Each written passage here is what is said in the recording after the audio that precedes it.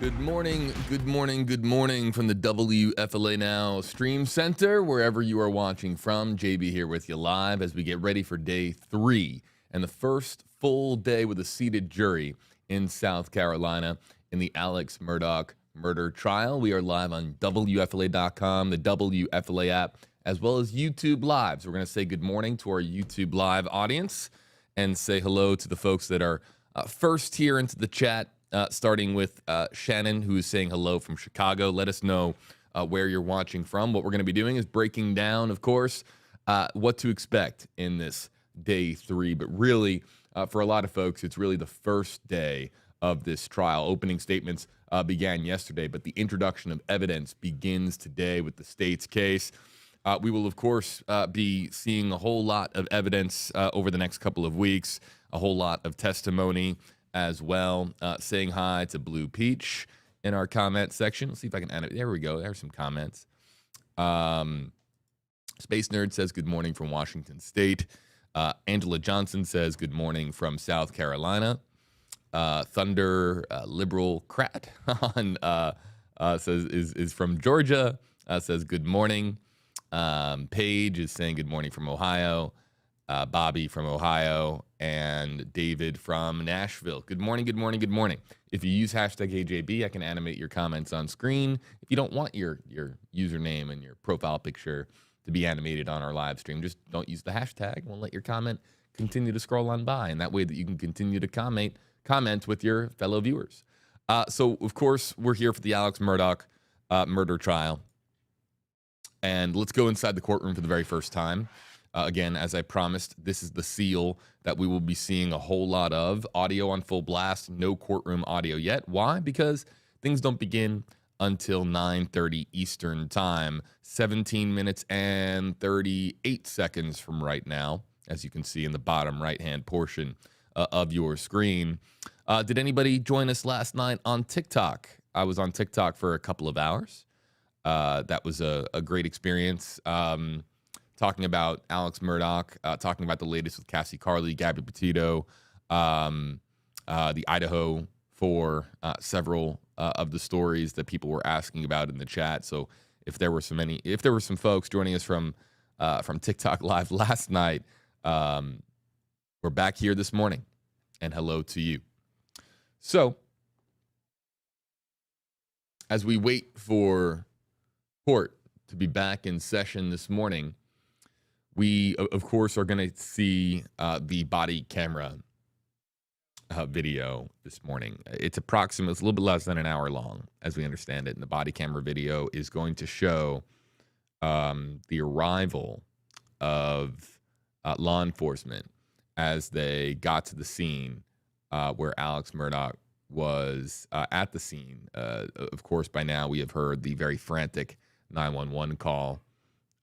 When he calls in that's interesting, some camera movement here. When he calls in the deaths of his wife, Maggie, and son, Paul Murdaugh. And this video evidence is the very first evidence that we're going to be seeing presented by the state. And why they decide to start here, that could be for a variety of different reasons. But of course, from a chronological standpoint, it might make sense because this is what we're all here to find out: what happened to Maggie, what happened to Paul, who is responsible for their murders. Again, Paul being shot with a shotgun twice, Maggie shot with a rifle multiple times.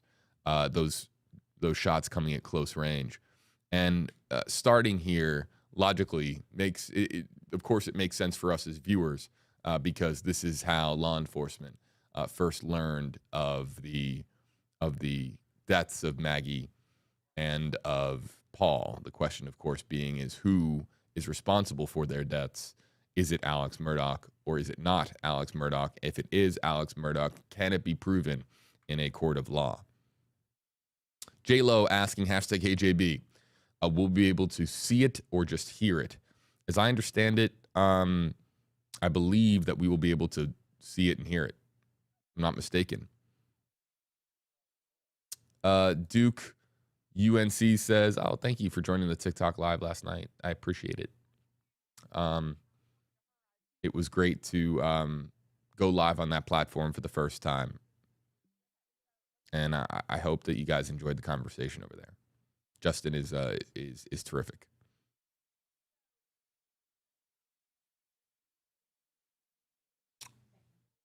As far, excuse me, as far as the visuals in this case, the visuals are said to be quite gruesome, um, and exactly what we're able to see.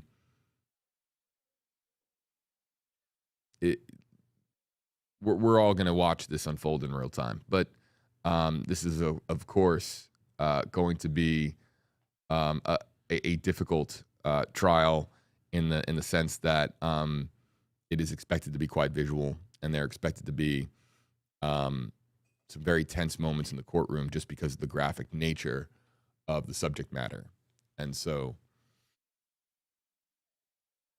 looking for some other questions, comments as we get underway. Less than 15 minutes away now from the 9:30 resumption of court.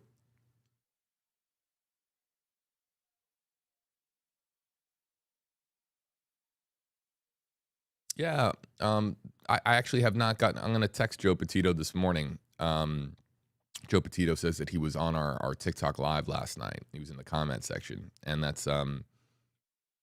was very heartwarming. Joe has done some really great work as far as trying to advocate for missing persons cases in this country. And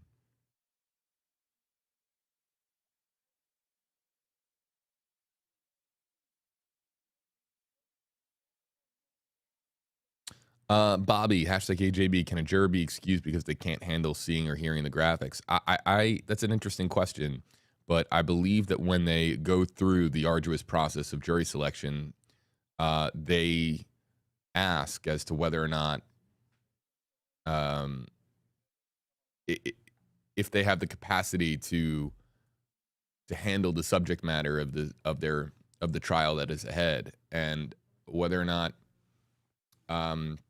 but that's really interesting, Bobby. If a juror was overcome with emotion and couldn't uh, indicated that this is a great legal question for an attorney. If they were just too distraught, too overwhelmed with emotion, and too taken aback by some of the visuals or even some of the audio in court, could they request to be replaced by an alternate? And I wonder if a judge, I would imagine that a judge would be forced to consider replacing that juror with an alternate. But these jurors were selected for this task, and so it is, of course, expected that they are able to handle even the most graphic nature of this trial.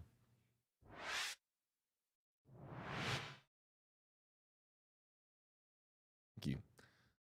Our team letting us know about the very latest here with our feeds, and going back to the feeds here.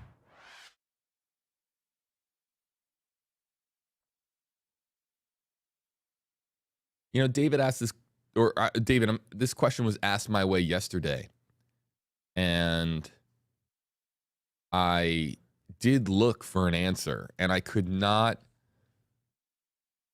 find out whether or not Maggie Murdaugh's. There's a whole lot of Twitter reporting going on when it comes to Maggie Murdaugh, Alex Murdaugh, Buster Murdaugh, Paul Murdaugh. So as to whether or not Maggie Murdaugh's family was in the court, there was no report that I saw that they were there.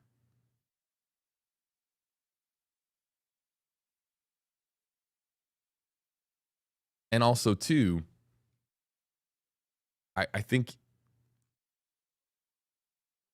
here's what's interesting about that.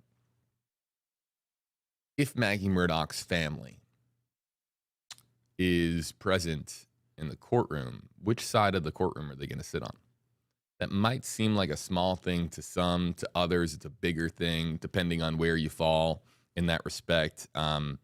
Look, if you sit on the side of the courtroom for the defense, some people will automatically assume that family or that person, whomever that is, believes that the person is innocent. If you're on the side of the room, the courtroom for the state, there are people who will read into that and believe that they think that the person is guilty.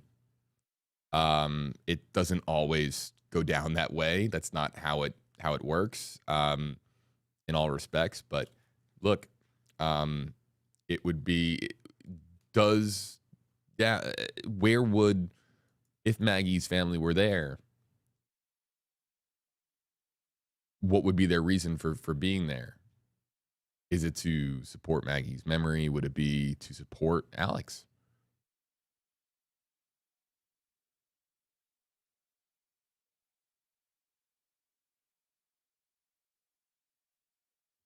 Amanda, hashtag KJB. Will you be covering the full day of trial or just parts of it? I will be here in the Stream Center, monitoring, obviously, the court feed.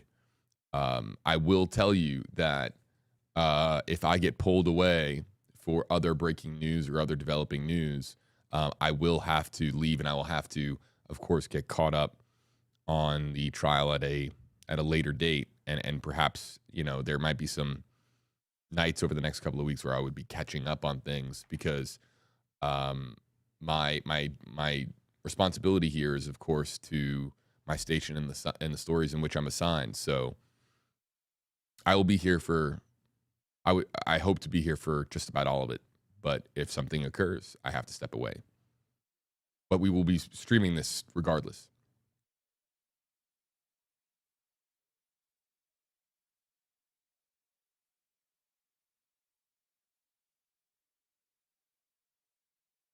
I asked this question to Peter Tragos, Ariana, and he would be shocked if Alex Murdaugh took the stand.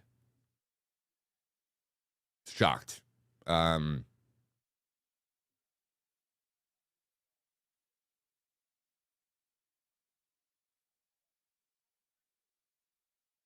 Rachella, hashtag JB, your thoughts on the 911 call. I can't give really my personal opinion on the 911 call. It is not my job to do so. It's my job to ask everybody else. So I will take this question and pose it to everybody else, the 911 call. I'll be interested to hear, though, Rachella, if they play back the 911 call first. Because the 911 call is what leads to the arrival of law enforcement at the hunting lodge.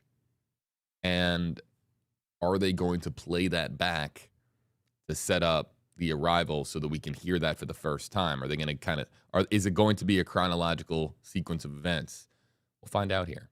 Also, too, we had heard over the course of yesterday, and it seems like this is so frequent in trials that we cover, how AV equipment, how they have to get everything set up and make sure that everything's working, making sure that they have the screens necessary, the audio equipment and speakers necessary. And people always ask, you'd think they'd have this figured out by now.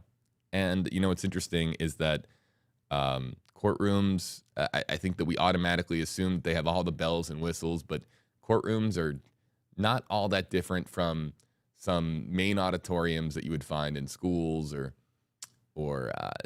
they all have their quirks when it comes to various equipment. So I would imagine that over the course of last night, they were getting everything set up for this today.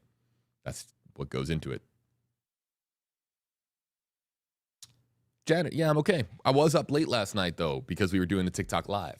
So look, I'm still drinking my morning coffee. Hope everyone else is having a good morning, wherever you're watching from.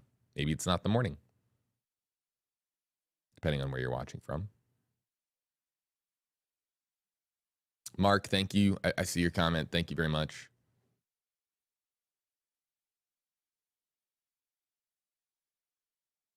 Yeah, as far as Buster's involvement, he was there yesterday. I'm very curious to see if he's there today. Is he going to be there every day, or was he there to support his dad um, at the beginning of this, and then is he going to be there every single day? Sometimes you'll see family members who will come for the beginning and then return for the end. But as far as the arduous, grueling day to day, hour to hour of a trial, sometimes family members will choose to be in a place of comfort, in a place away from the cameras if they can.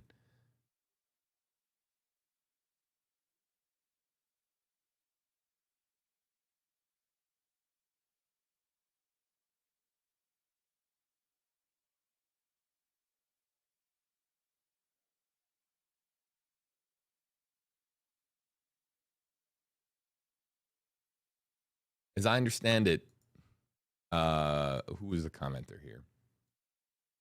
Kitty, Buster is still on the witness list. Here is the arrival of Dick Harpootlian, who of course made his opening statement yesterday. Let's. I don't have any courtroom audio. I would bring this up for you if I did. Interesting moment here in the courtroom. Let's go full screen.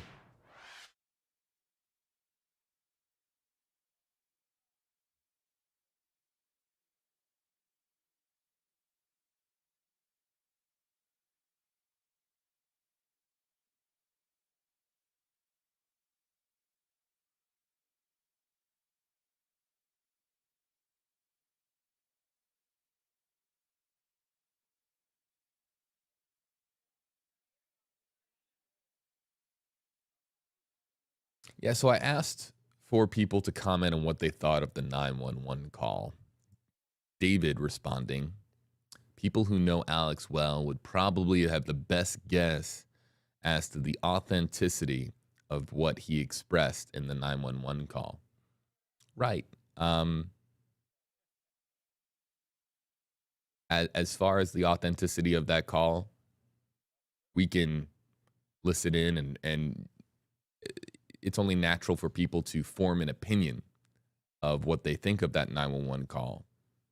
But you know what, David, I would say this. I would say that even those who know Alex Murdaugh best would have a difficult time judging the authenticity of the call, only because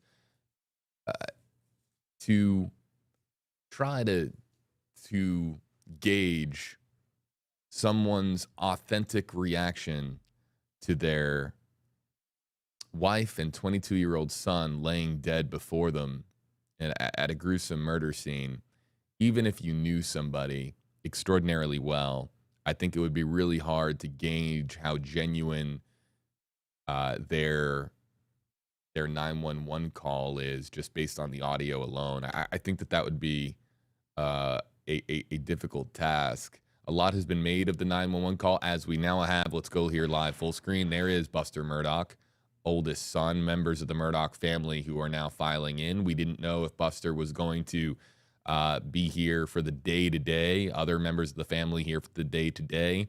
But as the state introduces their evidence for the first time on the first full day of the jury being seated here in the South Carolina courtroom, Buster Murdaugh, other members of the Murdaugh family here in attendance. The camera resets as we now officially hit 1 minute until 9:30 Eastern as we prepare for the jury to hear the very first evidence, the introduction of the state's case after opening statements yesterday in the Alex Murdaugh double murder trial, the accusations that he murdered his wife and 22-year-old son on a June night in 2021. Any final thoughts before this is the last call for your comments, because we do not display comments. Of course, we let the live stream play out so that everybody can listen in, watch.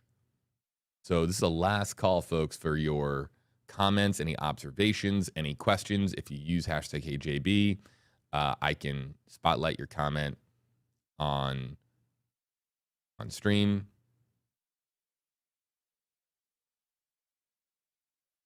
You know, Jennifer asked, were they going through a divorce? There's been much made about their relationship, and I think that the best way to answer this question is that there was some concerns of marital strife.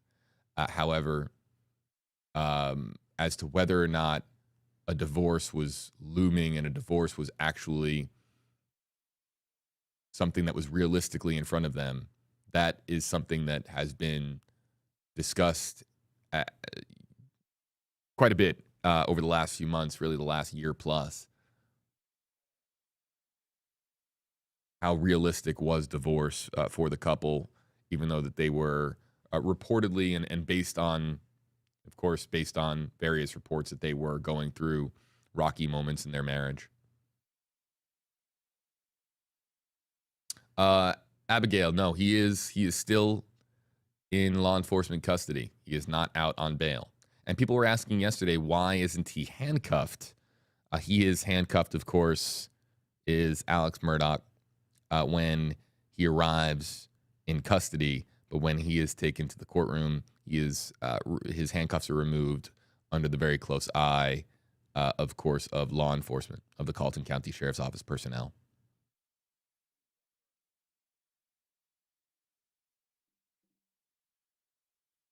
As we wait for audio's up full blast. So when we hear audio for the first time, we'll go full screen. Listen to learn. I have not. I'm familiar with the beach house, but I am not. I'll have to look into that a little bit more.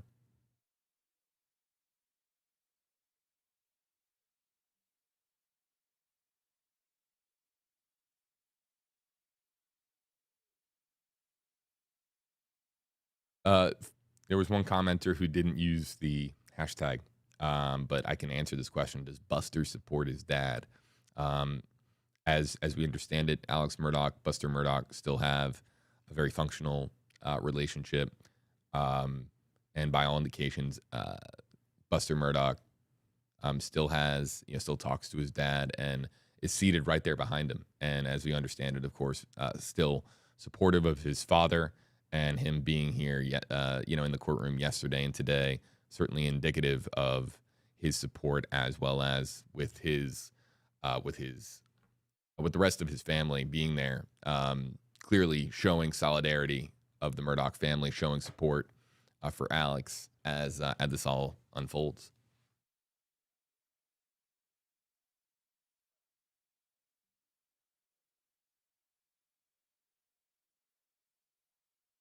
Brandon says, does this trial have the same feel as the OJ trial? I don't think that the OJ trial is all that comparable in any respect. I believe that some trials are truly one of a kind, and that is one that certainly stands out. I think it's very natural for people to compare trials, one to another. And when that one is stands out as one of the most high profile trials of all time, if not the most high profile trial that has ever occurred in this country, from a mass media and a public fascination standpoint, it's only natural for people to make that comparison. But no two trials are completely alike, and while there might be some similar themes here and there, when I cover this, I don't. Am I comparing it to the OJ trial? No, I'm not. I'm solely focused on the facts of this case, and breaking it down and trying to understand the intricacies of it.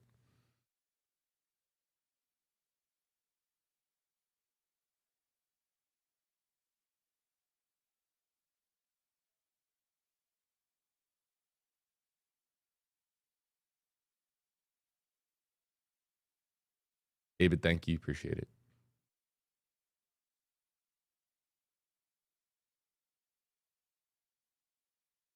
Barley Hops, hashtag KJB. Can they even bring in the fake suicide and financial issues during, as he hasn't been convicted as such?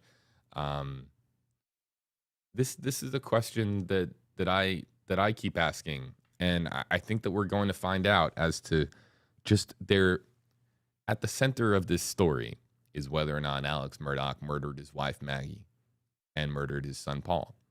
But there are so many other looming questions and other cases that surround this, where people are connecting the dots to those other cases, as far as it all being interconnected and going back to Alex Murdaugh.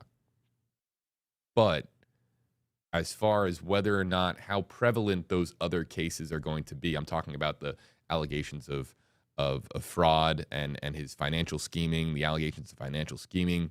I'm of course talking about Mallory Beach. I'm talking about Stephen Smith. Another one right here.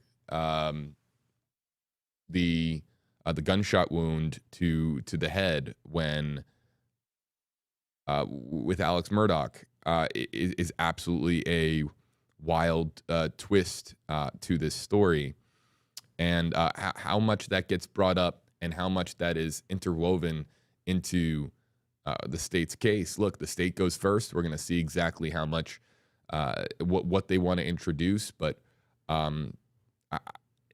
it would, based on legal analysis I've heard, they are going to do their very best to keep things as focused on what happened between Alex, Maggie, and Paul, because it's so easy for this train to go off the tracks with all of the different stories that are connected to Alex Murdaugh. But this is a trial about the murders of Maggie and Paul. So, but will it get brought up? That'll be interesting. Courtroom audio for the first time. Here's the judge. Let's listen in. Please be seated. Good morning.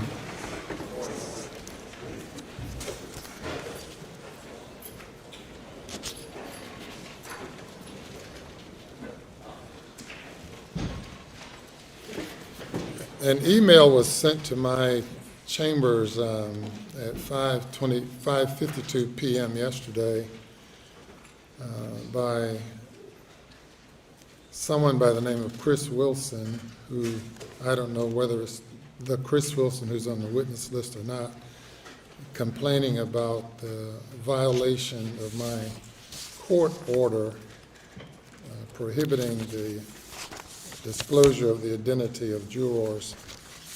Did not respond to the email, and I'll make the email a part of the record in the case. If counsel can look at it if you like.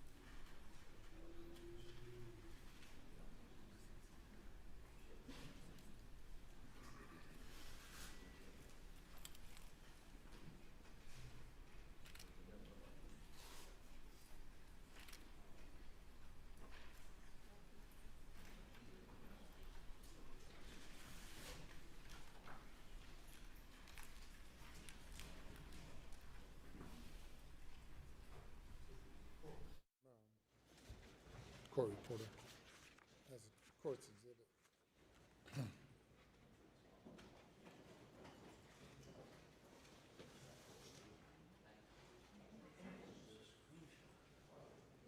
It'll be court's exhibit number 2. No, I don't need it. You can keep it. Any comment by the state or the defense? No, Your Honor. None from Mr. Murdaugh. None from the state, Your Honor. No.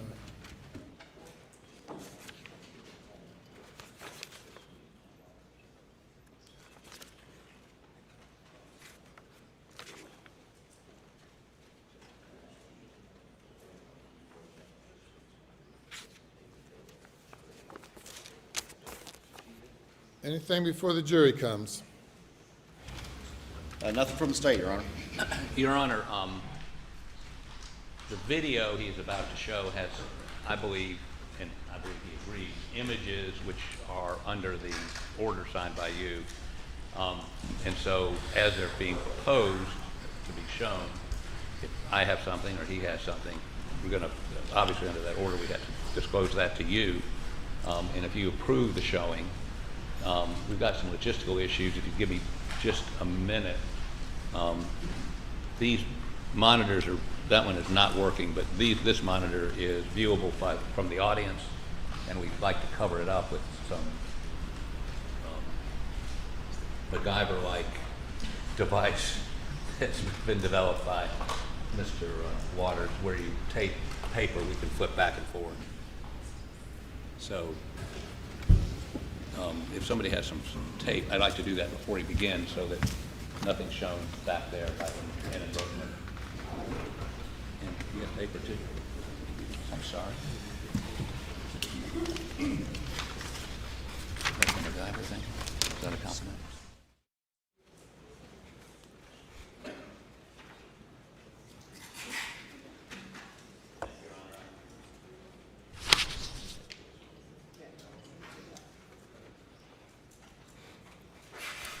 Thank you.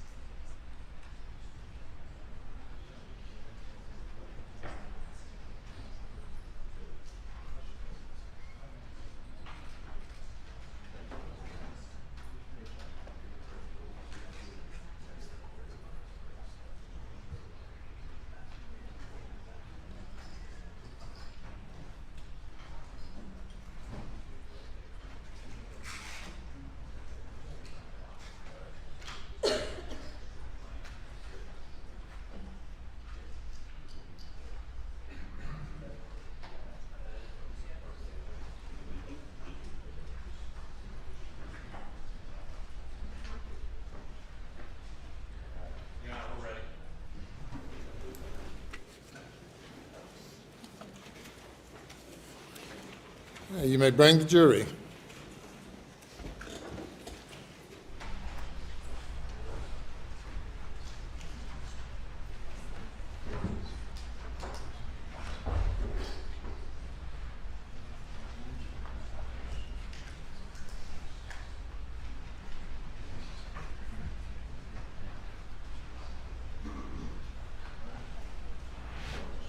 So if I'm understanding this correctly, what is going to happen is the body camera video from the night that law enforcement responded to Maggie Murdaugh and Paul Murdaugh being found dead and the 911 call being placed by Alex Murdaugh, there is going to be a cover placed on a screen to prevent any gruesome imagery from being displayed publicly.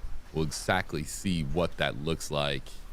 It was Harpootlian who called it a MacGyvering type of effort to introduce this to the courtroom. Seems just like a relatively effective way just to make sure that images that are extraordinarily gruesome are not publicized as per court order. So we'll continue to watch, follow in, but the body camera video is about to get played back, as we understand it, as the state introduces their first evidence and the jury takes their seats in the first full day of the jury being seated in the Alex Murdaugh murder trial.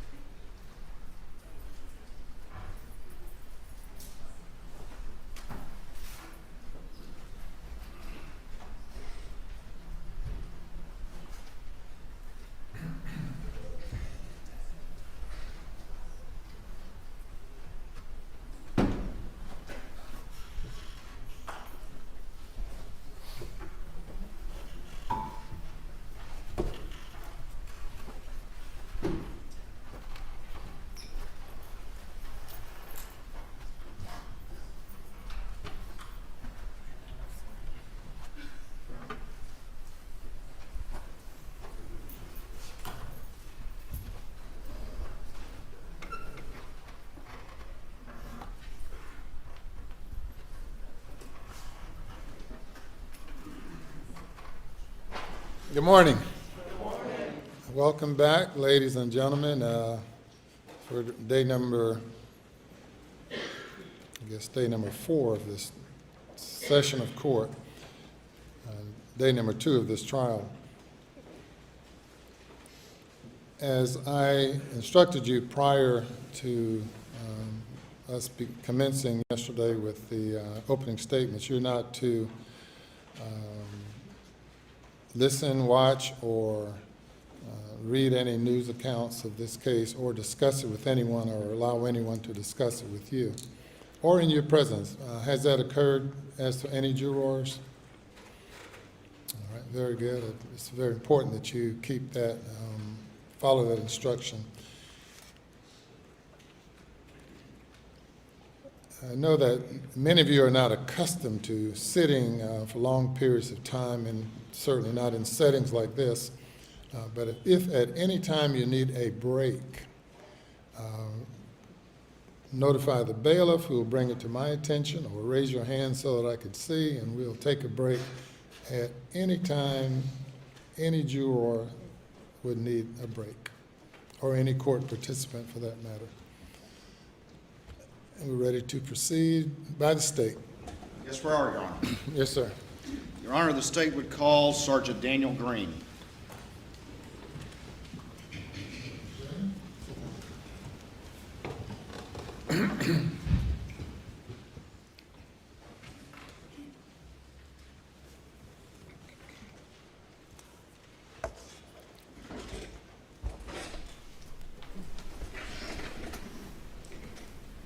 Raise your right hand for me.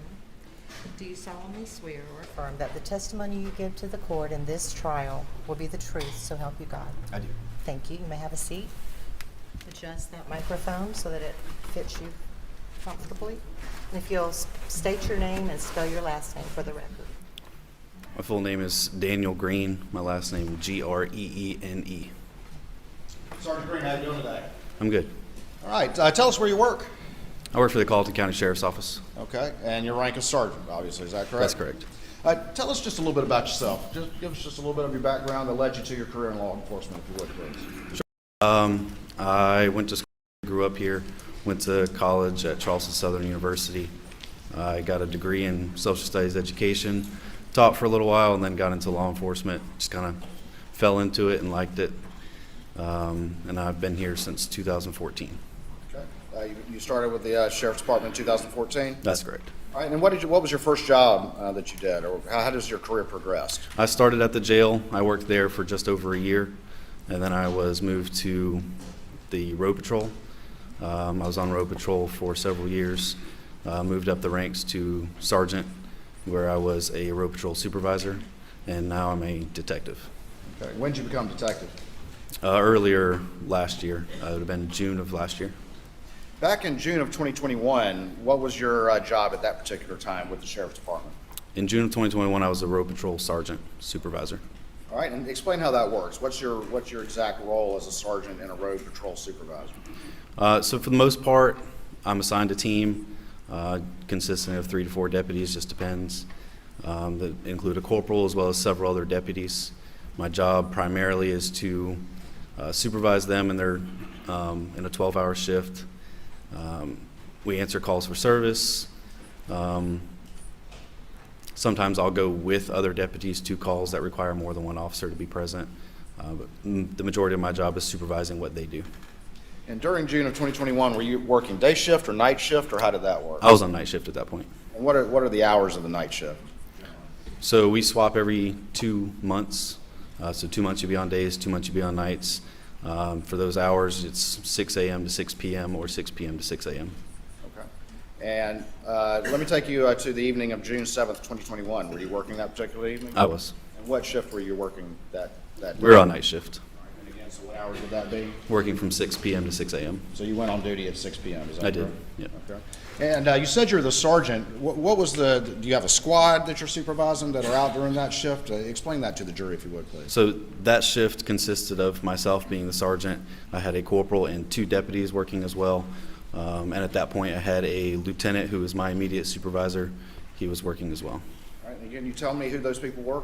Sure. So my corporal was Corporal Janicki, and the two deputies working with me were Deputy William Pruitt and Deputy Chad McDowell. And the lieutenant was who?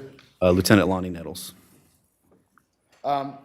Did you, on the evening of June 7th, 2021, get a call for service at 4147 Moselle Road? I did. And you remember approximately what time that was? Later in the evening, several hours into my shift. Okay.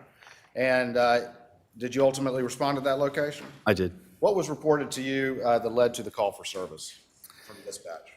That there was a caller who stated he had found his wife and son shot. And so tell me what happens then. You get that report, what do you do? So I get that call for service. Obviously, we immediately respond. In situations like that, we would respond with lights and sirens to get there as quickly as possible. You're driving fast to get there? Yes. The lights are on? Lights were on, siren was on. I think it still took me close to 20 minutes to actually get to the scene from where I was. You have to ask dispatch to clarify the address? I did, once I got out there. It's a very dark area, very rural area on Moselle Road. There were not a whole lot of residences in the area, and I did need clarification once I got out there to confirm the address. Then I located the address on a mailbox across the street from a driveway. So you saw the mailbox in the driveway you entered, is that correct? That's correct. The driveway that you entered that had this mailbox, where did it ultimately lead? What structures were there as you pulled up to the scene? As I pulled down the long driveway, when I got to the end of it, there was a dog kennel area on the left as well as a shed area on the right. And that was the driveway with the mailbox, correct? That was. Is this location where the scene was, is it in Colleton County? It is. Tell me just a little bit before we get into more specifics. What was the, you said it was dark. What was the weather like? What was the conditions of the scene or the weather in the scene like? So quite normal for June around here. It's rather hot, humid. It had been raining a little bit off and on that evening. It was not raining at the time that I actually responded to the scene. Were you the first law enforcement officer or first responder on the scene? I was. Were there others, other first responders following close behind? The additional first responder that was directly behind me worked for Colleton County Fire Rescue. He pulled in almost the same time I did. When you would arrive at the scene, before we talk about what you actually experienced at this scene, what is your main job at a scene like this? What are you there to do as a first responder, the first officer on the scene? Yeah, so a major crime scene like that, my job is to get there, secure the scene, and what I mean by secure the scene is ensure that there are no individuals there that would potentially cause harm to additional first responders coming there or any witnesses or victims that are already on scene. Preserve any evidence that might be there, and then wait for investigators to arrive as I gather information from anybody else that is already on scene. Okay, so you're going to gather basic information, but your job's not to investigate it in great detail. That's correct. Okay. As you arrived at this scene, again, what had been reported to you by dispatch? That a male caller had called and said he found his wife and son shot. And from that report to you, about how long did it take you to ultimately make it onto the scene? It was roughly about 20 minutes. Okay. When you arrived on scene, when you said one of the things that you do is secure the scene, were you at all concerned about any perpetrators still being there at that point in time? When I arrived, not necessarily, just because he had already been there for quite a while. Whenever he called, it seemed, the way the call came in, that he discovered them like that and that there was nobody else there other than him and the wife and son. So you're the first officer on scene, but you're not thinking the perpetrators are still there? It's something you have to keep in the back of your mind, but not necessarily at the forefront. Okay. All right. You didn't come in hot with guns drawn or anything like that? No.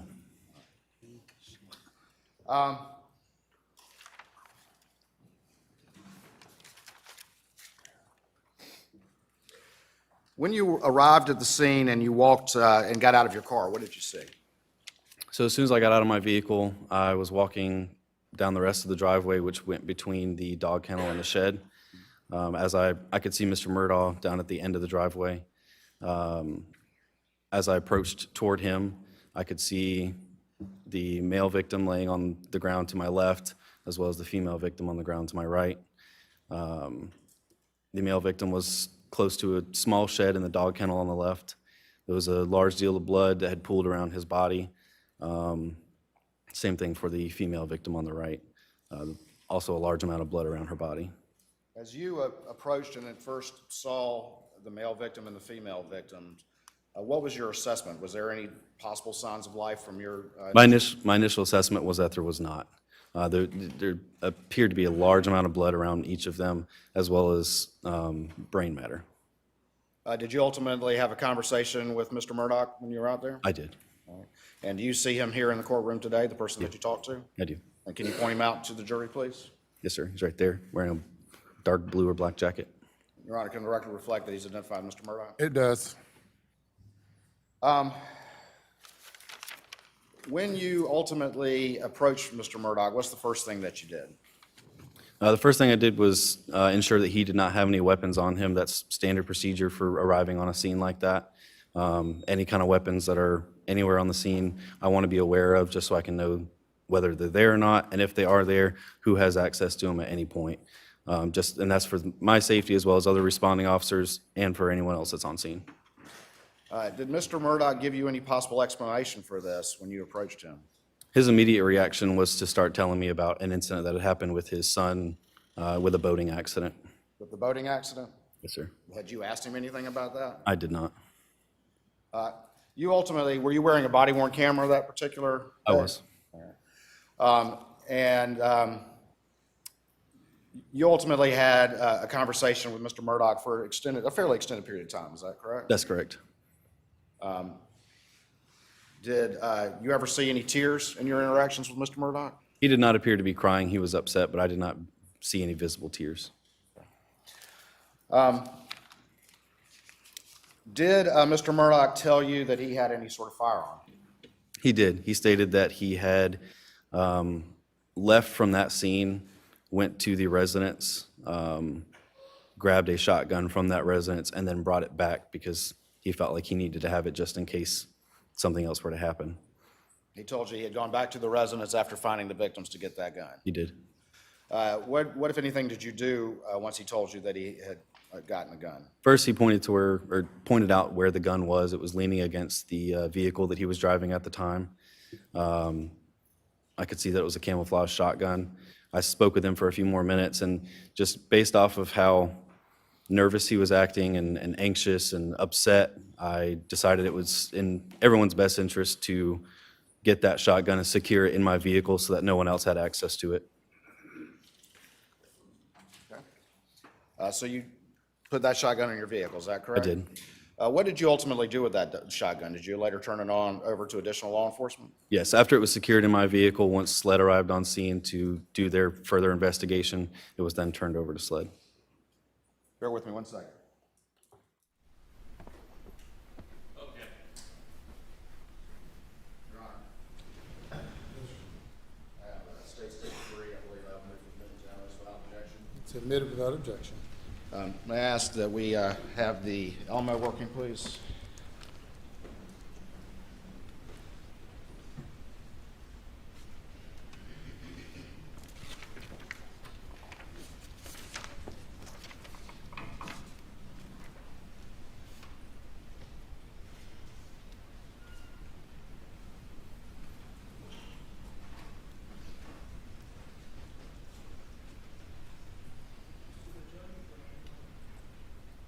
Judge, do you want to see it first? I believe it's submitted without objection. It's not a graphic image.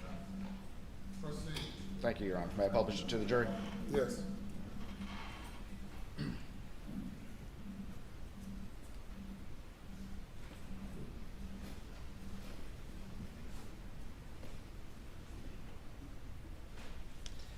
All right, I'm going to put what's been marked as...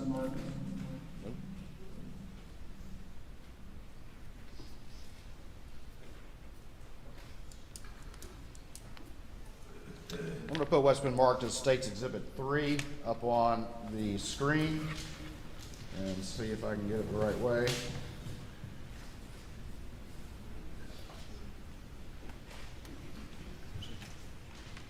All right. You can't see it. Can you see that? You probably can't. I can. You can? All right. And do you recognize the what's in that particular image? I do. All right. And tell me what that is, please. That's the shotgun that I secured in my vehicle on the scene. Okay. Let's see.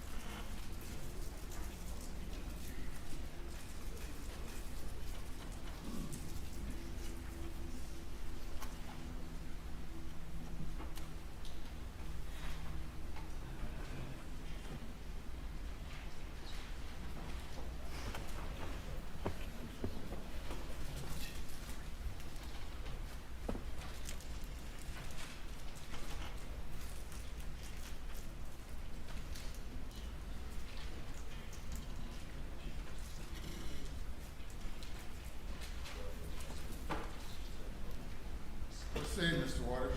Yes, sir.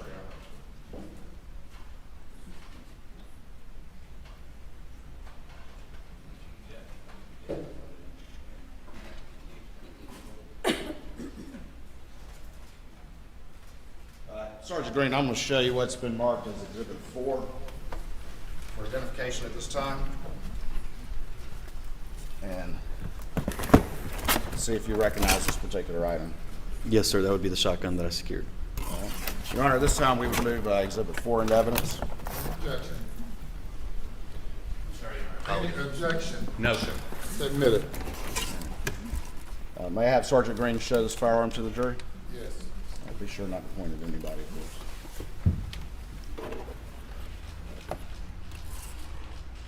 You know what gauge that firearm is? Please, it's well Thank you.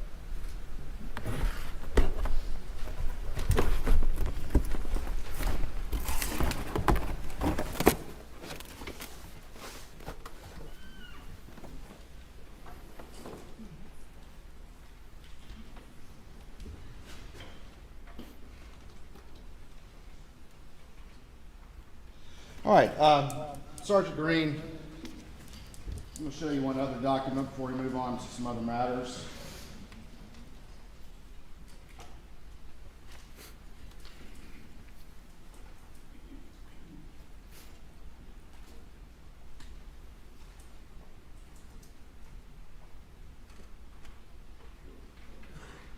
All right, Your Honor, I believe I'd move to admit it states Exhibit 2 without objection. And no objection, Your Honor.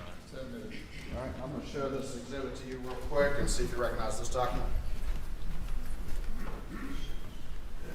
Yes, sir, that would be the chain of custody for the shotgun. All right, is there a signature on that document? It is. All right, and what does this chain document reflect? Can you just generally explain what this means to the jury, please? That I originally took possession of that weapon and then turned it over to SLED investigators. All right.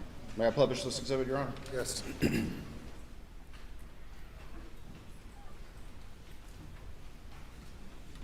So up here it lists that there was a Vanelli Super Black Eagle. Did you unload this particular shotgun? I did not. Okay. But you ultimately turned the shotgun in its loaded state over to the agent listed here, is that correct? I did. Did you alter or change the weapon in any way between the time you took it and the time you took it over to SLED? No, I didn't manipulate it in any way.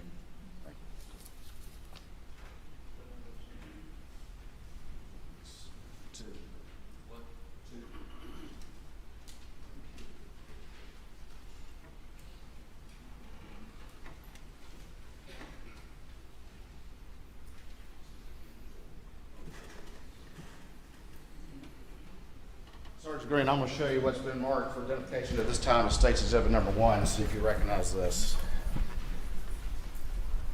Yes, sir, I do. All right, and can you tell the jury what this is on this disc right here?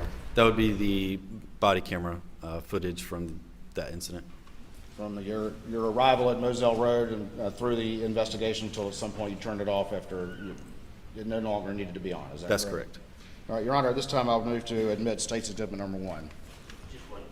That clarification, that is this officer's body cam, which is a camera that's mounted on his body, is that correct? That's correct. It's mounted Okay. on me. Yeah. It's admitted. Your Honor, permission to publish this exhibit to the jury. I'll need the. Your Honor, I would point out that there are graphic images on this, so everybody needs to cover up their monitors, please.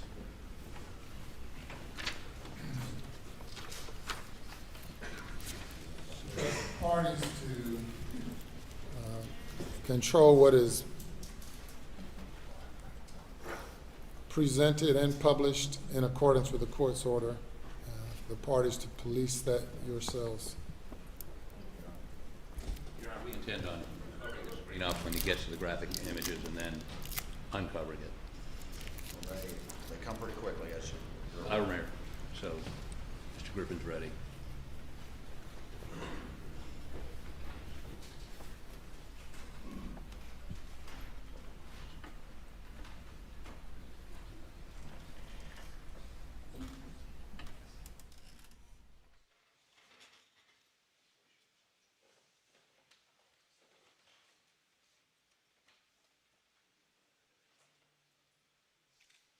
To the hospital. Yeah, stay in town. I'm heading out there. Advised a female shot in the head. My son is shot also. Not breathing. That motherfucker. 717 around Moselle.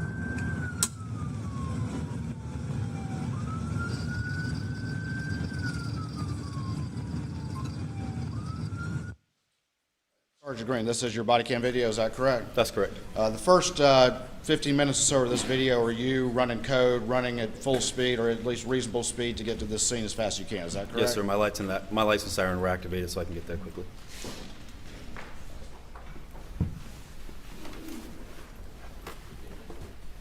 Your Honor, at this time, I'm going to fast forward it until he arrives, I believe without objection from the defense. Without objection, Your Honor.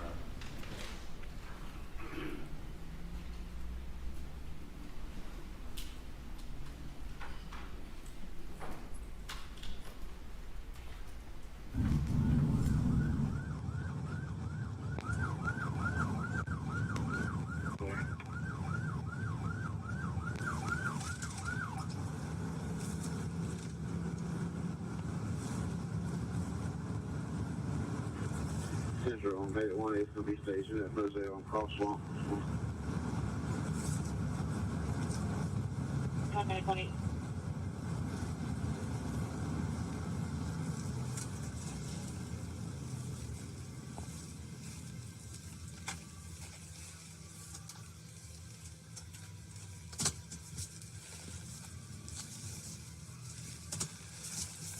The Central Battalion 1's in here waiting to. Past the driveway that I was supposed to have turned down. Like I said, everything's kind of dark out there. It wasn't clearly indicated, so.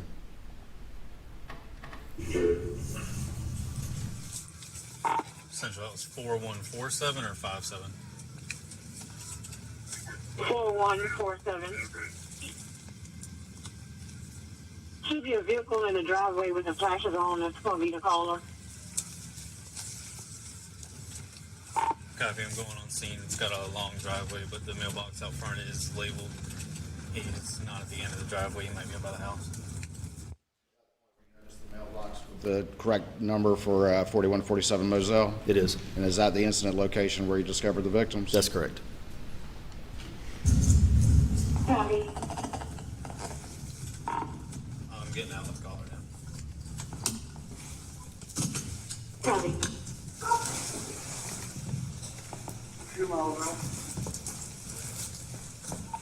Callers don't want shared attached.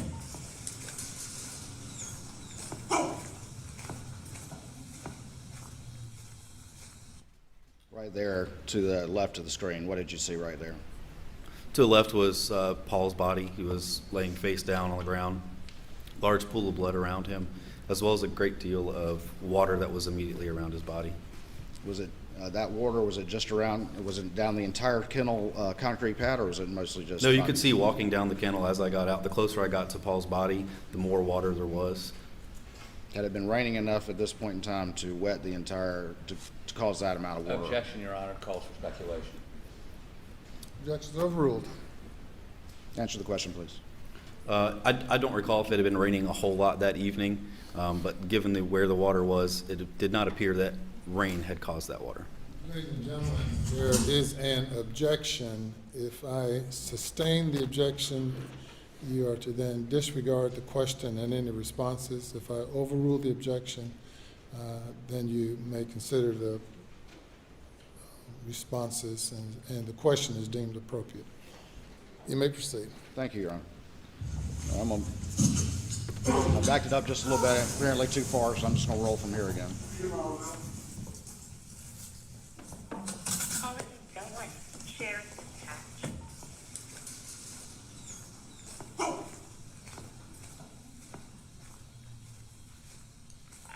Central 717 scene is secure. Got a Whiskey Fox, Whiskey Mike. What are we seeing to the right of this image? So on the right would be Maggie's body, also laying face down on the ground. A large pool of blood around her head. And we see an individual standing. Who is that? The individual standing in the background would be Mr. Murdaugh. The person you previously identified in this courtroom? That's correct. Both gunshot wounds to the head. And just to be clear, this location that you're standing right now is in Colleton County, is that correct? It is, yes. I want to let you know because of the scene, I did go get a gun and bring it Okay, down here. it's in your vehicle? I Do just- you have any guns on you at all? No, sir, it's leaning up Okay. against the side of my car. Okay, you're fine, man, you're fine. Turn around for me. I don't have any. Okay, yes, sir, I see that. Okay. This is your wife and I son? don't stand fine. Okay.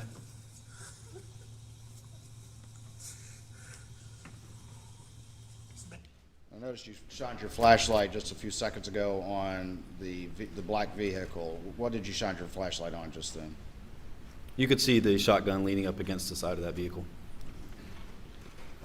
Were the flashers on the vehicle right there in the image? I Do you believe so, recall? yes. Okay. It's bad. Check the pulses. Yes, sir. This is the firearm you brought from inside the house? Sir, yes, sir. I went and got, this is a long story. My son was in a boat wreck a few months back. He's been getting threats. Most of it's been benign stuff we didn't take serious. Okay. You know, he's been getting like punched. I know that's what it is. Okay. When did, Was that when you previously testified that he mentioned the boat case or the boat wreck? That's correct. Prior to me asking him anything about it, he did mention it. did you get home? Right when you called, or did you go to the house first? Where is the house? I came to the house first. My mom has late stages Alzheimer's and my dad is in the hospital. Okay. I left, I don't know what time. I can go back on my phone and tell you the exact times. Did you check? Did I check what? Did you check them? We got medical guys that are, that's what they're gonna do, okay? What are they doing? Can they hurry? They are, yes, sir. That gentleman that was out here already, he's one of the battalion chiefs, okay? Right before that discussion, did Mr. Murdaugh offer to go on his phone and check? He What did. time? He did. He wanted to verify exactly the timing of his arrival.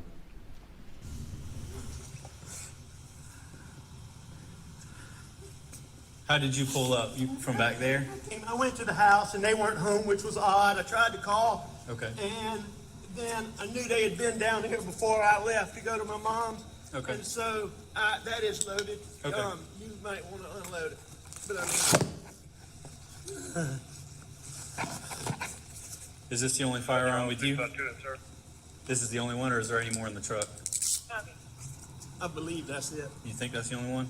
Okay. I'm 99%. Do you normally certain that's have right. any other firearms in your vehicle? I don't, but Okay. occasionally there's a pistol in there. Okay. So you're putting something on your hands. What are you doing right there? Those are just gloves, so I could put on my hand to limit the contamination of any evidence. You put those on before you handled the firearm, is that Yes. correct?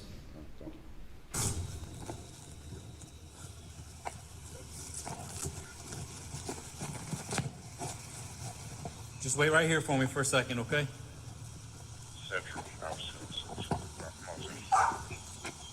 Copy.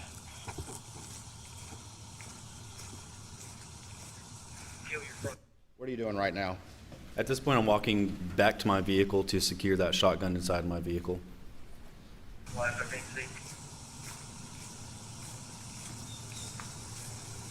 We can actually see you holding it to the left of the screen, is that correct? That's correct. That's me holding the barrel of that shotgun. Explain to us real quick a body-worn camera. Where is that located and where are these images coming from? I generally put it right here on my chest, dead center of my chest. And how is it activated? How is it turned off? Can you explain that to the jury a little bit as well? So most of these cameras are activated in the patrol vehicles that deputies on patrol have. They're activated whenever you activate your blue lights. So as soon as I turn my blue lights on, it activates my dash camera as well as my body-worn camera. And then how do you ultimately turn it off? It's got a button on the front of it that you can press. If it did not originally activate it, you would press that button to turn it on, to start the recording, and then whenever you're done recording, you press that same button to stop the recording. In this particular instance, how did it get activated? Was it when you turned on your blue lights to run code to the scene? That's correct. It was activated with my blue lights. And I've used the term run code. Do you know what that means? Yes. And can you explain that to the jury, please? Sure. Running code is just whenever you turn your lights on as well as your siren to get wherever you need to get fast. When you're moving quickly to respond to an emergency situation. That's correct. 653 outside.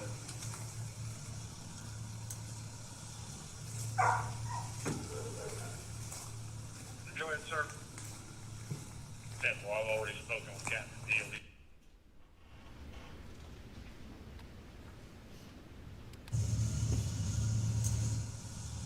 Right there, you laid the shotgun inside your vehicle, is that correct? That's correct. I laid it in front of the passenger seat in the front. Did it remain there until it was turned over to SLED? It did. Go ahead, sir. Yeah. To the left of the screen, again, that's where the Paul was, is that correct? That's correct. That's Paul laying on the ground. And is that where you saw the water that you It is. described earlier? It is. Well, I've already spoken with Captain Dealey. He's got crime scene in contact with him. He's also going to give us the assistance of a couple of field agents. Roger that. No, they now. They are dead, aren't I they? just turned on those. Yes, sir. That's what it looks like. Randy. All are dead.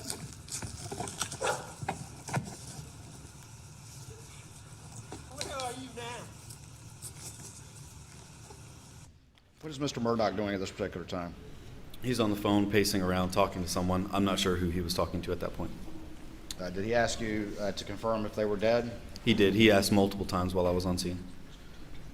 Did you ever see him, any tears, any physical tears? I did not. Did you ever see him approach the bodies? I did not see him approach them, no. Did you observe any visible blood on him? There was no blood on him that I could see. The bodies, as you saw them, was there a lot of blood around them, given the injuries they had suffered? Yes, there was a pool of blood around each of the bodies that extended out from the body. All right. Yeah, the police are here now. The police are here now. Affirmative. That's my brother. Okay. When was the last time you were here with them? Or talked to them or anything like that?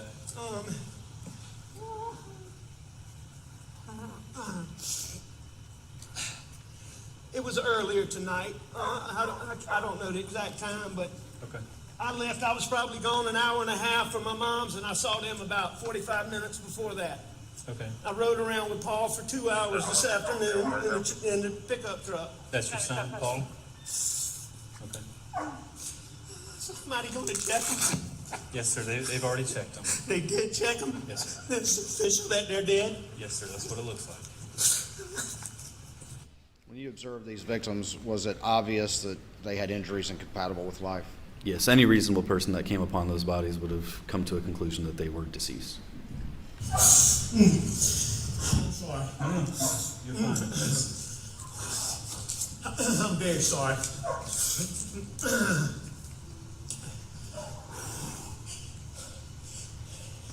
Gotta call her parents. What's her name? Her name's Maggie Murdaugh. Margaret Brandstetter Murdaugh.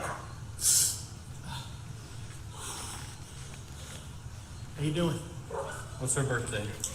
Pause it right there. What did the defendant just say? Let me back it up.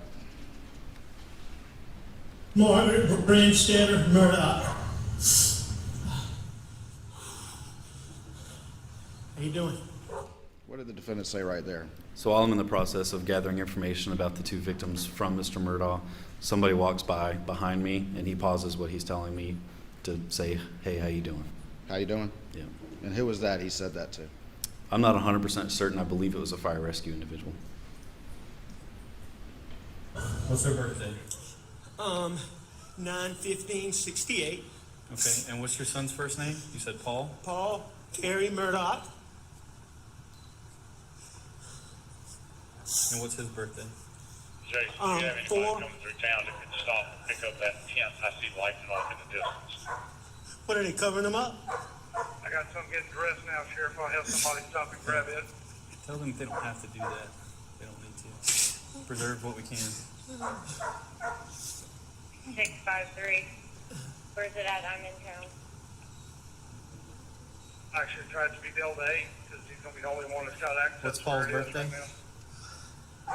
Copy.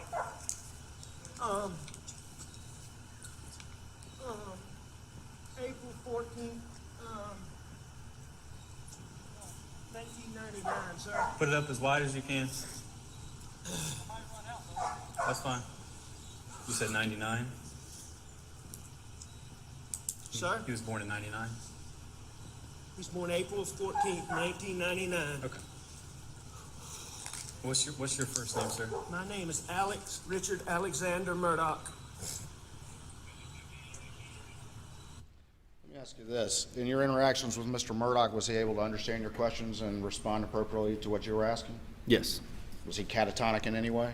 No. He was able to answer all the questions that I asked him. Was he panicking in any way? He seemed upset, but I wouldn't say panicky.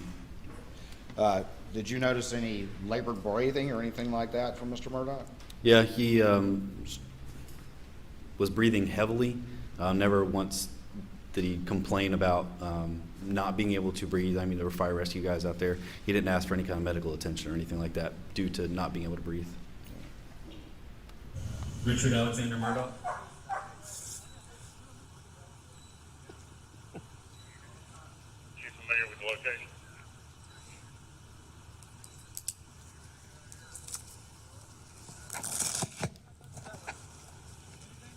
No. Sure. Hey, Cody, Just what I'm thinking come around the truck and then go to the building. Come around the truck and then. There's a set of prints off behind the trailer there. Yes. I don't know if it's from What's that? ours or not. There's a set of footprints behind the trailer there too. Who's that individual right there? I'm not sure of his name. I just know that he works for Colleton County Fire Rescue.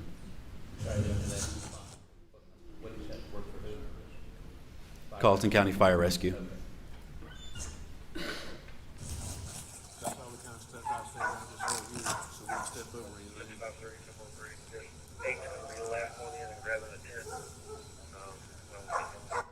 In the background in the center of the screen, it looks like somebody's doing something with some yellow tape. Can you explain what that is to the jury, please? That's correct. That's Deputy Pruitt, one of the deputies that I supervised. I instructed him to put up crime scene tape to include that vehicle. We put up crime scene tape to try to keep people out of the immediate crime scene area, preserve any possible evidence that's there. At this point in time, had you noticed any evidence of firearms such as casings or spent shells or anything like that? Yeah, as I was walking through, you can't necessarily see it on my body camera, but as I was walking through, I could see shell casings, particularly around Maggie's body. All right. And a shell casing, would they be for like a rifle round or a pistol round? They or- appeared to be rifle rounds. And could you tell just from walking by what type of ammunition at that point in time? I couldn't tell what type. I could tell that they appeared to be rifle, and that's about it. And again, you weren't stopping to collect those. You were managing the scene as you described before. That's is that correct.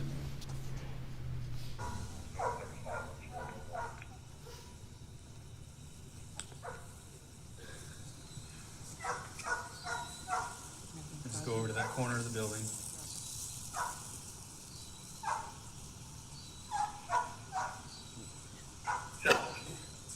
I'm almost to you. Let me see what we have first and whether or not we're going to handle that part or not.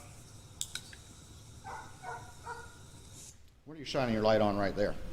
So there in the background behind where Mr. Murdaugh is standing, you can see several sets of tire tracks. The grass was really wet that night, so those tracks appeared to be really fresh. So it caught my eye. All right. And why did it catch your eye? It just seemed odd that it appeared to be that many sets of tire tracks since he said he pulled up, went to the house, and came back. It just appeared that there were more than just that. It appeared that there were more tracks than just that. That's correct. I see quite a few tire tracks in here. Were any of these you going in and out? No, I came in here and I left one time and I came back. Okay. The rest of them, maybe Okay. from earlier, but Okay. only 2 are mine. Did you go out this way at all? No. Well, it's right.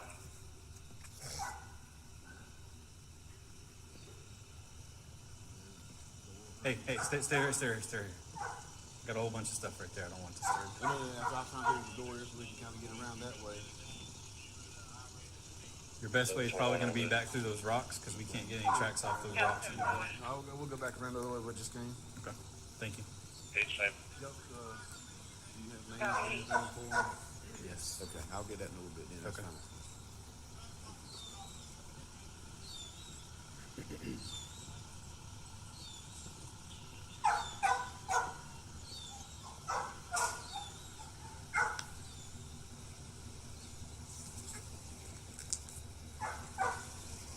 Whose vehicle are you approaching right now? That was the vehicle that Mr. Murdaugh said that he had approached that scene in. Was that a black Suburban, to your recollection? It is.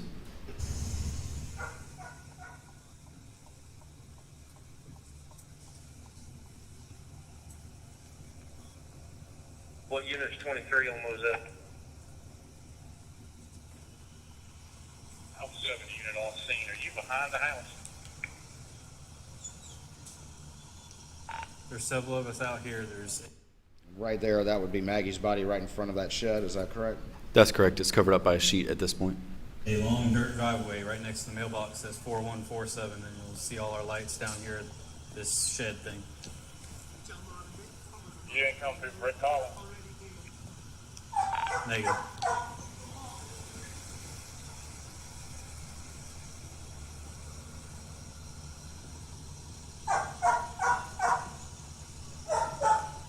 Delta 89 on duty, going out to Murdaugh.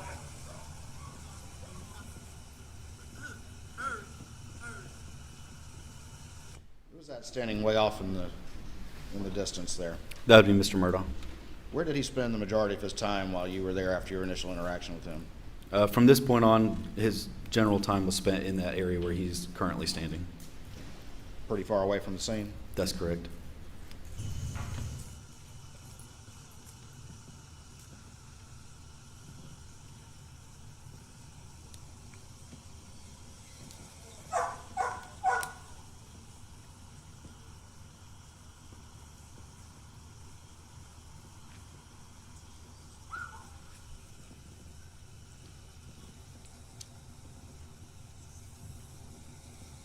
Delta 653.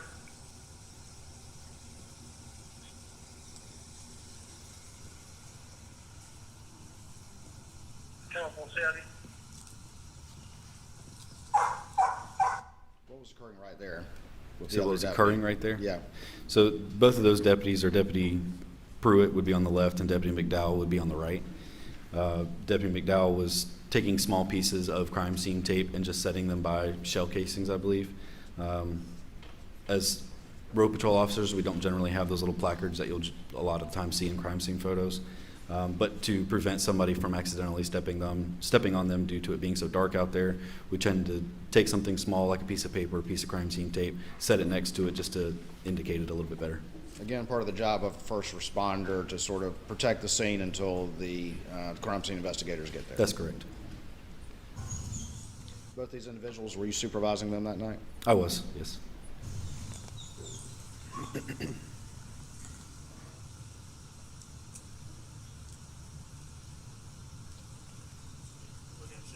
Yeah. Looking at this perspective right here, to the left of the screen is whose body? To the left right there in the forefront would be Maggie, and in the further back you can also see where Paul is laying. Okay. Was Paul next to or in the kennel area? Yes.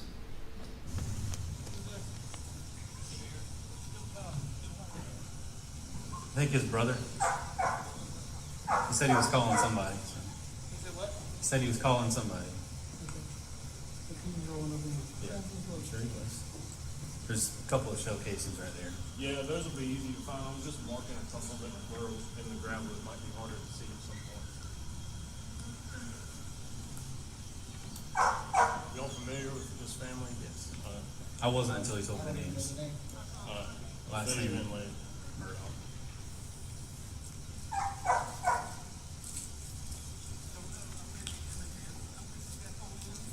Did you know this family prior to this? I did not. I don't think there's gonna be anything for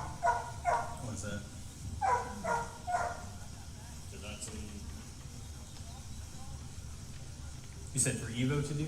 Yes, okay. Hey, Who is Evo? Evo would be Deputy McDowell's K-9. hey, watch your step. Huh? There. Okay. Who is that approaching right now? That would be my immediate supervisor at the time, Lieutenant Lonnie Nettles.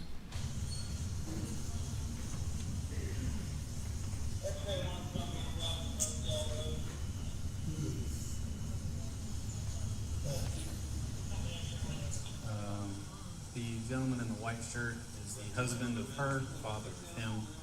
That is Paul Murdaugh. This is his mother. Paul Murdaugh was that guy in the boating accident from a while back, if you remember. Yeah.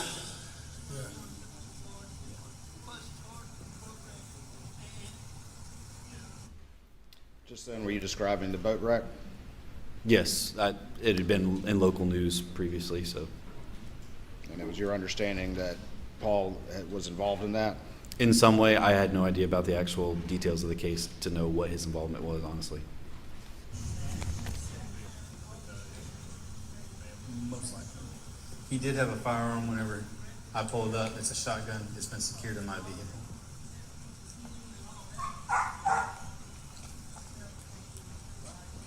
It's 300 blackout.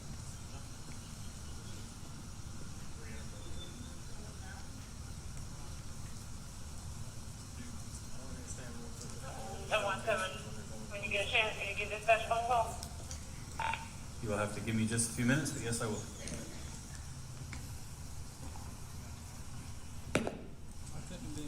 That dispatch call, was that related to the case in any way? I don't believe it was. I don't remember what that phone call ended up being about. As a supervisor, if a lot of us are tied up at one time, they will tend to give me a phone call to let me know that a certain call is pending or something else is going on. Just to help keep the radio traffic free, they'll call me on my cell phone instead. Did your entire squad respond to this this particular call, or did somebody? There was one deputy that remained in service. Okay. Remained out, did not respond here, but remained on the road. Correct. 653. Who can start a log? 653. Who's the most expendable that can start a log? Let's put it that way. This is, can you start a crime scene log, please? A log started. Sled's on the way. Let's push. Here's Can we run the tape 2007, ready to be there to there? yeah. Yes. from that last Take- pole go right start there a log. to that last Get a pole? piece of paper, start writing names and times. You don't have any kind of paper? Who's that individual right there in the center of the screen? To That the would be right? Detective to the right. Yes. That would be Deputy Pruitt. And what did you just ask him to do? Start a crime scene log. And tell the jury what that is, please. Sure. So a crime scene log is established as soon as additional people start to arrive on scene. We document exactly who comes into the actual crime scene, as well as the exact time that they come into the crime scene. Here, borrow that. We can push it from that pole to that pole. Yep. Sure.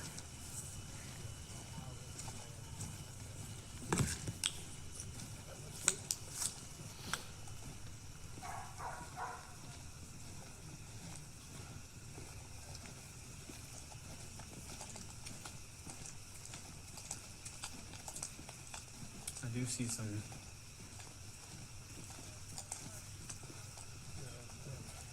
That look old or fresh? Old, yes. What are we doing right here with the tape? So I'm securing it to the corner of that part of the shed to run it along to a shed on the opposite side of that area. We just expanded the crime scene out a little bit further. To protect a larger area? Yes. Yes, sir. You don't need to speak more directly into the mic, or can you increase the volume, Madam Clerk, of that mic? Just a little. This one that's working? I'm referring to the witness. Oh, sorry. Increase his volume or?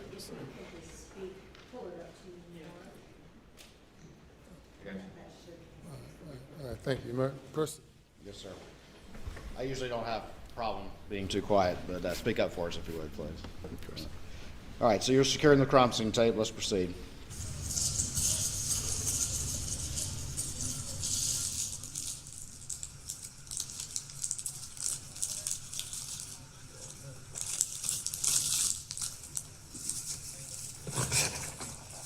I'll just hold the light for you. Go away to that post.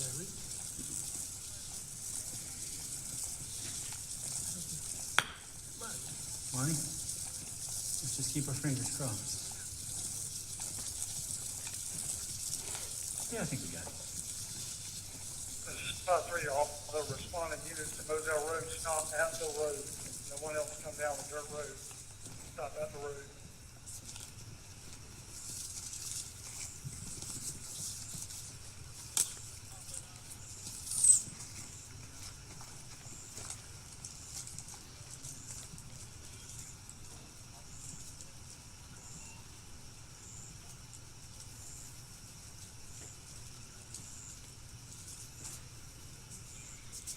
That's 027, probably doing that 66 on 95.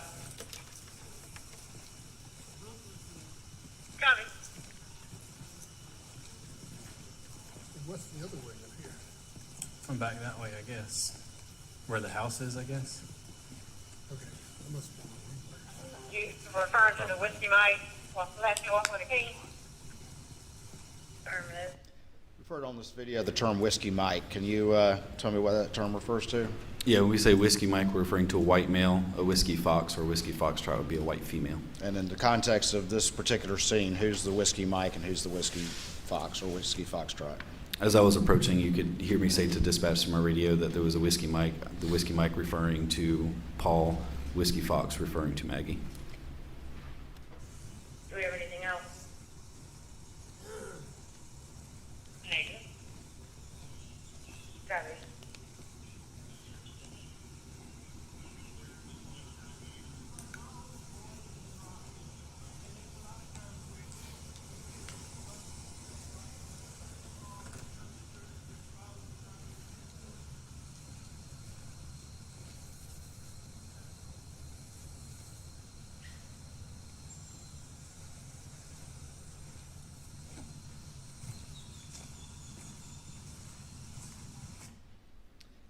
To the very right of the screen, well, like that, I'll wait.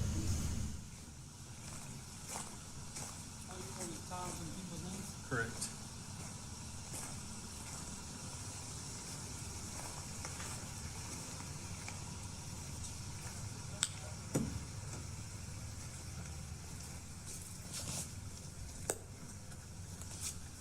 Like I was trying to say, I have a notepad, it's just I'm Yes. using the back side of all the paper, so all the front side of the paper has names and information on it. Well, you can borrow mine for a minute. It's perfectly fine, Cody.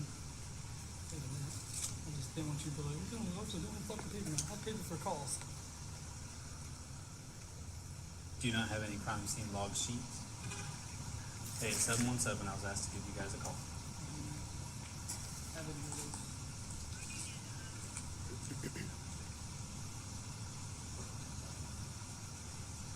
Hi.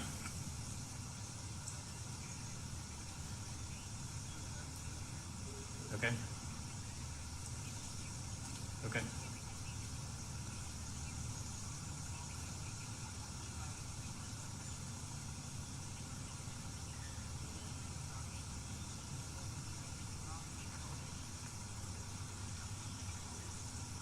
I will inquire and I'll get back to you.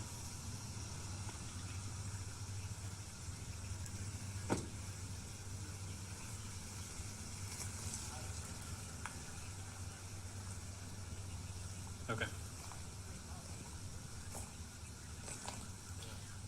Want to close it in? Yeah.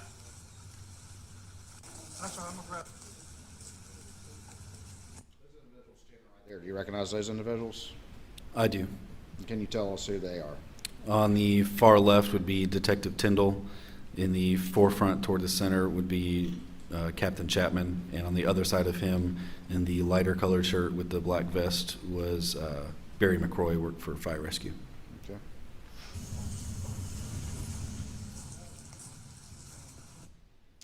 Did the sheriff respond to this particular incident, to your recollection? Yes, he did. But as far as who was the senior officer actually working the scene, at this point in time until Sled arrives, who was it at this point? That would be Captain Chapman. Captain Chapman? That's correct. I'm sorry, I'm gonna grab a couple. I got some right here, Jason. Hey, you want us to close that in? Sir, was that? You want us to close it in? Yeah.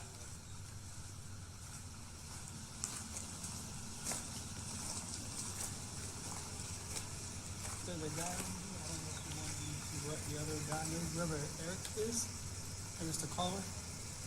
There's a guy over here that's wanting to talk to him. But I told him what he's Don't even know who Eric is. I know an Alex over Alex. there. Alex. Okay. Okay. There's a guy over here that wants to talk to him. Yeah, but I didn't know if you wanted me to go tell him that, or if you wanted me to just chill for a minute, or if you wanted me to escort him over. He does not need to walk over there. No, I mean a long way. He does not need to go over there. So you can stay there. Then. He can't.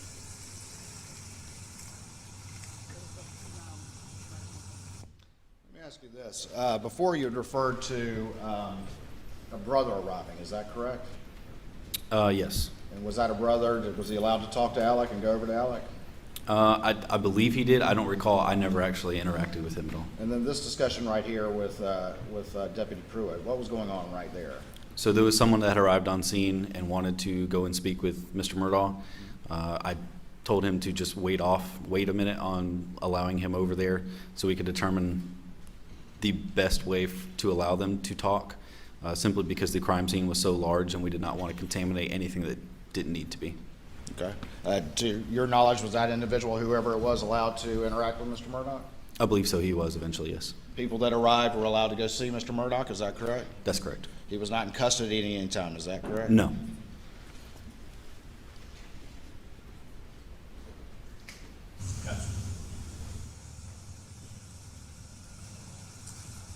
I don't have the caller and the caller's brother's name in here, because I don't know their names yet, but I can get it. But I didn't. I already wrote it in there. Alright. I don't know where you were at. I just found the first empty page I can find. Female victim, male caller. And then the other guy, though, I mean, he hasn't came inside the tape yet. Then don't have to worry about him.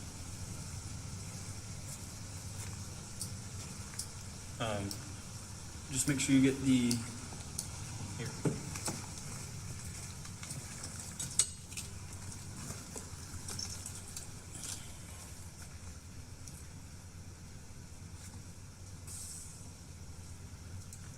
For me and you and all of us got here. Oh my God. Is that what you're about to say? Yes.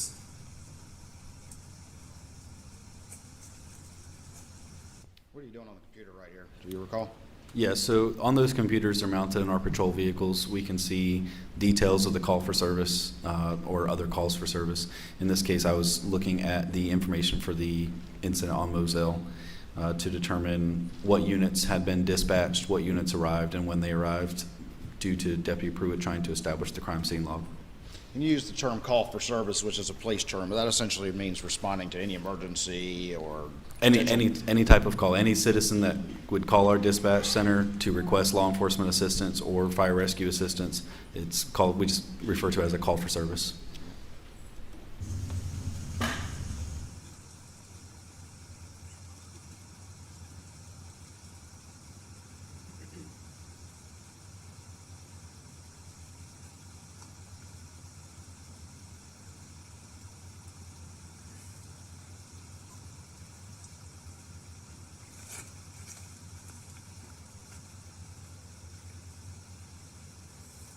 I came on scene at 22:26.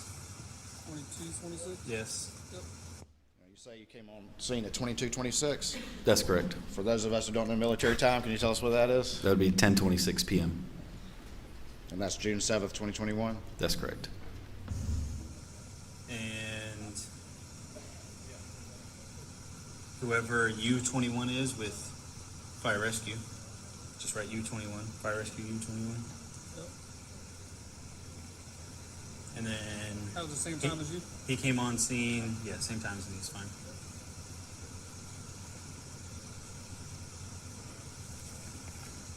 Medic 18 at 22:27.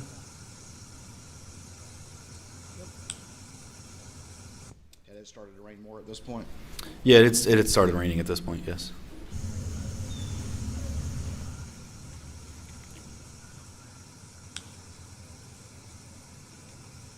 Seven five eight on scene 2230. Same time as you.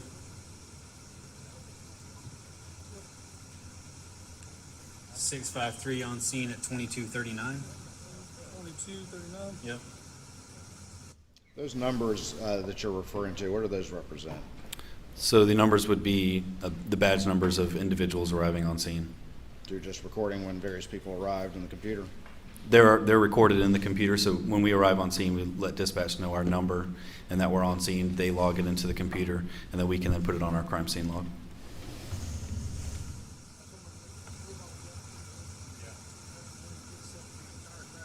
That's all I have as far as times on this goes.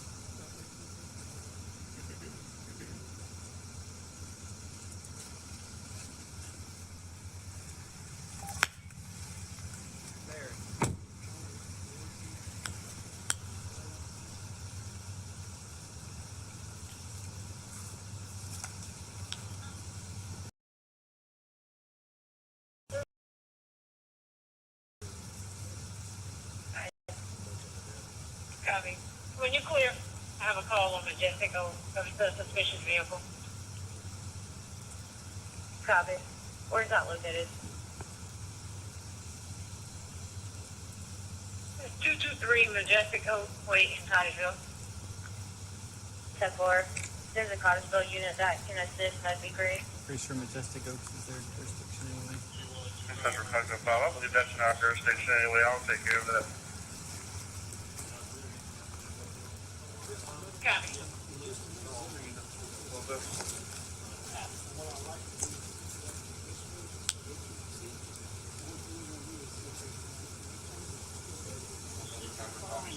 Twenty-three Majestic Oak.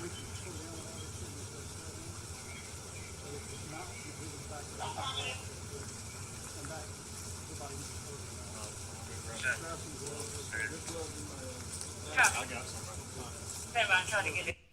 That individual walking off to the left of the screen, who was that? The one walking away from the screen or that just approached? Walking away. That was Deputy McDowell. All right, and then the center of the screen, who was that? The one that just walked up and is in center screen now would be Captain Kraus. All right, and then next to him, facing the body camera? That would be Captain Chapman. All right, and then to the far right? Detective Tyndall. Green Trailblazer. Correction. It's unknown what type of vehicle she had. Were there dogs in those kennels to your recollection? There were a couple of dogs. I don't remember the exact number, but I do remember seeing some. And the green Trailblazer in her yard that belongs to her. She says she can only see the tail lights of the vehicle. She is also threatening to use it for time possible. It happened about 5 minutes ago. Yeah, well, I'm in there, you can't tell her supposed to go down Buxley.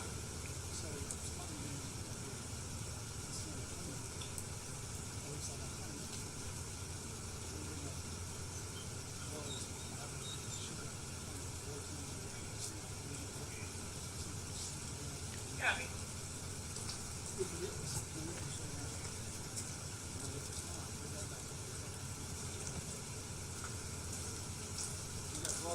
Yes, sir.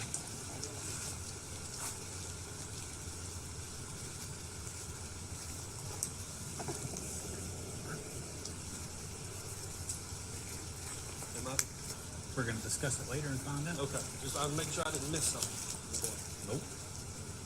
That discussion right there, did that have anything to do with the crime scene or anything like that? No, it was not related at all.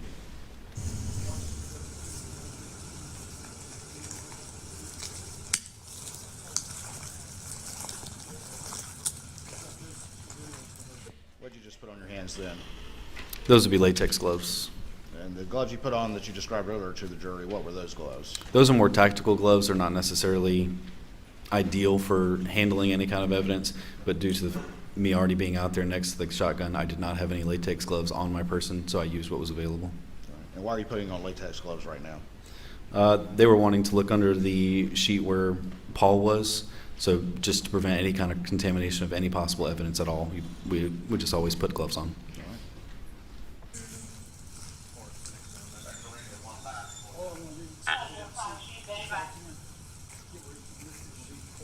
This side of it. You got it right here. The opposite thing. Well, the dad's over there. Actually, hold on. Some people just won't do it. Fire rescue might have some more sheets we can steal. That's right, it shouldn't be about five fifty. There is his wall part right back there.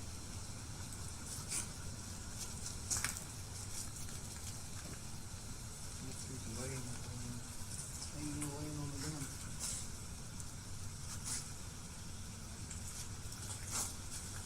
Something right there.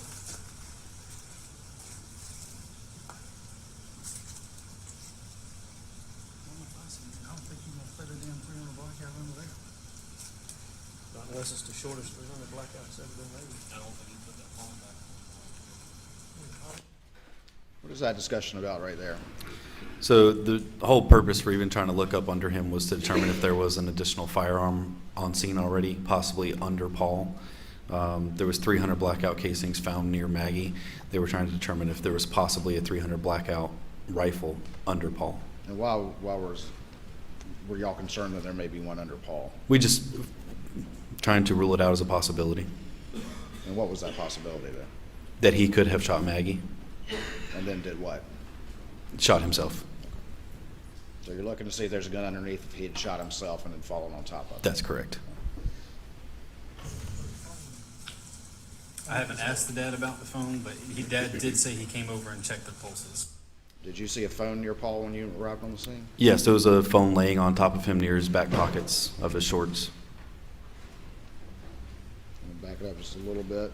Is that it right down there at the bottom? That's it.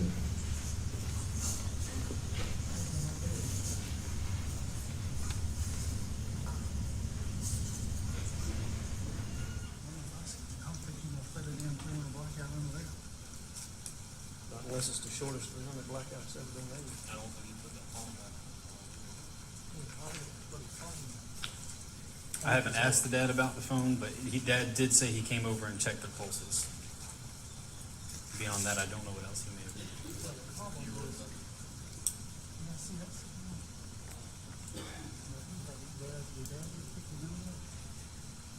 He had a shotgun. He did have a shotgun with him, and I have secured that in my vehicle. Yeah, but it's an upward side. This is one always the one on the bottom, and it's right inside. Yeah, but that's because you get his head on. Here. So that is good. I think we got something like we need to set right there. Do that right there.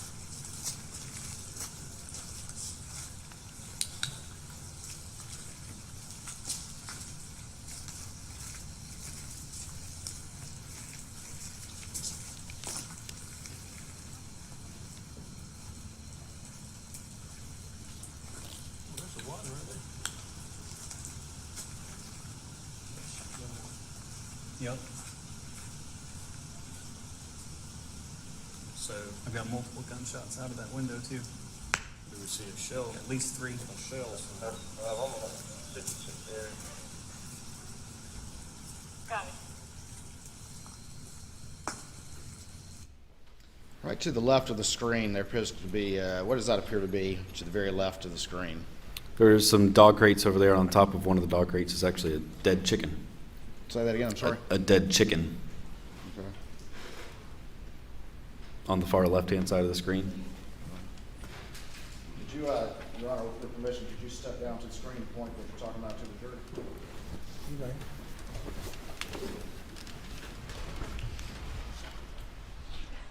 It's difficult to see, but right here on top of that small dog crate was what appeared to be a dead chicken.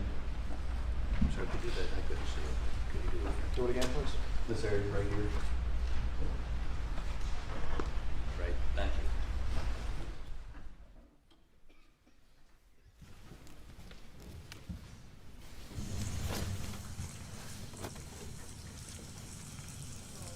Yes.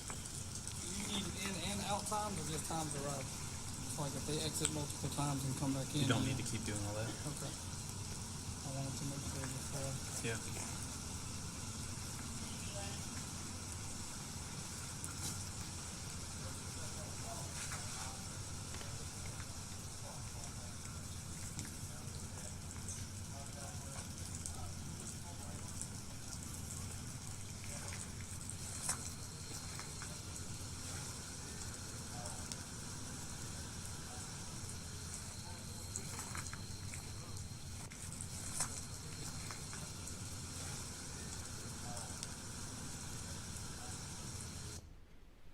Is that it, that's your lights on right there?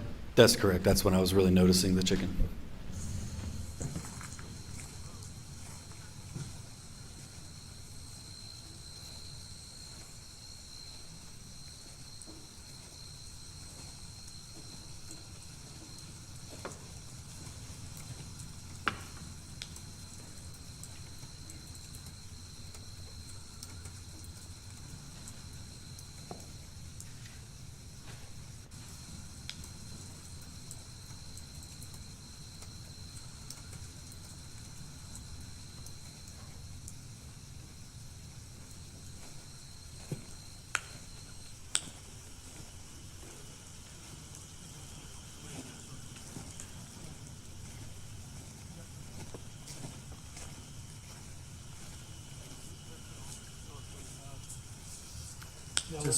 Just so you know, I've got at least 5 holes in the window in the back of that shed where rounds were exiting out the back that way. Which is gonna be buckshot because of the wadding on it. And he was carrying a shotgun when we got it. It is currently in my vehicle. Yeah.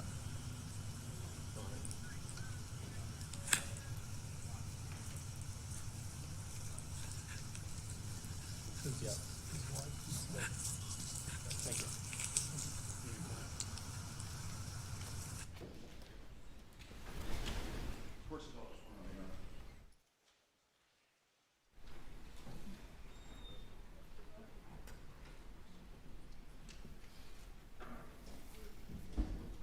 Ladies and gentlemen, let's stand for a moment.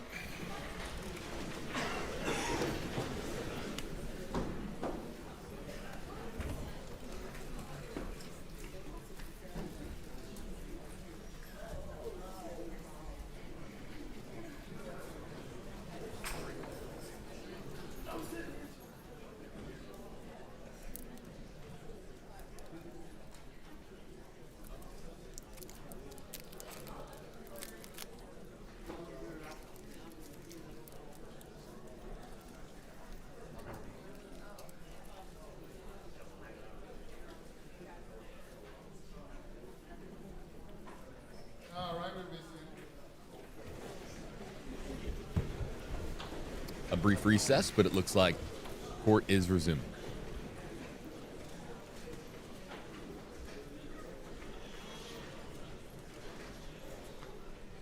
You may proceed. That's the extent of the video that state will publish at this time, Your Honor. Let me ask you a few other questions if I could. Deputy, Sergeant Green. I'm going to show you what's been marked as Exhibit number 5 to your testimony and see if you recognize this image. Yes, sir. That would be an image from my body camera when I was looking at the tire tracks in the grass. Have the input back to the Elmo, please. Your Honor, this time I would move to admit State's Exhibit 5, I believe, without objection. Any objection to State's Exhibit number 5? Submitted without objection. Yes. And publish any exhibit that has been admitted. Thank you, Your Honor.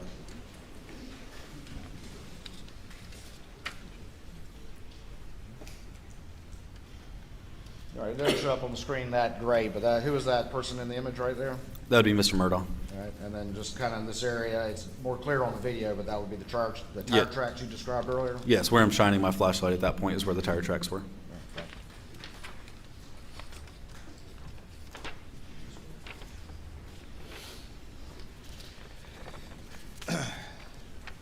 We cut the video off after playing sort of the relevant parts, but what did you do for the remainder of this scene as the evening continued? So the remaining part of my role would have just been making sure the crime scene stayed secure, people stayed out of where they weren't supposed to be. Investigators were handling the remainder of the investigation. Did eventually anyone from the SLED, the State Law Enforcement Division, show up? They did. I don't believe that would have been captured on my body camera, but they did, yes. At some point, did you like to turn your body camera off? I did. I cleared it with my supervisor, Captain Kraus, to ensure that I would not be needed for any additional investigative purposes, talking to Mr. Murdaugh or handling any additional evidence. And once that was okayed, I turned it off. And so that was consistent with standard police procedures and practices and when to turn the body camera off? That's correct. You just didn't decide to do it willy-nilly or anything? That's correct. At what point, just roughly, do you remember, did you clear the scene or leave the scene? I don't think I left the scene until several hours later. Were you still there when SLED crime scene arrived? Yes. Did you remain the entire time they were there, or did you leave at some point? I would have left prior to the end of my shift. I couldn't tell you the exact time that it was, but they were multiple units, including SLED and Carleton County investigators, still on scene when I left.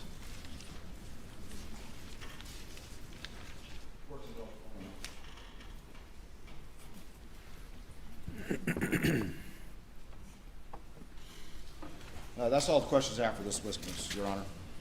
Cross-examination. It's going to take me a minute to set up some of the audio visual stuff. Ladies and gentlemen, we'll take a break at this time. Please go to the jury room. Please do not discuss the case.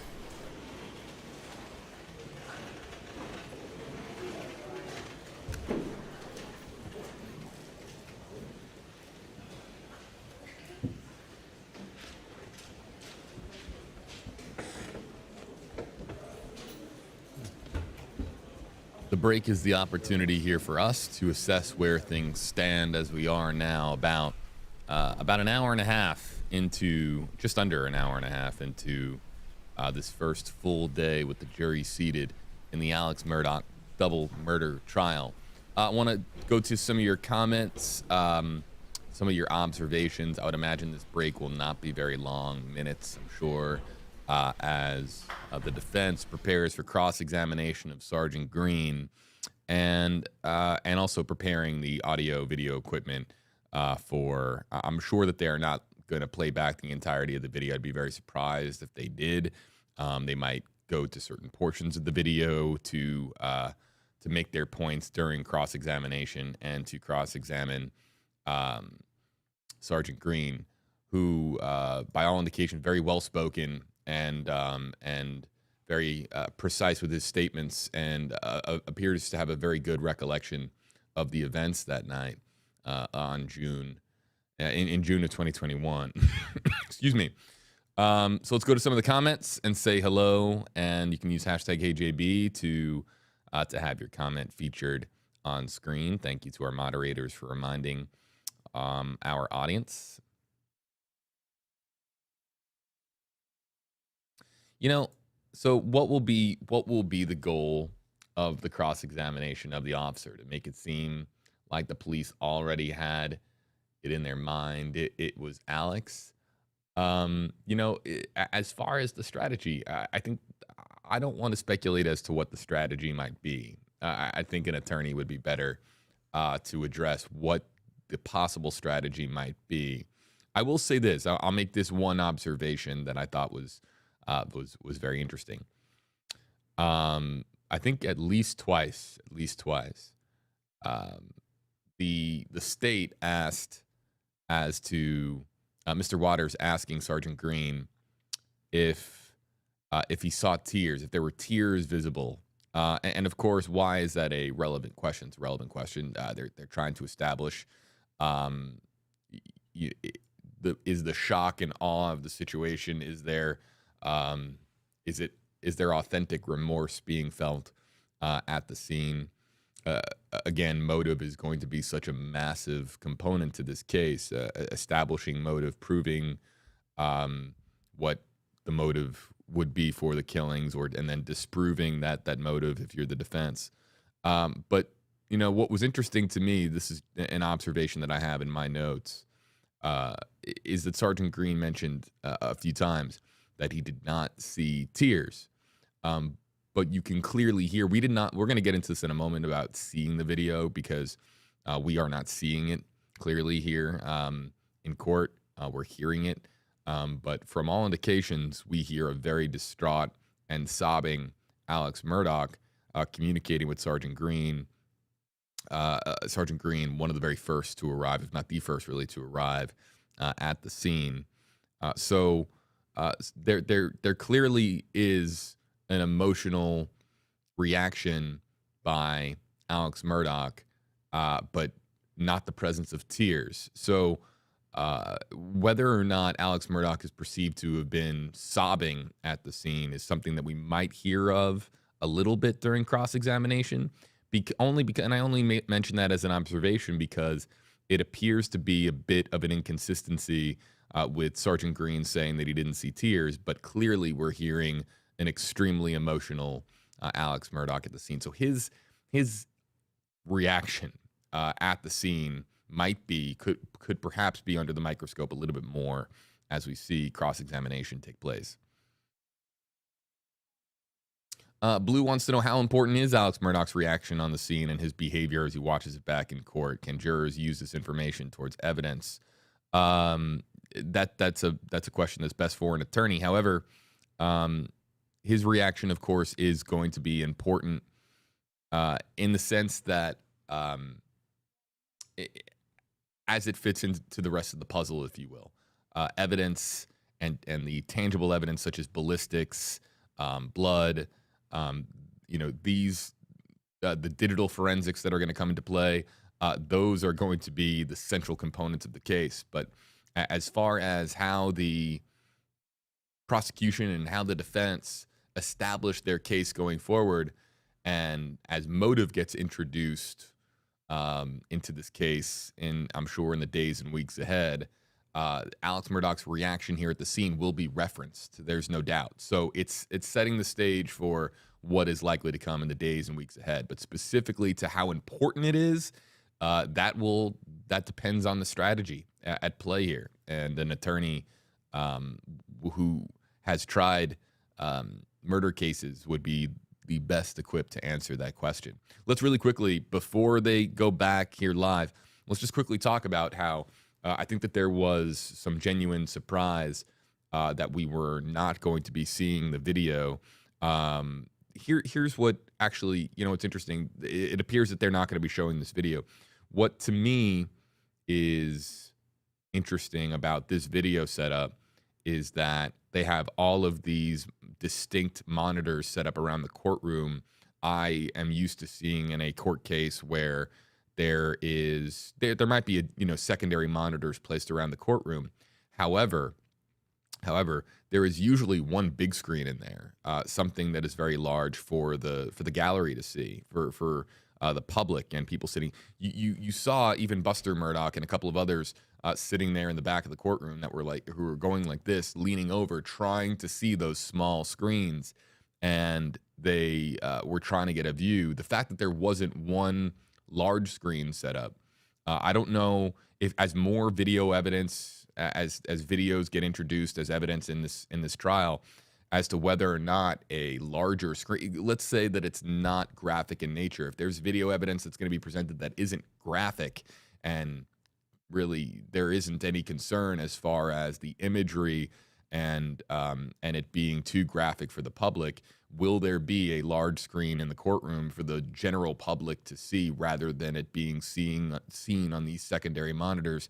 That is something that is a bit unclear, a little fuzzy at this time, but that's also a bit of a surprise that it appears that there are small monitors located in front of the state and the prosecution on either side of the courtroom. It appears that Judge Newman has a monitor in front of him, and then of course it appears that there is a screen, what appears to be a little bit of a larger screen located directly in front of the jury. That's how I'm seeing it right now. But again, with us mostly getting tight shots inside the courtroom, it can be hard to say for sure. Yeah, Vanessa is talking about the Snapchat video. Right. Is that going to be put on a larger screen for the public, for members of the public that are in attendance in the courtroom in South Carolina to see? Will it? And then of course, then the cameras, the pool feed can then zoom in on that screen. I guess we'll find out. This might be because of just the extraordinarily graphic nature of this video that there isn't a large screen present in the courtroom for this to be played back.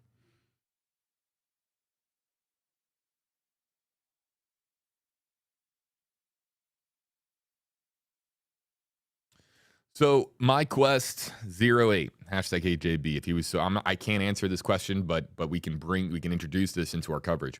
If he was so distraught, why in the world would he have the forethought to throw the boat accident in the murder? This is of course referencing how when Sergeant Green responded and made initial contact with Alex Murdaugh at the scene. One of the obviously there's there's this shock, of course, as these two communicate for the first time. Sergeant Green is assessing the situation. You've got Alex Murdaugh, who is speaking to Sergeant Green for the first time, and you hear him in one of his initial statements.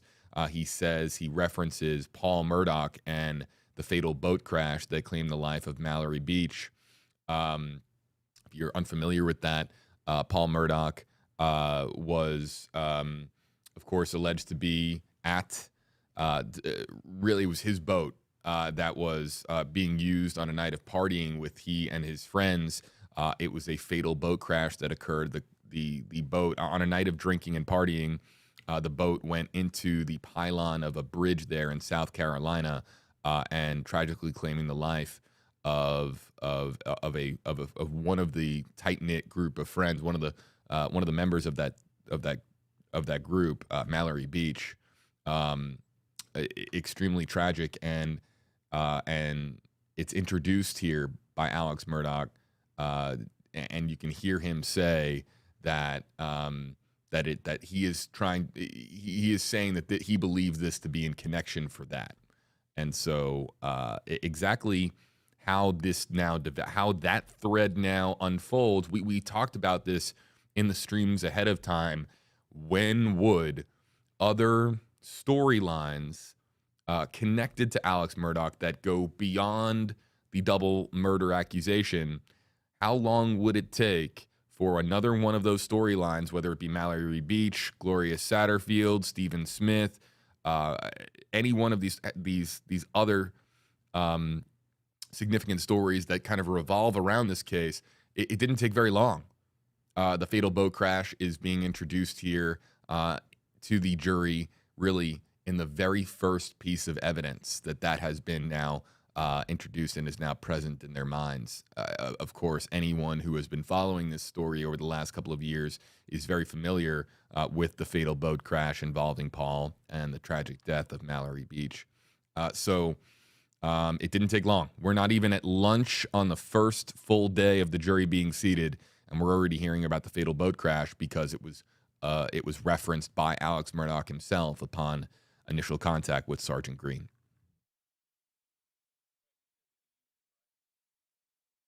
Julie, #HJB, what did this guy do with all the stolen money? I thought they were rich. Alex Murdaugh's financial situation has been the subject of endless speculation.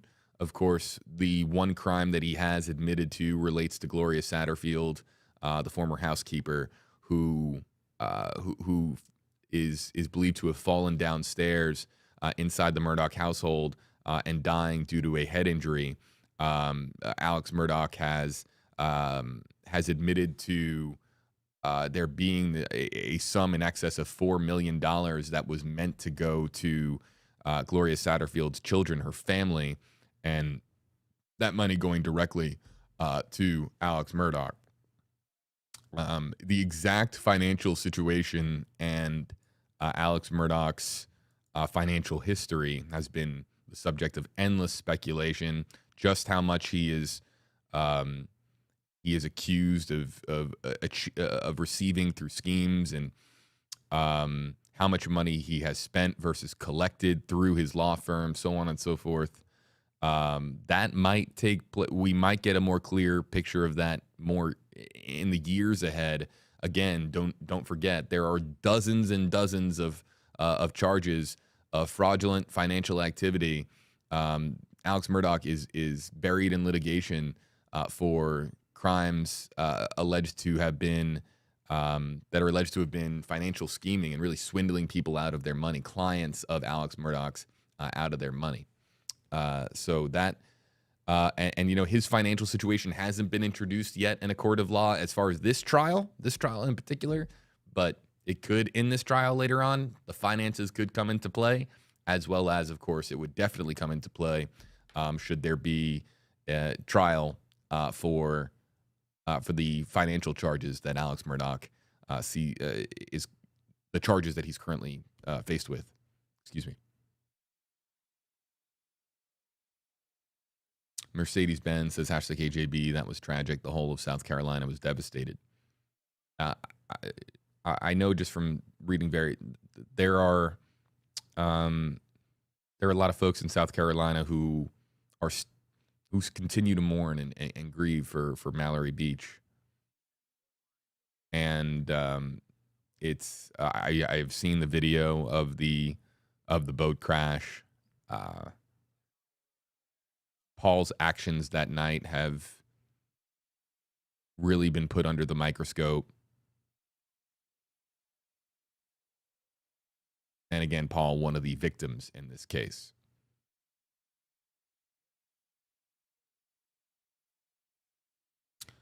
Why wasn't the housekeeper's death investigated? Her body is being exhumed now to come to better ascertain as to whether or not there is more to the Gloria Satterfield story. Again, it's believed that she, based on what the Murdaugh family has said in statements and the 911 call from Gloria Satterfield, and that incident has been released. And, of course, the Murdaughs have said that the Gloria Satterfield was the victim of a tragic accident involving falling down the stairs, that it involved the dog, and that it was a tragic accident. But whether or not there was more to that story, her body is to be exhumed based on reports out of South Carolina, and there could be more to that story. Could be. But that, of course, will be in the hands of those who are now re-examining that case more closely.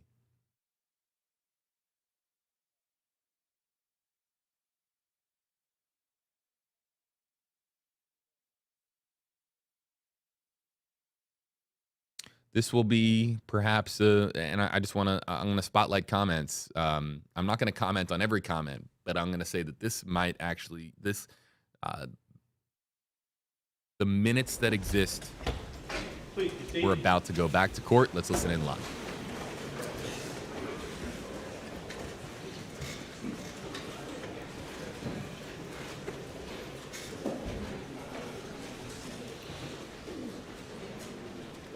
You may bring the jury.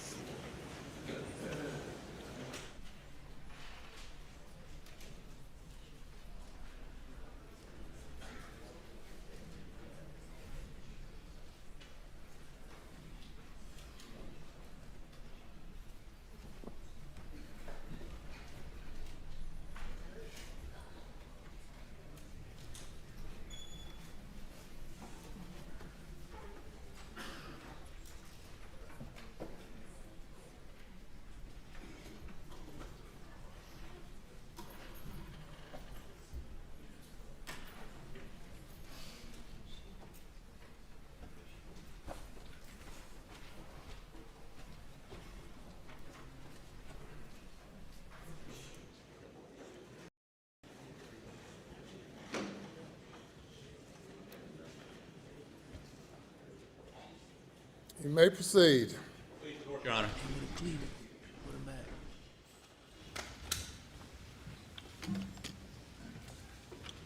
Deputy Green, for my own edification, I'm curious. I've called over several weeks, left you voicemails for you to call me back and talk. Have I not? I haven't received any voicemails. You don't check your voicemail? Did you call my cell phone? No, I called your office. Okay. I don't have your cell phone. It's possible they sent you to the wrong one, I don't know. But you've spent an extensive amount of time talking to Mr. Waters about your testimony, have you not? I've spoken with him a few times, yes. How many times? 3 or 4, maybe at least. And has he reviewed with you the points he was trying to make?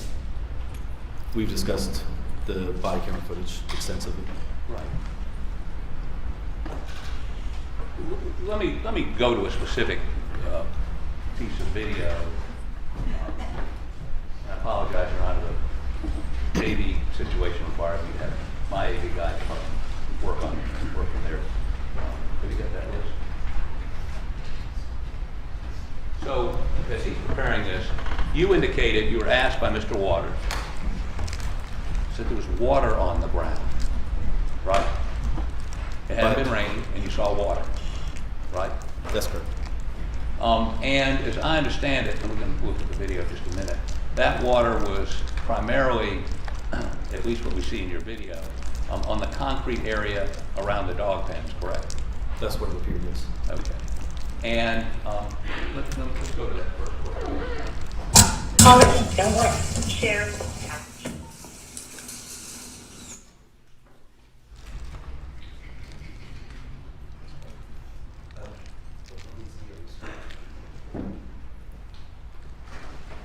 Sorry, Your Honor, the technology is difficult. Glad to help. Glad to help. Caller, share. Go ahead a little bit further.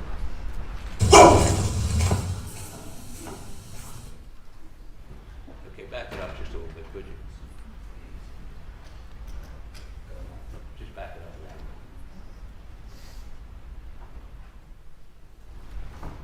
Okay, yeah, now start right there. I think I can stop for just a second.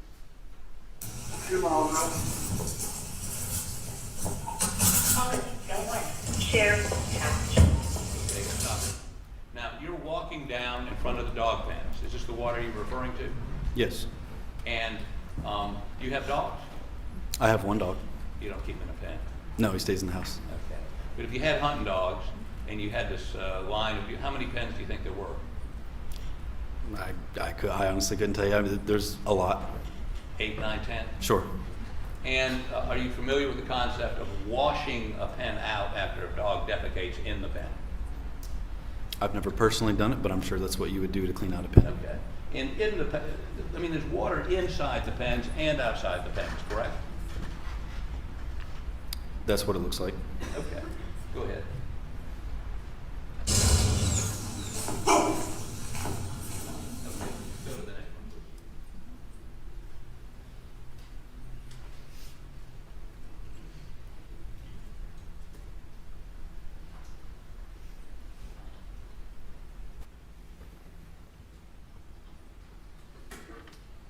I apologize.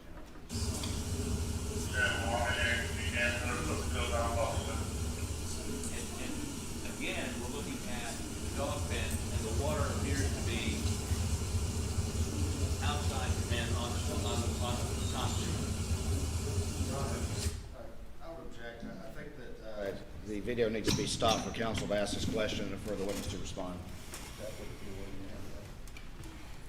You're posing a question while playing a video, I'm sorry, Aaron. or making a statement while playing the video. I'm sorry, the technology again is beyond my experience. Okay, so again, this shows the same area, shows water on the concrete outside these dog pens, correct? Yes. Okay. Go to the next one, please.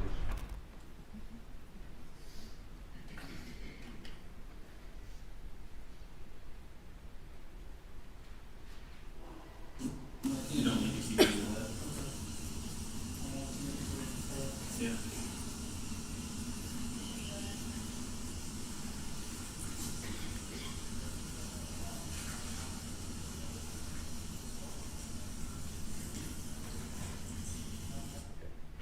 So again, this shows, and actually there's a light shining and you see a couple dogs. So those pens are occupied by dogs.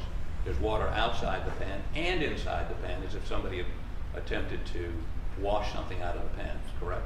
There is water both inside and outside of the pen, yes. You got one more?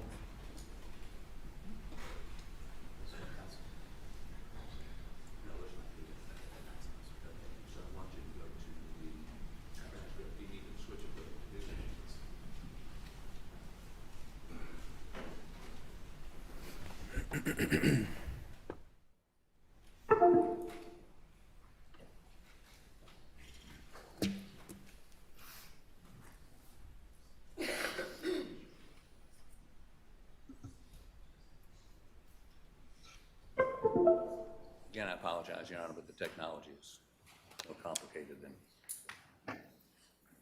Yeah. So let's proceed on. Let's see if I can clarify a couple matters. Let's talk about this shotgun. This is the shotgun that Mr. Murdaugh was carrying or had leaning up a car against the car when you got there. Is that correct? It was leaning up against that vehicle, yes. And according to what you testified to just a moment ago, these are the shells, the chain of custody on the shotgun and the shell. They went together. Whenever I released the shotgun to the SLED agent who took possession of it, I was unaware of any shells that may have been inside of it at the time that it was handed over. That was what was discovered inside the gun, is my understanding. Okay. Where's that chain of evidence document? Okay, would you publish this to the jury, please? You would like me to read it? Yes, please. The Camo Benelli Super Black Eagle 3 12-gauge shotgun, serial number U573210E17, one unfired shot shell 12-gauge Federal, one unfired shot shell Winchester 16-gauge. Okay, so there's a 12-gauge shell and a 16-gauge shell. Yes. 12-gauge shotgun. Yes. This may be way beyond your experience, but can you fire a 16-gauge shotgun shell from a 12-gauge shotgun? I wouldn't recommend trying it. You recommend what? I would not recommend trying it. I don't know that it would actually work or not. Could it result in damage to the person trying to fire the shotgun? More than likely. Jack, he's already said he doesn't have an answer to that. Objection is overruled. So you would not, you can actually harm yourself. It could blow up if you pull the trigger on a 16-gauge and a 12-gauge shotgun. I've never tried it nor seen it tried, so I don't And know. the reason you don't do that is because you could have personal harm from doing it, right? It's possible. So this shotgun, according to the chain of evidence you just read, has a 16-gauge and a 12-gauge in it. Correct. And it was leaning up against the car. It was. The shotgun was. Now, I'm sort of interested as to, Sure. I'm sort of interested as to why, well, let me just cut to the chase on this. There's discussions on this tape, or maybe others, that there was a theory that Paul had shot his mother and then shot himself. Is that correct? That's out on the scene. Yes. Because she had been shot multiple times, and he had been shot with a shotgun. At least one of the shots, we all believe was upward. That's why his brains were all over the ceiling. That part I don't know. I wasn't involved in that part of it. At the scene. I did not discuss anything being shot upward. I don't recall saying that. Did you hear discussions to that of your fellow officers? Of a shot being fired upward? That's what it looked like they were saying, yes. Okay.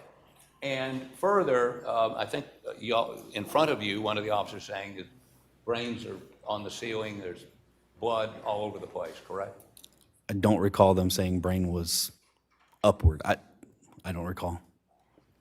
Okay. And further, you, as you're discussing this with them, indicate, let me make sure I get this correct.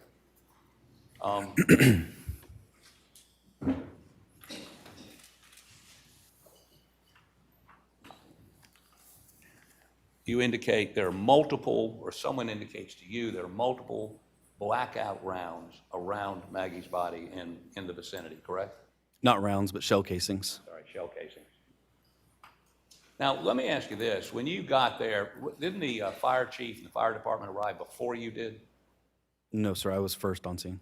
Okay, did they arrive while you were there? One of the fire rescue workers, I believe it was Barry McCroy. And when you got there, we hear unidentified person, and in your notes, you indicate it was the fire chief, I believe, that indicated to you, pointed out to you, tire tracks, and you went over and looked at those tire tracks. And there were multiple tire tracks coming and going, correct? I don't know that someone indicated them to me. I believe I just saw them. Okay. And what did you do to preserve those? The tire tracks, nothing. And you certainly are not an expert in tire tracks. I'm not. So you couldn't tell what was multiple vehicles or one vehicle. No, And it may have been multiple vehicles. may have been. Did you take pictures of the tracks? I did not take any pictures of the scene. Instruct anyone to take pictures of the tracks? No, sir, that's not my job. When SLED arrived, did you tell them about the tracks? No, sir, not my job. Do you regret not doing that? It's not part of my job description. So what's your job to even tell them there were multiple tire tracks? If it had come up, if I had been asked, yes. And in addition to that, since they were not secured in any way, multiple vehicles, law enforcement vehicles and others, drove over those tracks. That's possible. I wasn't over there the whole time to know what kind of vehicles were driving in the area. Well, by the time SLED got there, did you strike that? You never took SLED over and pointed out tire tracks. Not to my recollection, I did not. Was there somebody there with your department that should have done that? I have no idea what they do with their job descriptions as far as what they point out to additional investigators. Did somebody from Fire and Rescue point out footprints?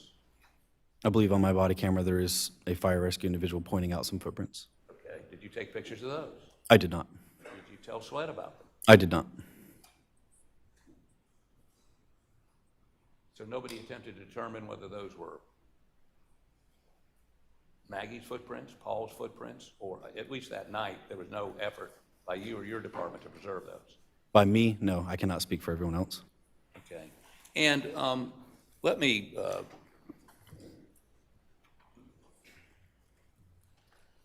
ask you this.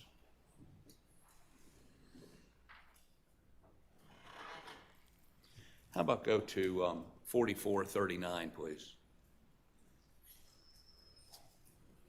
And let's watch 10, at least 10, if not 15 seconds of that.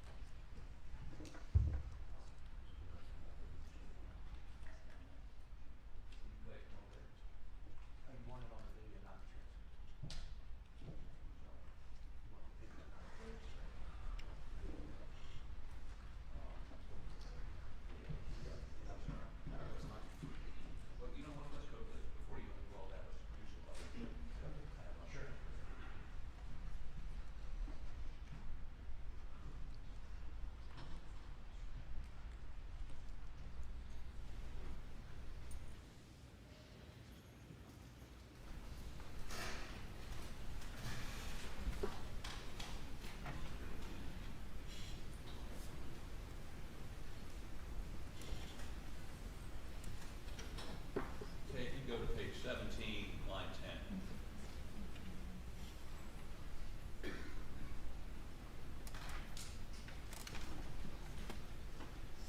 Your Honor, I'd object. They're putting a transcript that's not been... No, we're going to play the video.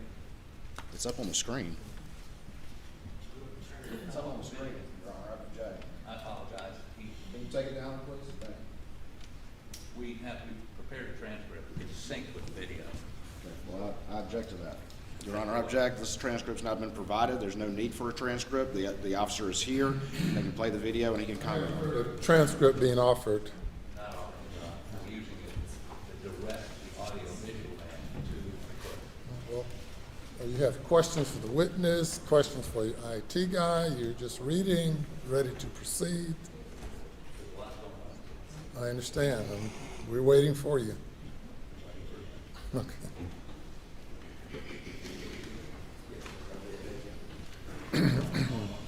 Yep.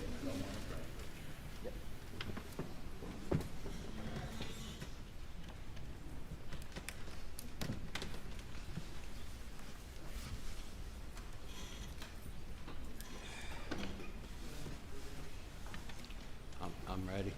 What was the time? 17? It's, page 17. Line, start at line 8. No, I don't. I don't have that. I thought it was just synced with the thing. It's not.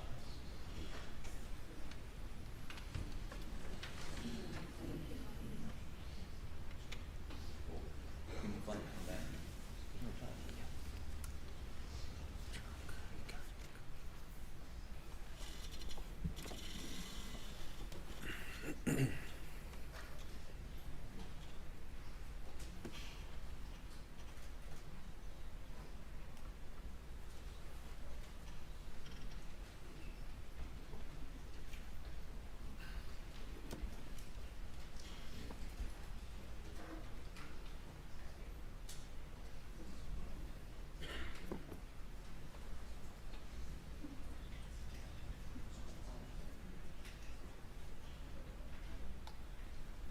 Let me,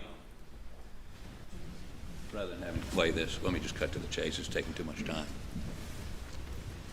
On this transcript, on this tape, fire rescue person says to you, I believe he agreed with me, set of prints behind the trailer. You were told there's... Jackie's publishing again this I'm transcript. not publishing, I'm asking. Your Honor, Did you... I object. I haven't heard a question yet. I'd like to make one. Were you told by fire and rescue there's a set of prints behind the trailer? Yes. Okay. And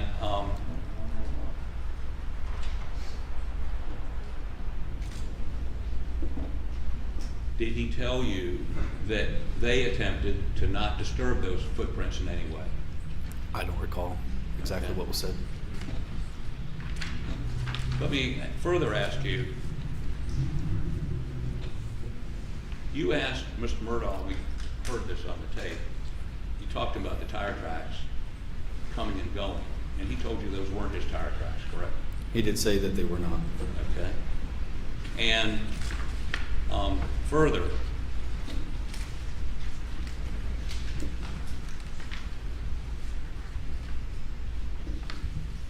he indicated to you, Mr. Murdaugh did, that he felt this was related to the boat case, and you indicated you knew about the boat case, you read about the boat case. That's correct. And in the boat case, Paul had been charged with 3 counts of felony BUI, killing a young girl and wounding 2 others, correct? I don't know much details about that case. I really don't. Okay. But Mr. Murdaugh indicated to you that the threats made against Paul, He did.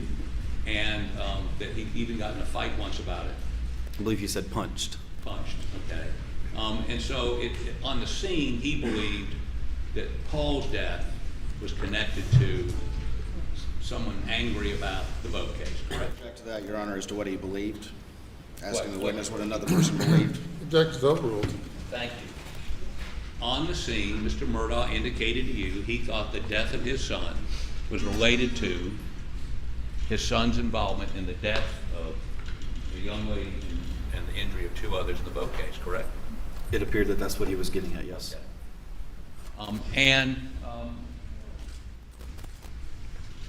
That's on the tape. Now, let's talk a little bit about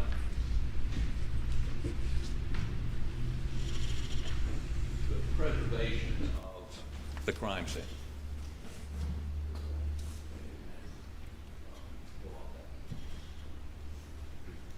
What did you do other than put yellow tape up to preserve the crime scene? That is about the extent of my job, is to put up the tape and make sure people that don't need to cross it don't cross it. And I noticed that there were officers walking around putting little pieces of tape near shell casings. There was one officer doing that, yes. And in the process of doing that, I didn't see any lights other than maybe a flashlight. Were there any, did y'all put up any sort of high intensity lights so people could make sure they weren't stepping on something in the dark? At that point, there was no light, no additional lighting that had been put up, no. But you and your officers were walking through that entire area, is that correct? We were walking in the area, yes. Okay, and did you actually walk, I mean, the feed room, and let me, maybe this is the best way to do this. Holly, pictures, please.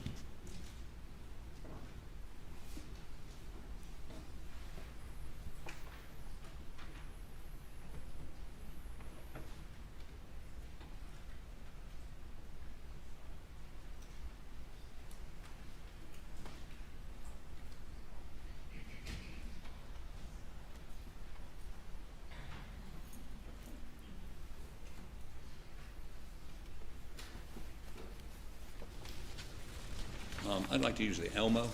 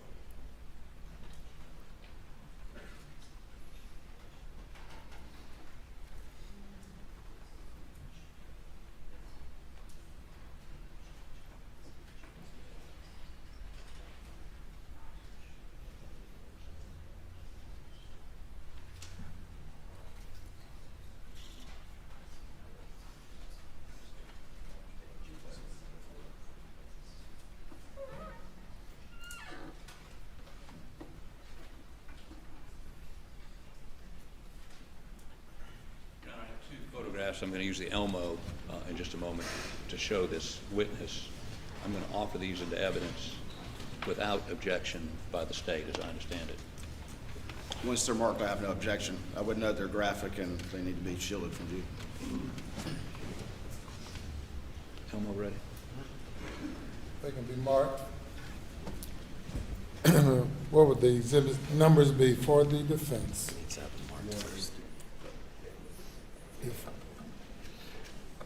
Defense 1 and 2 are admitted without objection.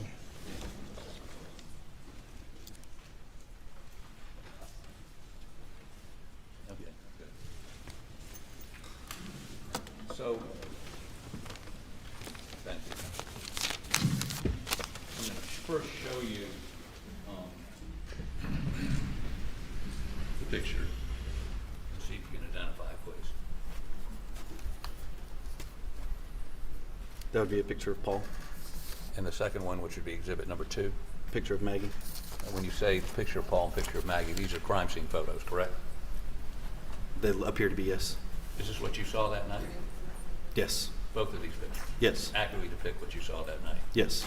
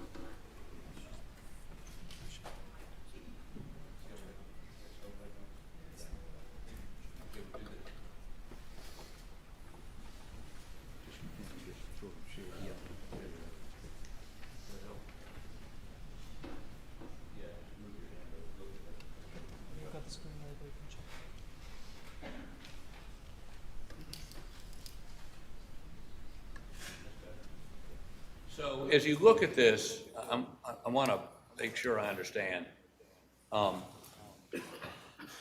one of Paul's feet is still inside, this is the feed room behind him, correct? Yes. And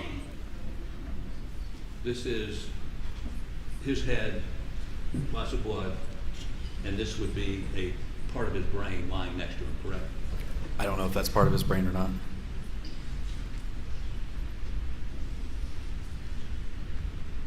All right, so it's fair to say you didn't know whether that was part of his brain. When you first saw him, you didn't know whether his injuries were catastrophic and he was dead, or did you? It was very clear that it was catastrophic. Okay. That's great. Now, when you came upon the scene, clearly this feed room was part of the crime scene, correct? Yes. Now, you're taught to keep the crime scene pristine, correct? As pristine as possible, yes. There was no reason for you to go in there, was there? Me at the time, no. Okay. Was there any reason for the police, before the SLED crime folks showed up, was there any reason for y'all to go in there? There was no reason for me to go in there. I cannot speak if there was a reason for another officer to have gone in there. Well, let me ask you this. Did y'all have any sort of crime scene expert with you that night, someone that processes crime scenes? Investigators do process crime scenes. Okay. Do you remember going in that feed room? I don't remember if I did specifically or But not. you shouldn't have if you did, correct? It's not to say that I shouldn't have. If there was something that needed to be done in there, then yes. I guess what I'm getting at is, I think one of the, and you would agree with me, one of the cardinal rules of a crime scene is keep it pristine. Don't walk over things. Try to preserve tire tracks. Get pictures of them. Footprints. All those sorts of things. Was somebody with the officers with you, were you in charge of the scene? I was in charge of the deputies that were under my immediate supervision until someone higher than me had arrived on scene. And were those deputies directed by you or anyone to do something to preserve the tire tracks? Pictures? Cordon them off? Cover them up? I did not give anyone that instruction, no. So you didn't do that. In terms of Paul, where Paul was laying, was anybody instructed, put a cordon around him? There's no reason to go into the feed room. There's no reason to do anything obtrusive until the SLED crime scene processes. They're on the way at this point, right? I believe they were, yes. And so if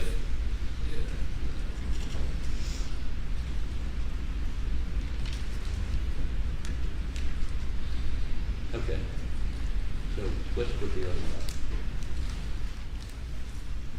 And identify this for me, please. That's Maggie Murdaugh.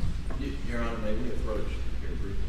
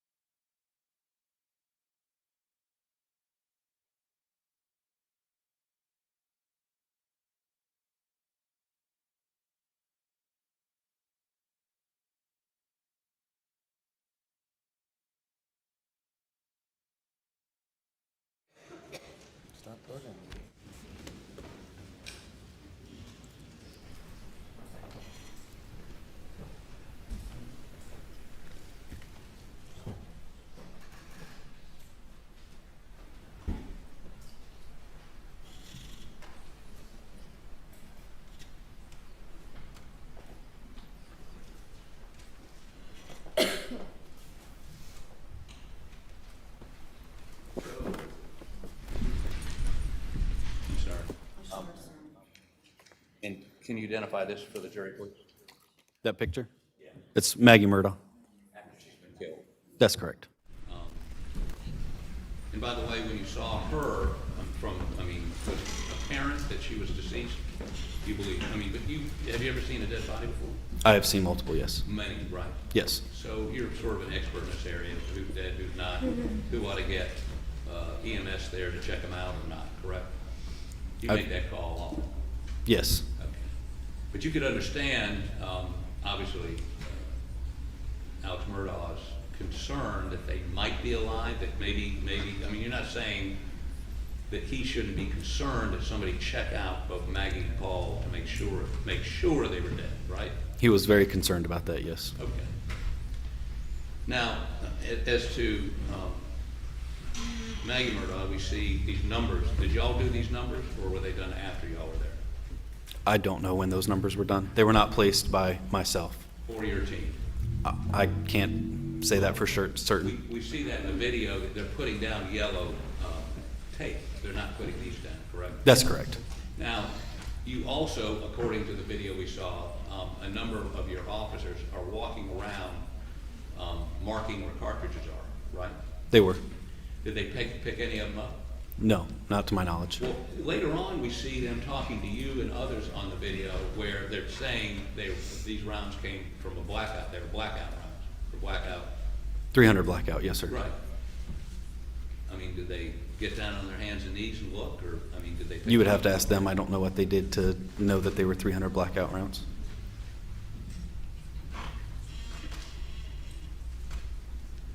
Well, who were those officers that were walking around her without a light on, perhaps stepping on evidence, correct? Who were those officers? Deputy McDowell and Deputy Pruitt were both in that area. Were they doing that pursuant to your instruction? They were not specifically instructed to do it. They just took the initiative to do it. Okay, I've done Elmo. I want to play.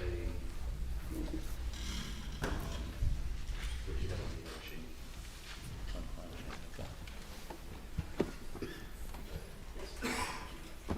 You ready? Do I have to turn the Elmo off? Are we good? Yep, we're good.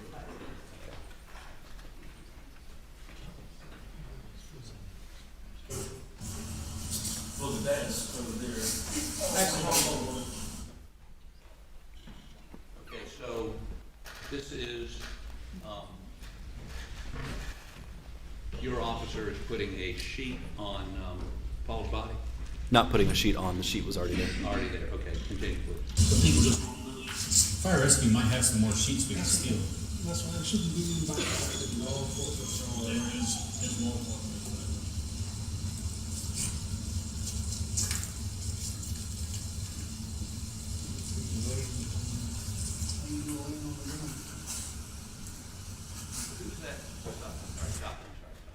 Who's that standing inside the feed room?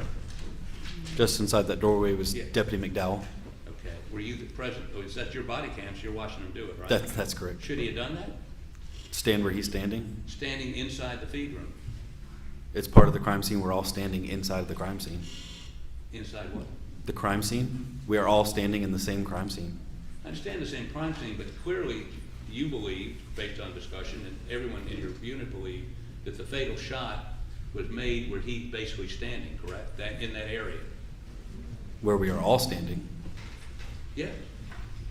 Yes, sir. Is that procedure to walk around on top of an area where shots have been fired? That perhaps, and I think even in this, they're talking about tissue or brain matter laying there. Aren't you supposed to, you don't put anything on your feet? Is there a question? There's not a question in that statement. Let's sustain, you must pose questions. Did you in any way have your men or women put protective gear on their feet? I saw you put gloves on, but did they put anything to insulate themselves from contaminating the scene?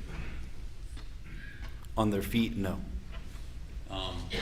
In many instances, departments around the country have people dress in a gown to keep their DNA, their hair from contaminating the scene. Did you do that? We do not on road patrol with Gallatin County as standard practice, no. You do not do that. Not a standard practice, no. Have you ever done that? I have not. Have you ever had something covering your feet when you're walking on a crime scene? I couldn't tell you that for sure. Now, if we later on find, and did you notice bloody footprints? Well, first of all, did you notice bloody footprints inside the feed room? I don't remember seeing any. Sorry? I don't remember seeing any bloody footprints. Okay. If there were bloody footprints in the feed room, could they have been created by you or your men? They could have been created by anyone walking in that area, sure. And you're walking in there, or your men are walking in there, correct? Yeah, correct. And you think that's standard operating procedure? Well, you do your best not to contaminate anything.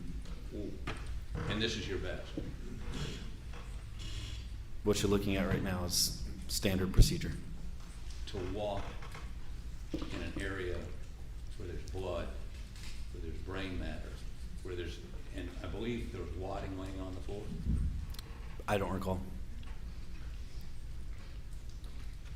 But you would agree with me that you have these procedures so that you don't contaminate the crime scene, so that you don't destroy evidence like those tire tracks, or those footprints, or leave your DNA, or in some way alter the scene so that if, I mean, you would agree with me, so that, let me finish the question, so that if there is exculpatory or inculpatory evidence that would help you find the perpetrator and prosecute him, or evidence that would clear somebody, that was destroyed. Some of that was destroyed that night because you, your department, and maybe even SWED, didn't preserve that evidence.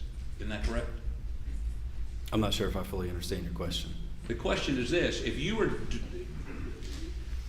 are exfoliating, you're standing, your men are standing in the spot, and there was evidence there,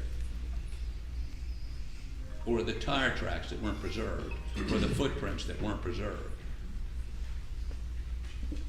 that evidence could either incriminate somebody or exculpate somebody. Could, correct? Could, yes. That's why you don't do this, right? That's why you don't contaminate the evidence, correct?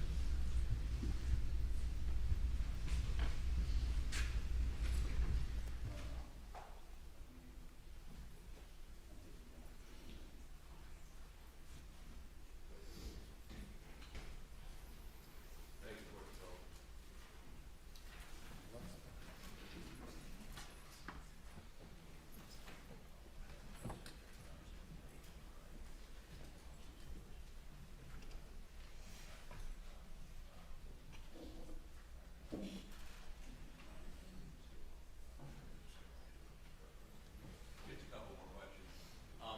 You put yellow tape around the kennel, right? We put it around the whole area. Did you put it so that folks couldn't drive in and out? They were not to go past where my vehicle was parked. I believe that was the extent of the yellow tape. Yeah, but between your vehicle and the entrance, there was none of those tire tracks were preserved. Entrance of, The property. That if somebody had driven into the property you mean from the main road of Moselle Road? from the main road, All the vehicles were coming in on that driveway. right? So if somebody had come in and left, who had committed the murders, whatever tire tracks that were left were obliterated by your men. Is that right? It's possible.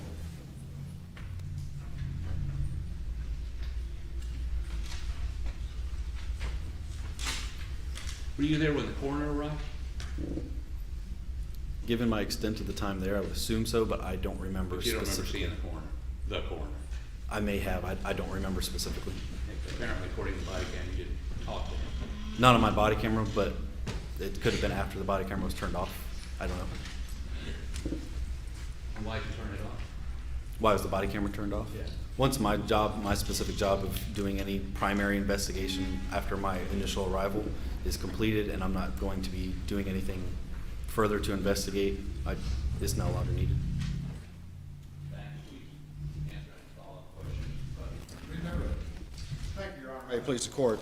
You were asked a series of questions about contaminating evidence. Are you aware that any evidence was contaminated in this case? I'm not. Did you engage in everything you could to avoid contaminating evidence? Yes. Did you in fact instruct your deputies set up a crime scene and instruct them to avoid areas where evidence might be contaminated? We did everything we possibly could to avoid contaminating evidence. Do your officers all have basic training in trying to avoid contamination of evidence? Yes. Are you also, though, as first responders in a fluid situation, doing the best you can to assess what's going on? Correct. It's not your job to do the actual crime scene investigation work, is that correct? Not at all. You were asked about whether or not you'd had any meetings with prosecutors. Is it common for law enforcement witnesses or any witnesses to meet with the prosecutors prior to a trial? Very common. Okay.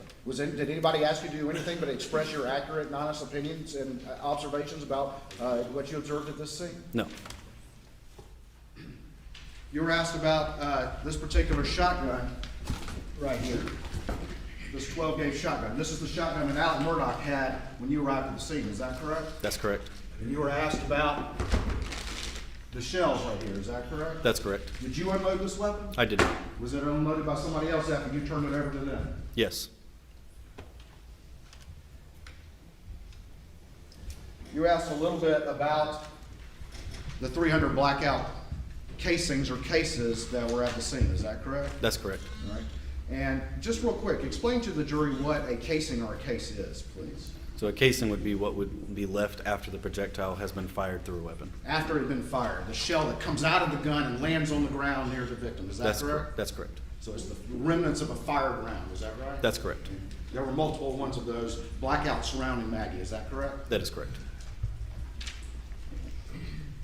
You were asked a lot about the tire tracks, and you just happened to notice those over behind the defendant's vehicle. Is that correct? That's correct. And we had a still image put into evidence, exhibit number 5. This is it right here, which is the still image. Is that right? Yes. All right. And the still image doesn't reflect as good as what the video does. Is that right? You can see it The clearly. video shows it much better. Much better. All right. Were these like tracks in the dirt, or were these just impressions in the grass, in the dewy grass? They appear to be impressions on the dewy grass. Okay. They weren't like tracks in the dirt that you saw, correct? No. All right. I'm going to go back to the video.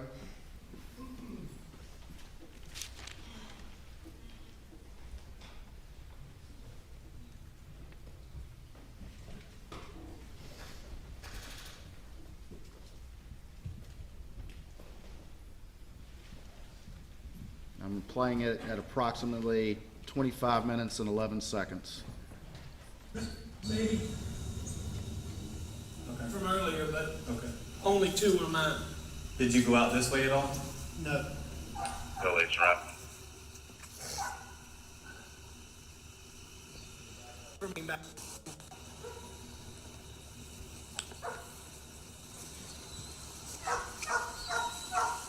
Just go over to that corner of the building.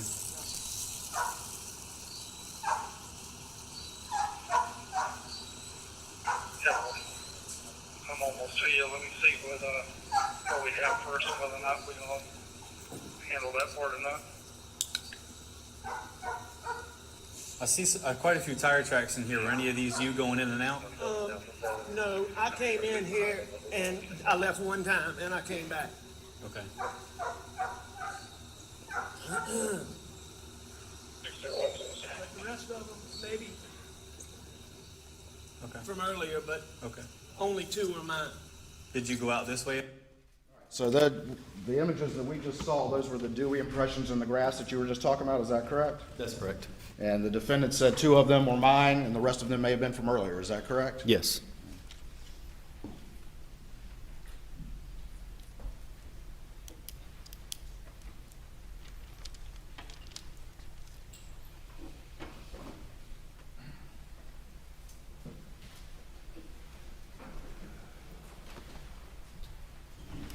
You were asked a little bit about the boat case.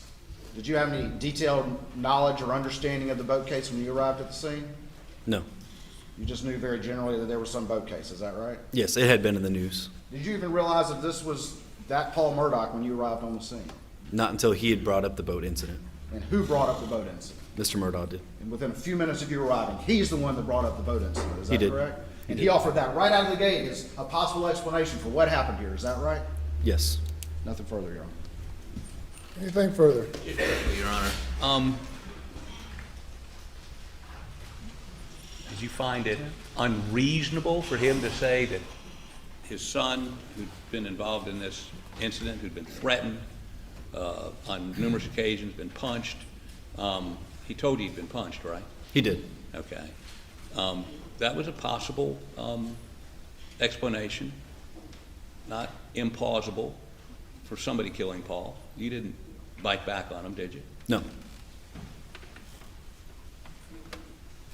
And it was, in his mind, apparently the only reasonable explanation that occurred, right?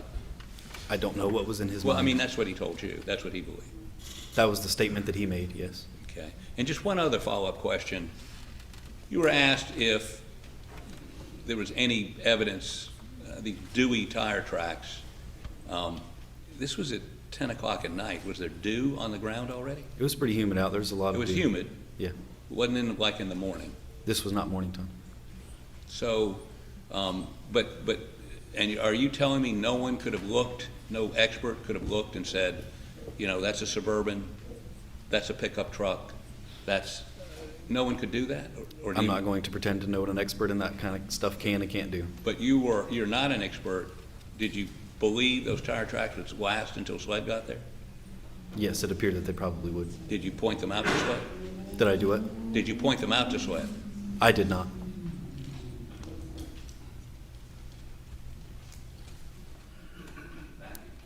You may step down.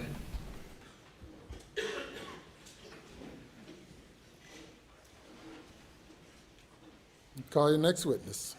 Thank you, Your Honor. The state calls Corporal McDowell.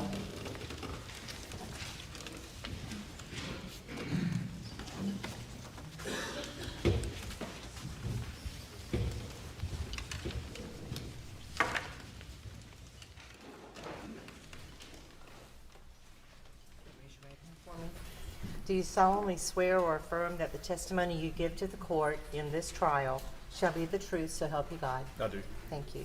If you'll have a seat and adjust that microphone, make sure you speak into that microphone. State your name and spell your last name, please. My name is Chad McDowell. The last name is spelled M-C-D-O-W-E-L-L. Corporal McDowell, how are you doing today? Good. Tell the jury where you work, please. I work for College and County Sheriff's Office. All right. I'm assigned to road patrol as a canine handler. Okay, and can you just give us a quick background of who you are, where you grew up, and how you ended up in your career in law enforcement? Sure. I grew up in Colleton County, went to Colleton County High School, went to college at Tri-County Technical College, where I studied criminal justice. Once I reached age, I came home, was hired by Colleton County Sheriff's Office, left for a couple of years to go work for Jasper County, and then came back to Colleton. I've been assigned to road patrol at Colleton. All right, and what year did you first start working for Colleton County Sheriff's Department, or began your law enforcement career? 2016. And what's your current, you said you're a corporal now, is that correct? Yes, sir. And what is your current assignment? What are your duties? I'm still assigned to road patrol. I'm a canine handler. All right, and you say canine. Explain to the jury what that is. So I have a canine that is assigned to me. We respond to certain calls, or if we're requested by another deputy for narcotics searches for suspects, things of that matter. All right, and canine is a dog, correct? That's correct. All right, what's your dog's name? Eva. Eva? What kind of dog is Eva? He's a Belgian Malinois. Malinois? Yep. Is that kind of like a German Shepherd? Kind of short-haired, pointy ears. I got you. Short hair, pointy ears. All right. Is Evo typically with you when you're out on patrol? Yes, sir. Was Evo with you the night of June 7th, 2021? Yes, sir. Were you a corporal then at that time? No, sir. I was a deputy. All right. And who was on the squad that you were on? Sergeant Daniel Green, Corporal Elise Janicki, myself, and Deputy Pruitt, Cody Pruitt. All right. And so who was your immediate supervisor? It would have been Corporal Janicki. Okay. And then above that is? Sergeant Green. All right. And then above that? Lieutenant Nettles. All right. And then above that? Captain Krause. Okay. All right. What shift were you working the night of June 7th, 2021? Yes, sir, I was. And that was in Colleton County? Yes, sir. And what shift were you working that night? Night shift. Did you ultimately respond to a call for service at 4147 Moselle Road. Yes, sir. And you actually went there? I did. And did you come to the incident location at the kennels at that property at 4147 Moselle Road? I did. Is that in Colleton County? It is. Were you, when you arrived, what other first responders were on scene to your recollection? Sergeant Green was there. There was one other fire rescue personnel vehicle in there. I believe the rest were staged, best I can remember. When I say staged, I mean at the head of the driveway. There may have been a couple of other apparatuses on scene. And which, do you recall which driveway you entered? Did you enter the driveway near the kennels? Where you came upon the Yes, kennels? sir. It was same driveway everyone else entered. So you were parked behind Sergeant Green. Green's? Yes, sir. Okay. What did you do after that? After you got out of your vehicle, what did you do?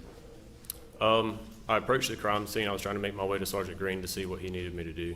I made my way through the crime scene as carefully as I could. I approached Sergeant Green, saw that he was interviewing the only person on scene, so I went back to my vehicle. Okay. And did you see who he was interviewing? Mr. Murdaugh, yes, sir. Do you see him in the courtroom here today?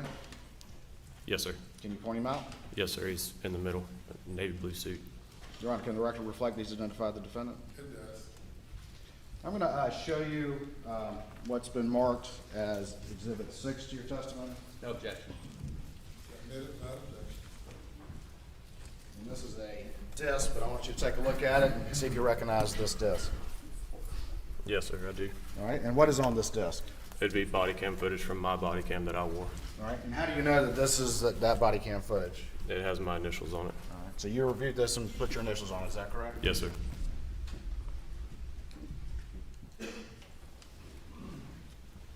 All right.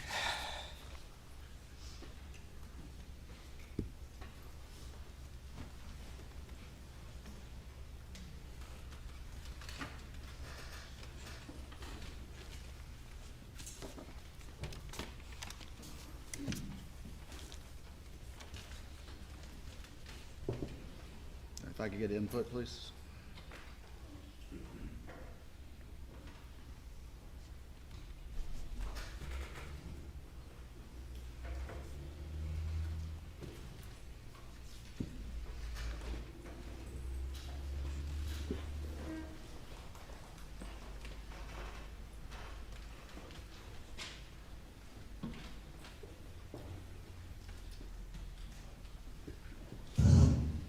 Let me ask you this. When you got this call for service, were you currently on another call for service, or are you just out on patrol? No, sir, I was just out on patrol. Once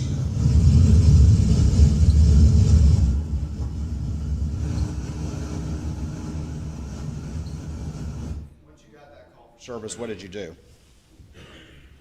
Did you activate your lights and sirens? Activated lights and sirens and responded to the incident location. And once you do that, do you make all haste to get to that incident location as fast, but it also as reasonably safe as you can? Yes, sir. Is that standard operating procedure? Yes, sir.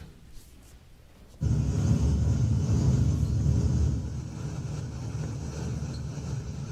first 10 minutes, sorry. The first 10 minutes of this body cam are essentially you driving to the scene, is that correct, roughly? Yes, sir. I'm going to fast forward to closer in time when you arrive.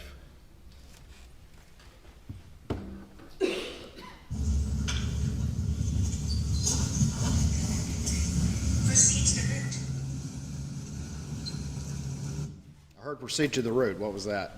I had a GPS activated on my phone. Just like most people use, is that right? Yes, sir. Okay.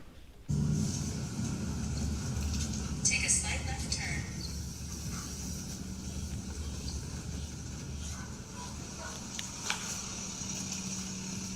In a quarter mile, arrive at 4147 Moselle Road. 758's on sale on Moselle. 758.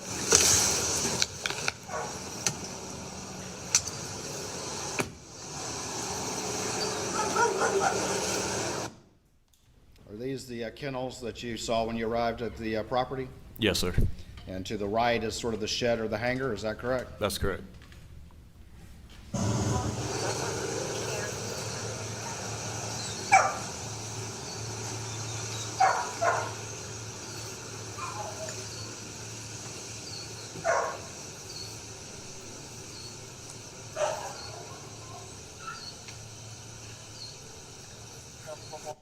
Let me ask you this. You're obviously serving as a road patrol officer, is that correct? Yes, sir. Do you, what is your job as a road patrol officer, as a first responder, when you come upon a scene like this? What is your particular role as you arrive at something like this? We go on scene, we secure the scene, meaning make sure there's no active threat for other arriving first responders. We'll preserve the scene to the best of our ability and then turn the scene over to arriving detectives.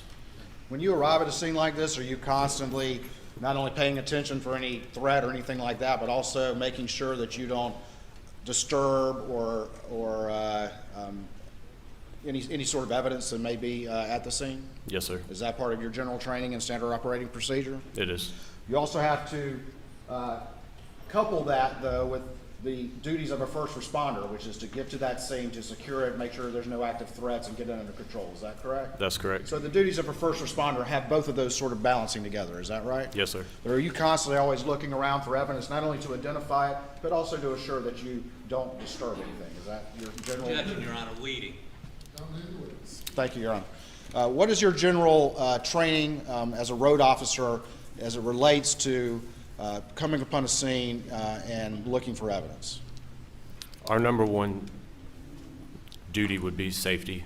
Number two, we're looking for evidence so as not to disturb it. Thank you. Right there to the right, what is that to the right of the screen? It'd be Miss Murdaugh's body.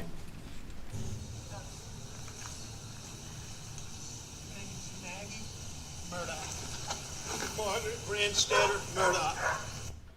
Who are those individuals right there? Sergeant Green and Mr. Murdaugh.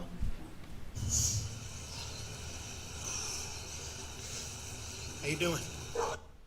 What did the defendant say to you right there? He said, "How are you doing?" Did you know him? No, sir. How you doing? That's what he said? Yes, sir.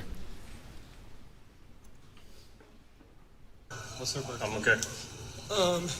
9/15/68. Okay, and what's your son's first name? You said Paul? Paul Terry Murdaugh. And what's his birthday? 4. What are they covering him up? Tell them they don't have to do that. They don't need to.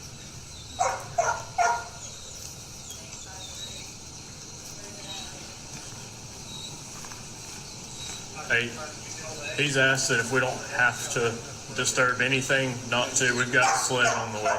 Maybe this will cover them up because the family was here. Yep.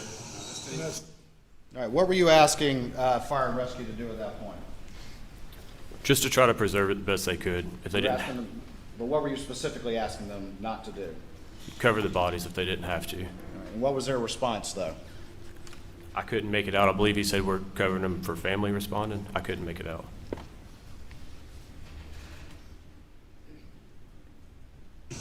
He's asked that if we don't have to disturb anything, not to. We've got a sled on the way. maybe this will cover them up because the family was here. Yep. And that's it. Do you recall now? Again, it sounds like he says we're going to cover him up because of the family being here. Okay. Does the family being here? That's what it sounds like. All right. Right through here, go around this way here. So this even strong enough. Yes, I agree. I told everybody else to cancel, so don't really else come down here. Thank you.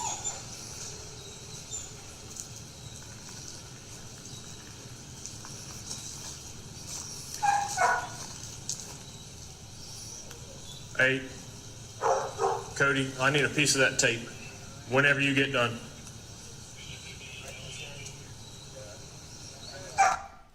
What did you just ask Cody for?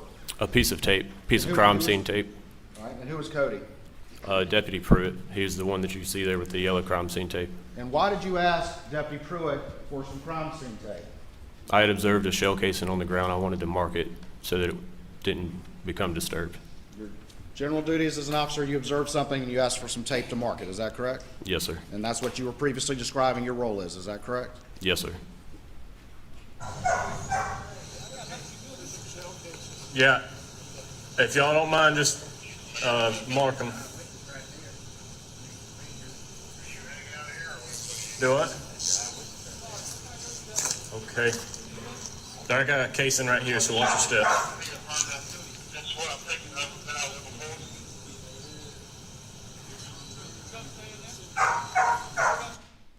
That casing that you saw, did you recognize what kind of ammunition it was? Yes, sir. What kind of ammunition was it? 300 blackout casing. And how could you tell it was a 300 blackout casing? Just my own personal experience. I own a 300 blackout, and I recognized it. You recognize the case from your own experience? Yes, sir. All right.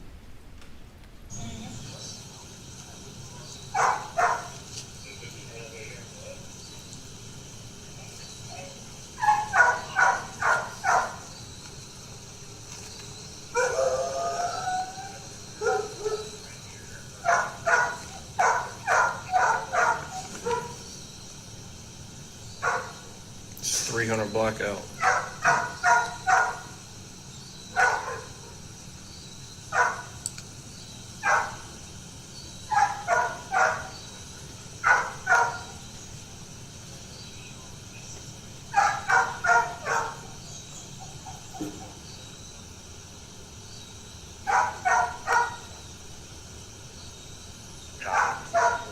Did you observe any dogs in the kennels? I did. Do you remember how many or where they were? I do not remember. More than one dog, though? I don't remember.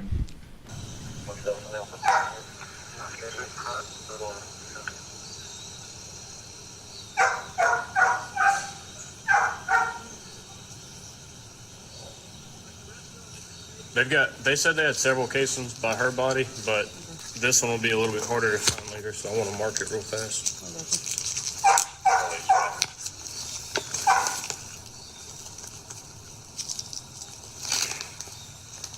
When you marked that casing, were you careful not to disturb its location where you found it? Yes, sir. I placed the tape beside it and then placed a rock on top so it wouldn't blow away.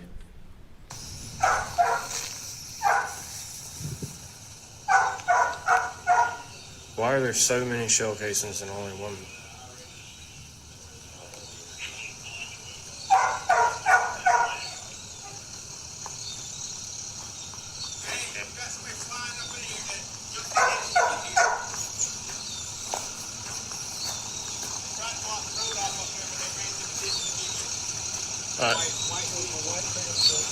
Okay.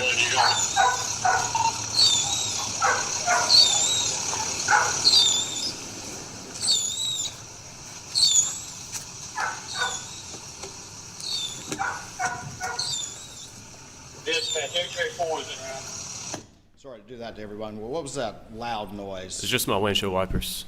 And why was it making that noise? They had removed all the moisture, I guess.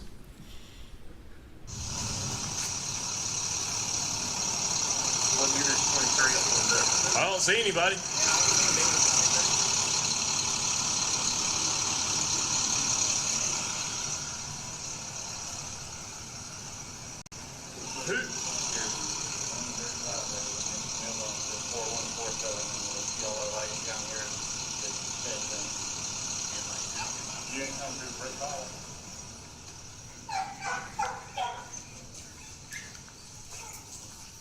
I see a couple more pieces. I found some more there. Back where? Over there? Yeah, I'm trying to figure out why there's it's 300 blackout. Trying to figure out why there's so many shell casings, but only one gunshot went to the back of each head. Not my job to figure that out. I'm just curious. I only saw one more casing, but just in case I see more.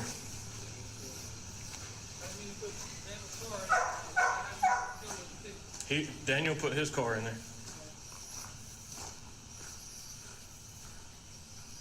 So, no. This is, I'll tell you about this in a minute.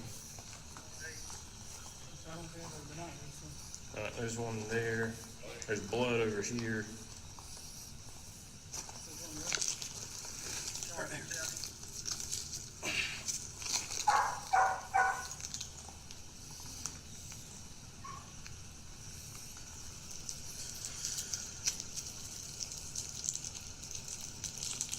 You looking at shell casings? 300 blackout. Sheriff. Those cases that you were marking right there, did you at all disturb the location where you saw them? No, sir. Is it your job to be doing a crime scene collection for this case, or are you just doing that to assist those who will do that will arrive at a later time? No, sir. I don't collect anything. I'm just marking it so that they're not disturbed.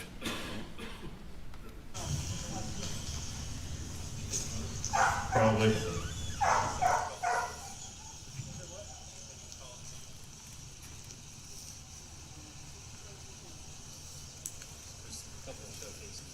Yeah, those will be easy to find. I was just marking a couple that were in the gravel that might be harder to see at some point.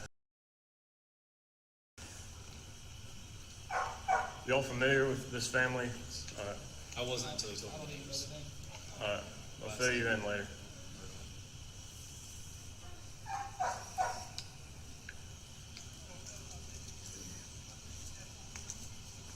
I don't think there's gonna be anything for me and anybody to do here. What did you just say right there? I don't think there's going to be anything for me and Evo to do here. All right. What did you mean by that? There was no article search that needed to be conducted right then and there. Putting Evo on the ground could have caused more of a disturbance than just leaving him up.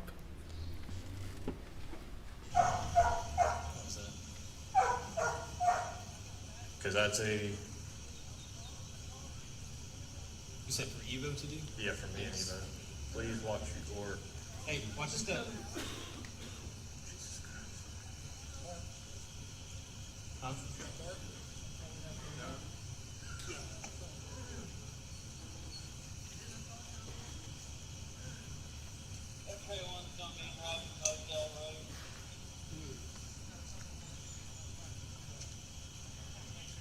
The gentleman in the white shirt is the husband of her father.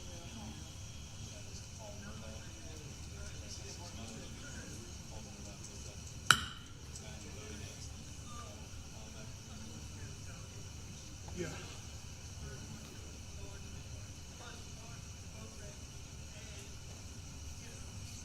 It's gonna be retaliation from family. He did have a firearm whenever I pulled up. It's a shotgun. All right.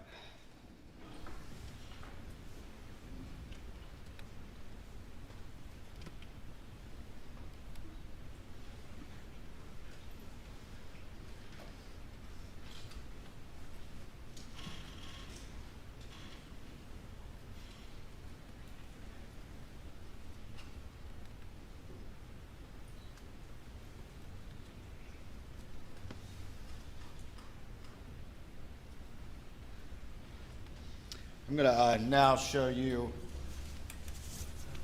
a portion of what's been previously admitted to evidence as Exhibit 1.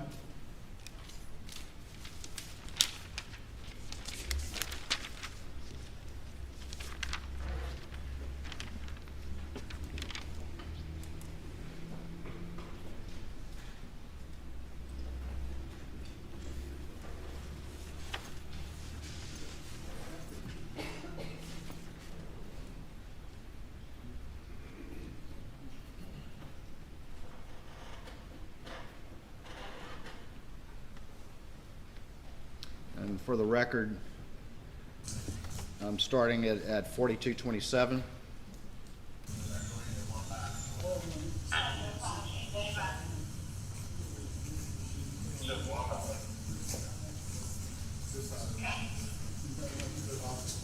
Who's that to the right of the screen right there?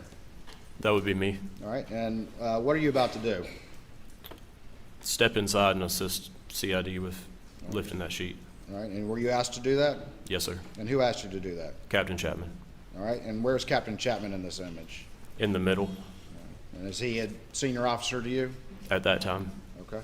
And I noticed before you moved, what did you do? Turned my light on And why did you turn on your light? so that I could plainly see what was underneath me where I was going. Did you disturb any evidence or anything as you started to go into the feed room? No, sir. Were you careful to avoid doing that? Yes, sir. Did you kick any shell casings or waddings or anything like that when you went into the feed room? No, sir. Did you step on any bloody footprints when you went into the feed room? No, sir. If you had seen something like that before you stepped in there, what would you have done? I would have stopped and notified the detective. build the desk over there. Actually, hold on. The people just want to do it. Fire rescue might have some more sheets we can steal. That's right, it shouldn't be like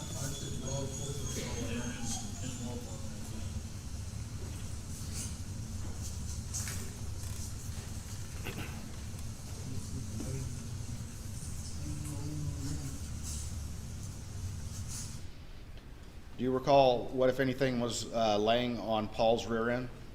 His cell phone, or a cell phone. Is that it in this image right here? Yes, sir.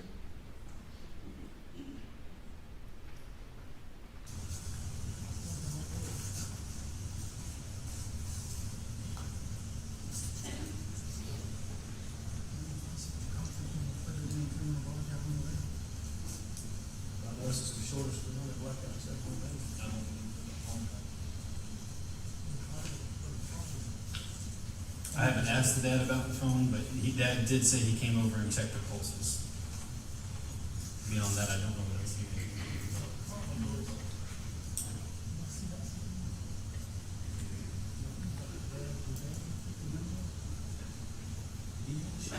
He did have a shotgun with him. I have secured that in my vehicle.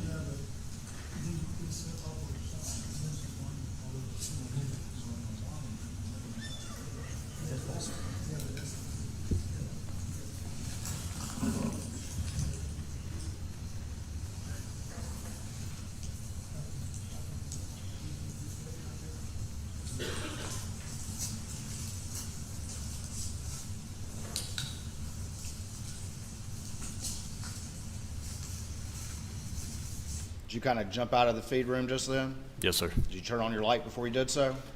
I believe so.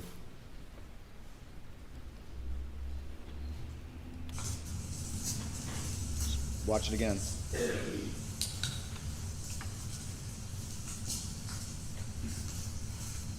Did you jump out when you left the feed room? Yes, sir. And why'd you jump out like that? Try not to disturb the body. It was easier to leap out than to try to step. Did you enter the feed room at any point after that, to your recollection? Not to my recollection.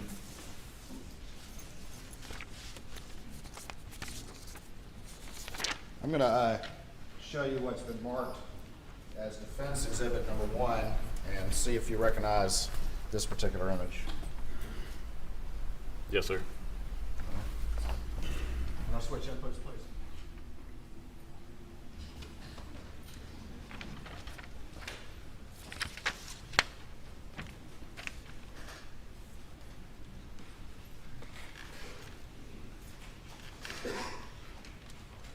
Does that appear to, is that how you found Paul when you arrived at the scene? Yes, sir. And were his hands underneath him in that fashion when you arrived at the scene? Yes, sir.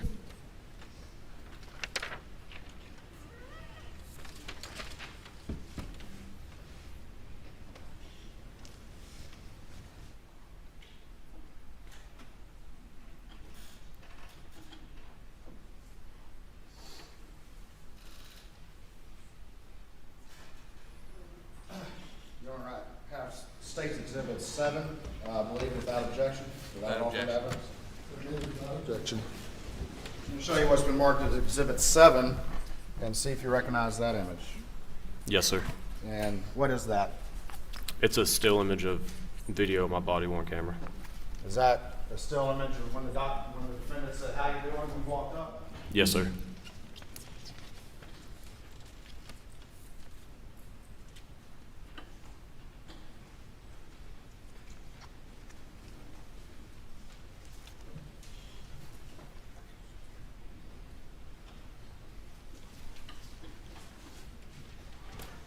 Court's indulgence, 1 moment, Your Honor.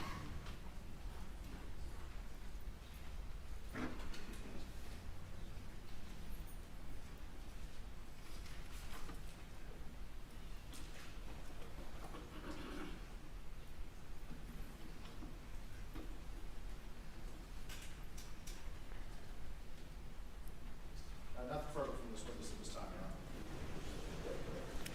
Honor. Cross-examination. Please report, Your Honor. So, when you got to the scene, who was your supervisor? Can you repeat that question? I couldn't hear you. I'm sorry.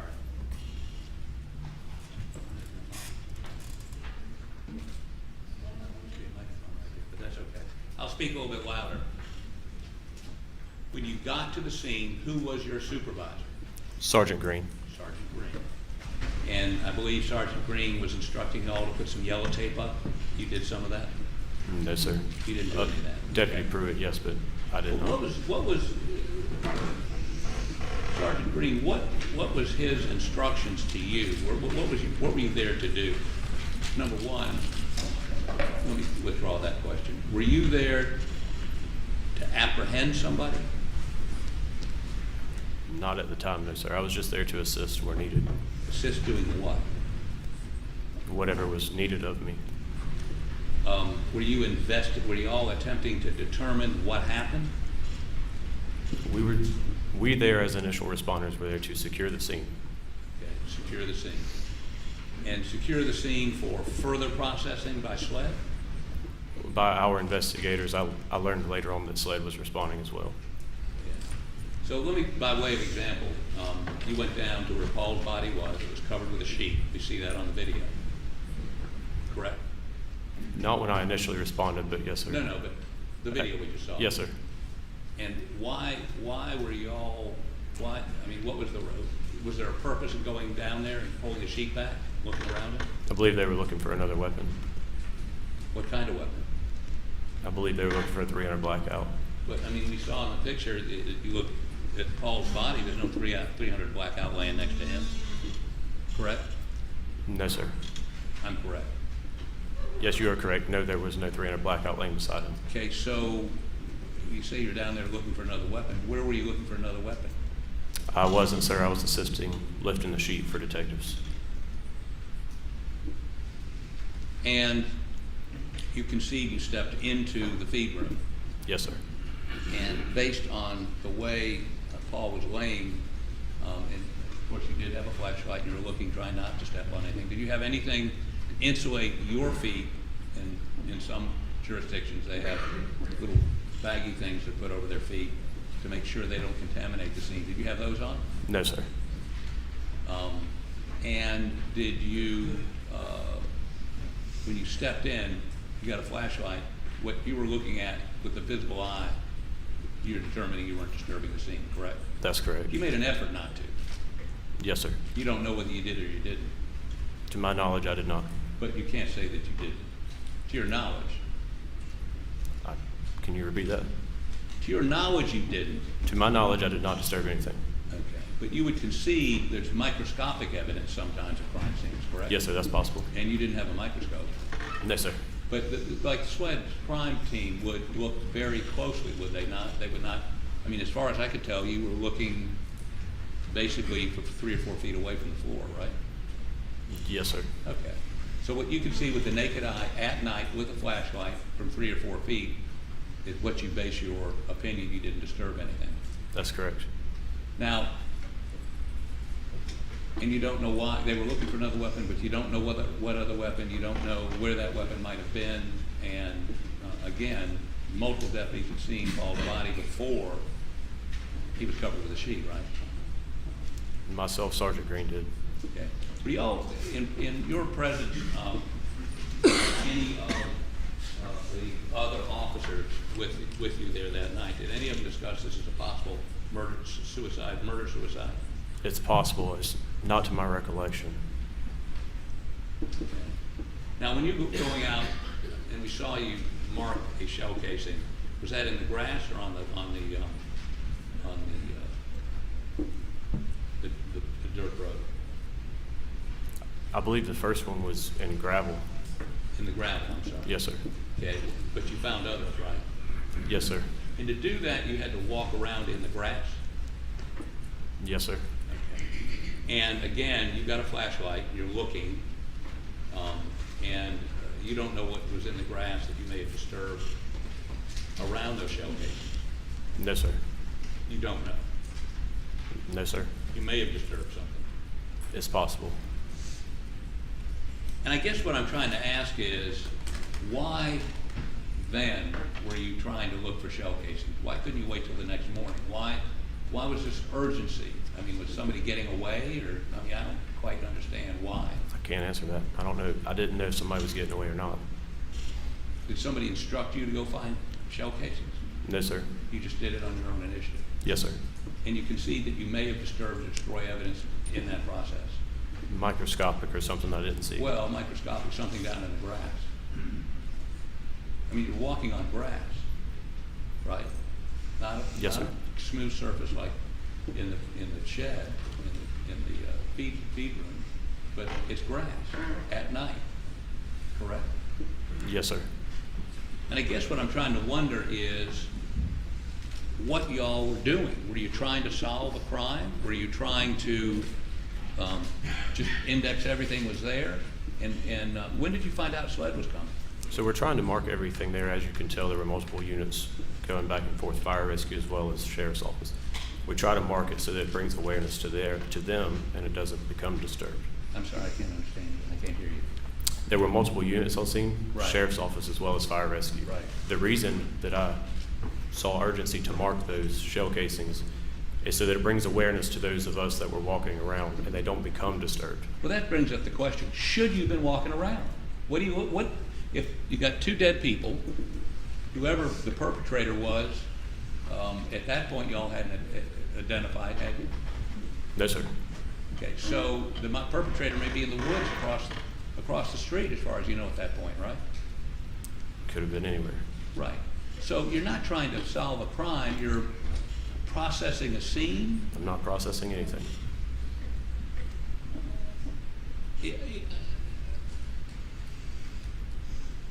You don't know what you're doing.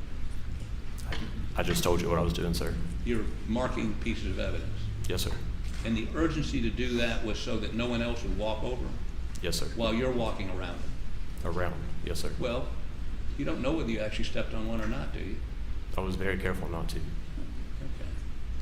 Now, let me also ask you this, that the pattern of the first shell casing was how far away from the feed room? I can't say. That you found? The first shell casing I found? Yeah. I'm not sure. 10 feet, 20 feet, more than me, further than? Probably about the same distance from me to you. Okay. From the feed room door? Yes, sir. Now, I understand, and you got a blackout, right? Yes, sir. And when you fire that, does it eject to the right or the left? To the right. Mine does. Okay. So if the feed room is where I am, that shell casing ejected to the right and forward, right and back? What do you know? Are you asking where the shell casing was in relation to the door? It would have been forward and right of the door. Forward and right of the door. And there was the pattern of casings leading, do they all lead to her body? I can't remember. Did you sketch where you found them? No, sir. I did not do a crime scene sketch. Have you ever done a crime scene sketch? Tell me your training in crime scene processing. It's very basic, limited what you would get at the Criminal Justice Academy. Very basic. Yes, sir. So you're not a crime scene processor. Again, and I'm not asking this question repetitively, I'm just trying to puzzle it out. You don't know what your role was there. I was a first responder. Well, they were dead, Paul and Maggie, right? You couldn't render them any aid. Your Honor, I would object. No question in that statement. Is there a question? Could you have rendered them aid? Were they in a physical condition where your assistance would have helped? No, sir. They were dead, correct? Are you asking? Yes, sir. Yes. Okay, let me show you a couple of these clips and ask about them here, and I've got times. We don't have to go through the. I'm going to be brief. Okay, would you go to 1040?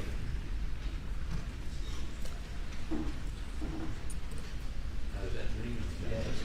I don't want to. Yes.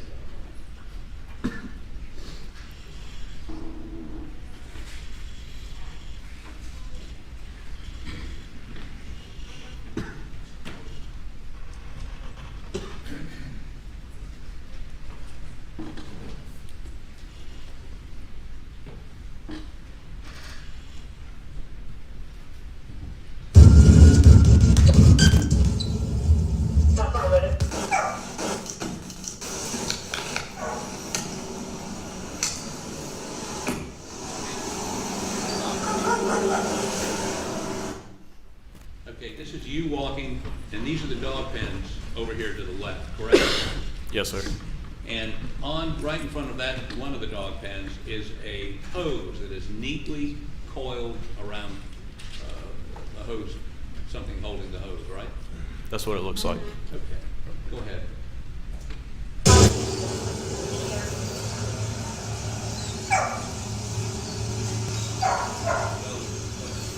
How about go to 11, 12?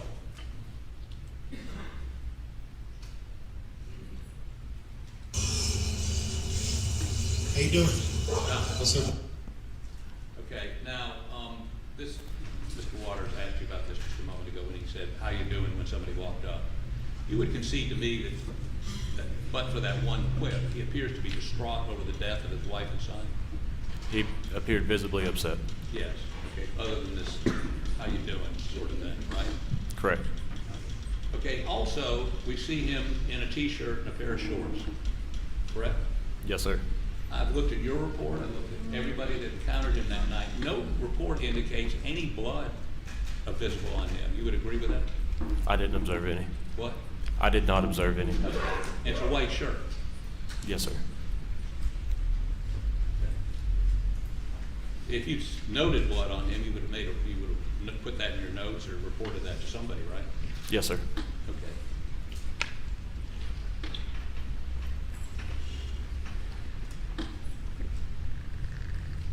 How about, let me see, 1845.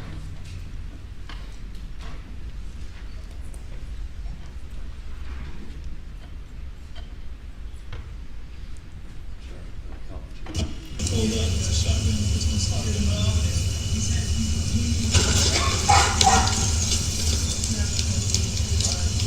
It's 300 blackout. 300 black. Stop 1 second. That's you apparently determining the shell casing you found is a 300 blackout, correct? The one that I marked, yes, sir. The one that was in the gravel. Yes, sir. That's all the video I have. Just a couple final questions. Since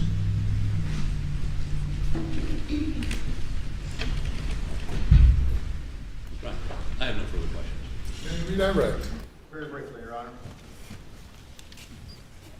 Are you a first responder? Yes, sir. Your first job is safety, correct? Yes, sir. Second job is to protect the scene, is that correct? Objection, leading. Thank you. Tell me what your jobs as a first responder are again, please. Yes, sir. We secure the scene, make sure there's no current threat for additional first responders. We then secure the scene, make sure that nobody comes in that's not supposed to, so that we preserve any evidence that's there. As part of your training to avoid disturbing the scene as best you can, Yes, sir. still paying attention to your primary role. Yes, sir. As part of your training and your experience and what you try to do is if you do see evidence. Objection, Your Honor, leading. I'll rephrase, Your Honor. If you are on scene and you do see evidence while you were there, what is your standard operating procedure in that event? I would mark it And why do you do that? just to bring awareness to it so that it's not disturbed. Is your job to be a crime scene investigator? No, sir. You're just marking that? I'll rephrase.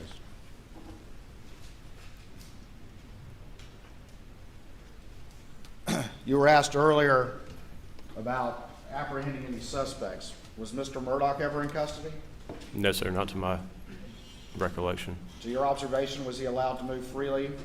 Yes, sir. Was he allowed to interact with people who came to talk to him? Yes, sir. Was he ever placed in the back of a police car? Not that I'm aware of. Never put in handcuffs? No, sir. Was he being treated as a suspect when you were there? Not that I'm aware of. Nothing further, Your Honor. Nothing further, Your Honor. Thank you. You may step down.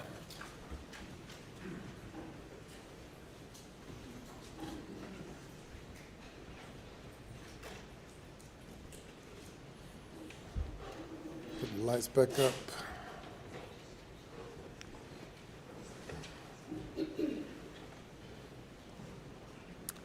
Ladies and gentlemen, we'll break for lunch. We will resume at 2:15. Please do not discuss the case. In recess till 2:15.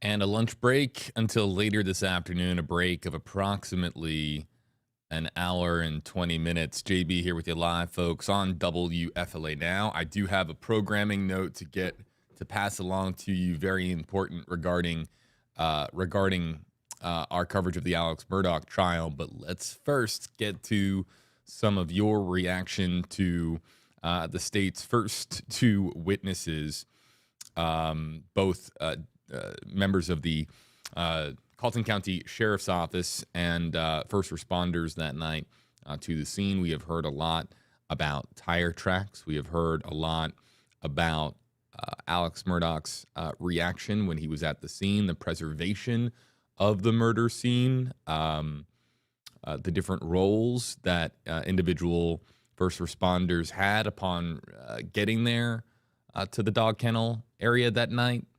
And we're starting to get a little bit of a better idea as to how the state is presenting their case. And also, too, we're also getting an idea as to what the defense is trying to accomplish a bit.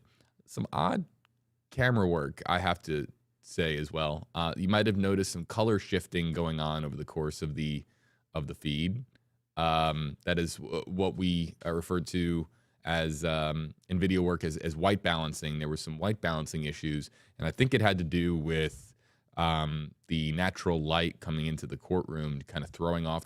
There's the example. There's a white balance. Camera is zooming in on all white to find what true white is, and that helps set the colors for the image. And now we have lost. They have stopped feeding out. Come back here with you live from the WFLA Now Stream Center. Fast chat hashtag, hey JB, the judges say not to discuss the case. What happens to a juror if they were to discuss the case with other juries at this time? They risk mistrial. And the very last thing that we want is to have a mistrial. It is a sad and unfortunate occurrence that will happen in some cases when court procedure and court policy is not executed. And so you can only hope. You can only hope. Some more reaction in the comment section. If you use hashtag KJB, I can feature some of your comments on screen. I'm going to do this for a few minutes, and then I have to we'll talk about this more in a moment, but saying hi to Michelle, Giovanna, Jennifer, Rando. Ellie wants to know, will Buster be a witness? He's on the witness list. He's in the courtroom, but he can still, as I understand it, be called as a witness. Will he be called as a witness? I guess we will see. He's on the witness list, as I understand it.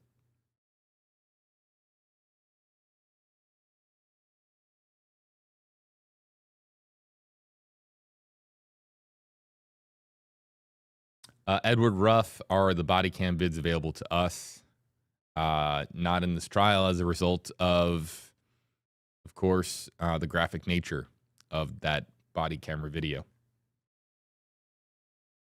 We thought that we were going to be able to see portions of it, and then portions would be redacted, which is what you will see in some trials. Sometimes there will be a blurring effect that will go on. Other times there is sections of the video that are edited out due to their graphic nature, or sometimes a pool camera can be instructed to not show a particular portion of the video to the public due to the graphic nature of those images.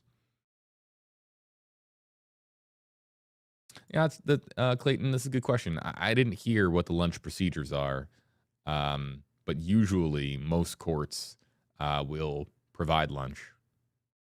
I didn't hear those specifically.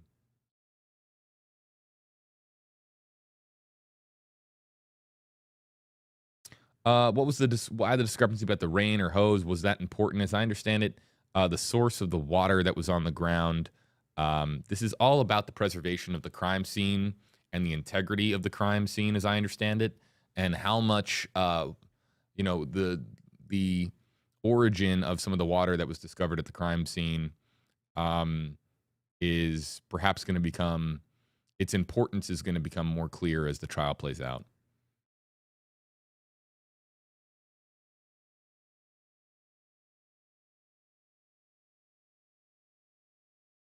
Barley Hops, hashtag KGB. What just happened? Or anyone else as I walked into the other room, and question mark when I came back, what is being shown in court but not us? So they have broke for lunch. And what they're showing on the camera is in the court on these respective monitors is they are showing the body camera video from the various perspectives of the first responders who were wearing those body cameras.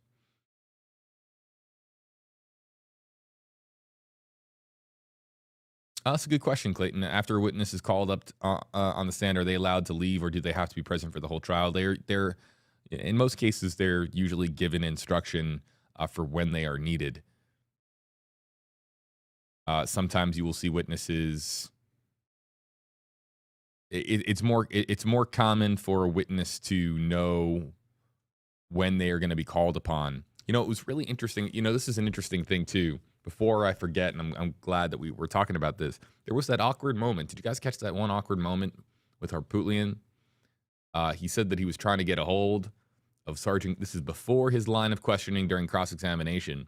He mentioned that he was trying to get a hold of Sergeant Green. A little bit of an awkward moment because it was clearly established in this line of questioning that Sergeant Green had multiple conversations with Creighton Waters for the state. And they 3 to 4 conversations, in-depth conversations about the body camera video. But that Harpootlian's claims that he was unable to get a hold over a period of weeks, unable to get a hold of Sergeant Green, saying, do you check your voicemails? And Sergeant Green almost sounded surprised and claims he has not received any contact or any inquiries from right there, Mr. Harpootlian. Bit of an awkward moment there.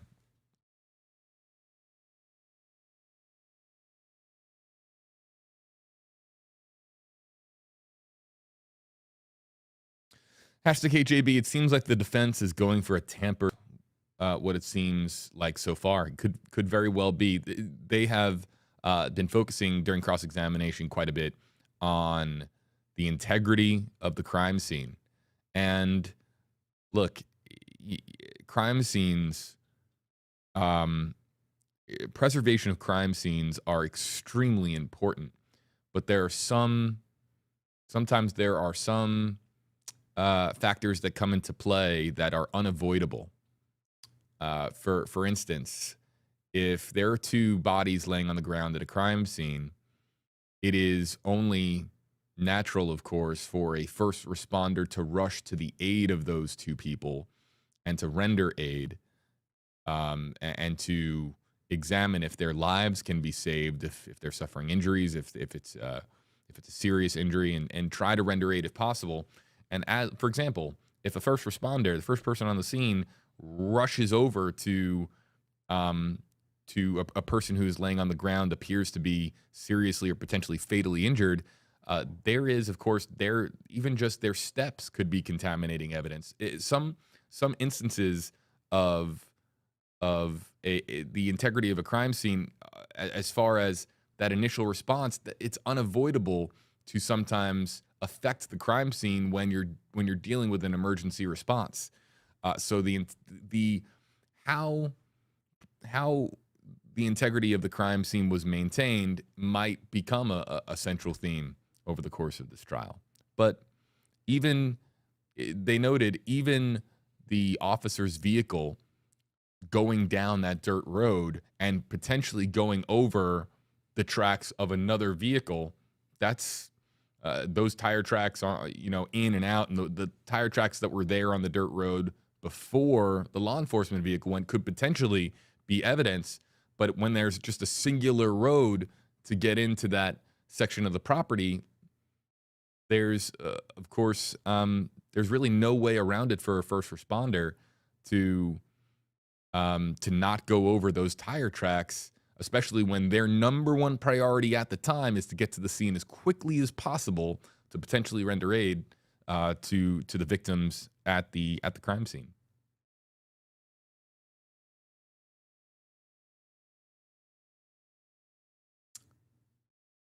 Let's see here.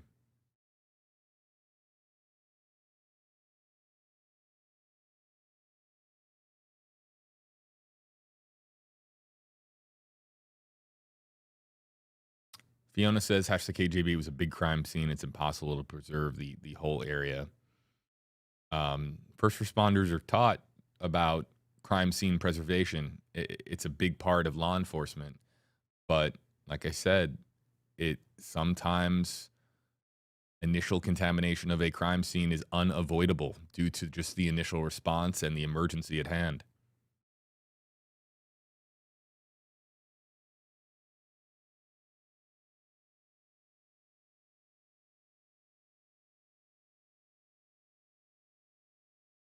And let's see here. I see you's comment. Look, folks, so let me explain.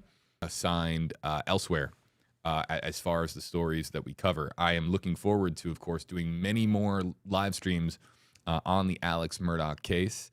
To our moderators, this is really important for our mods in the YouTube comment section. Please inform our audience that I will be here when I can be on live stream to provide context. But as far as being able to provide 2 weeks of coverage, I will not be able to do so because as far as the operation, the large news operation that we are here at WFLA, I am needed in other respects. So I look forward to, okay, so we froze. Are we back on YouTube Live? So I want to make sure that everybody can hear me.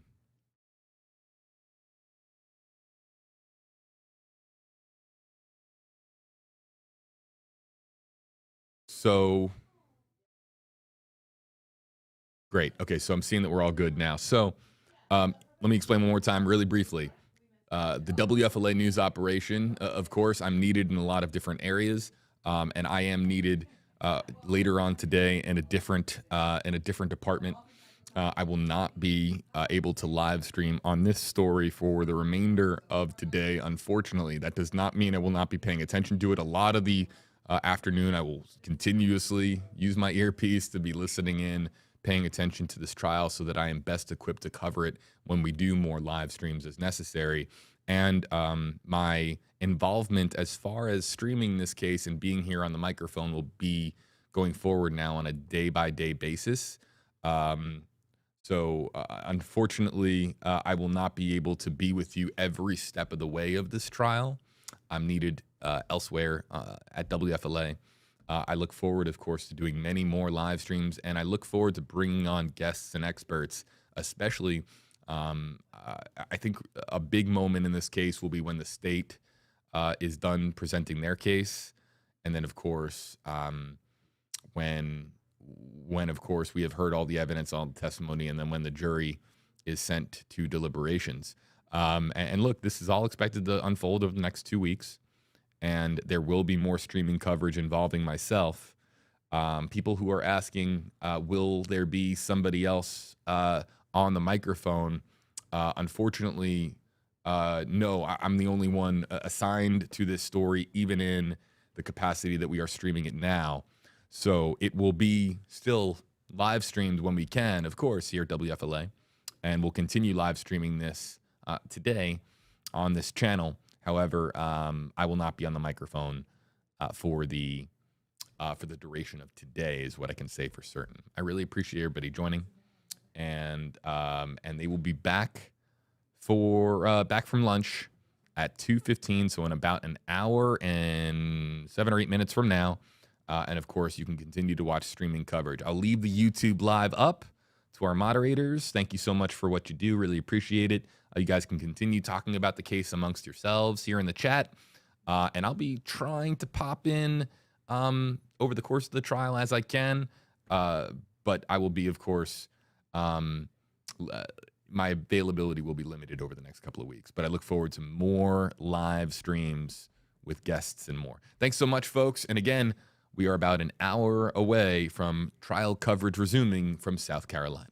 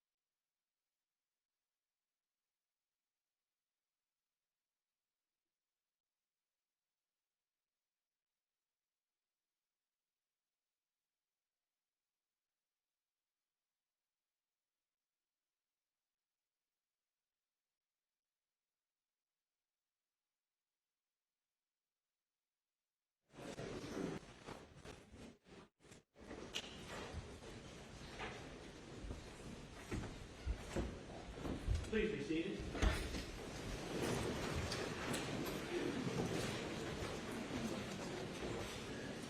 Anything before the jury comes? Just very quickly, Your Honor, in conversation with Mr. Harpootlian, as you're aware, one of the areas of, that the state intends to go into at some point, subject to Your Honor's ruling, would be the events of what we call the side of the road, and that was the Salkehatchie Road events in September of 2021. We, of course, have talked with the defense and don't plan to go into that, as we've discussed with Your Honor, until they've had a chance to make whatever motions and Your Honor has had a chance to rule. There may be SLED witnesses or other witnesses as we go forward that not only participated in the murder investigation but also the side of the road investigation. And in discussion with Mr. Harpootlian, he's agreed that we can call those witnesses to discuss only the murder with the ability, with Your Honor's permission, to recall them later for the side of the road in as much as Your Honor rules any of that relevant and admissible. And I just wanted to put that agreement on the record, Your Honor. Mr. Harpootlian? That's our agreement. I mean, Your Honor, only one further caveat. If he would make it clear when he calls the witness so that I don't inadvertently stumble into an area we don't want to, just if he just designate if you just say for limited purposes, that'll keep me to stay away from asking questions that might result in me opening the door into the other area. Certainly, and any such witness will be instructed what the subject matter is for that examination prior to it. Okay. Yes, sir. You may bring the jury.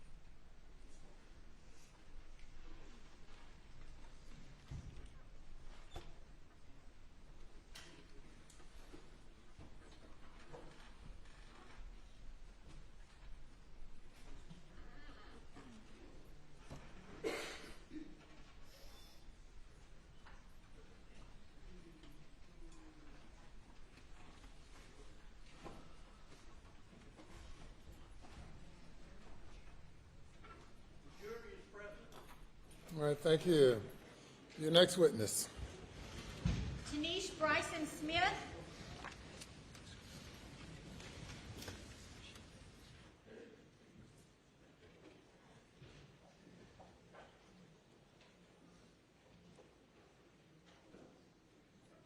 You'll come up here, please.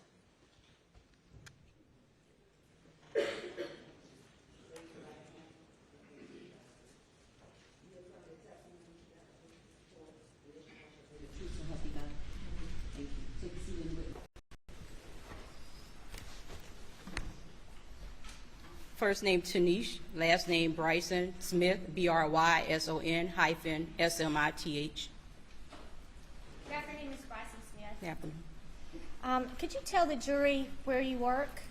Hampton County E911. And how long have you worked for Hampton County E911? 17 years. And what is E911?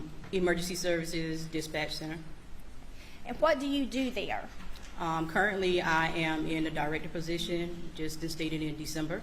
I am over the management of day-to-day operations of the 911 Dispatch Center for Hampton County, including budgeting, payroll, like I said, day-to-day operations, and record keeping, recordings, etc. Does the Hampton County 911 keep records in the normal course of business? We do.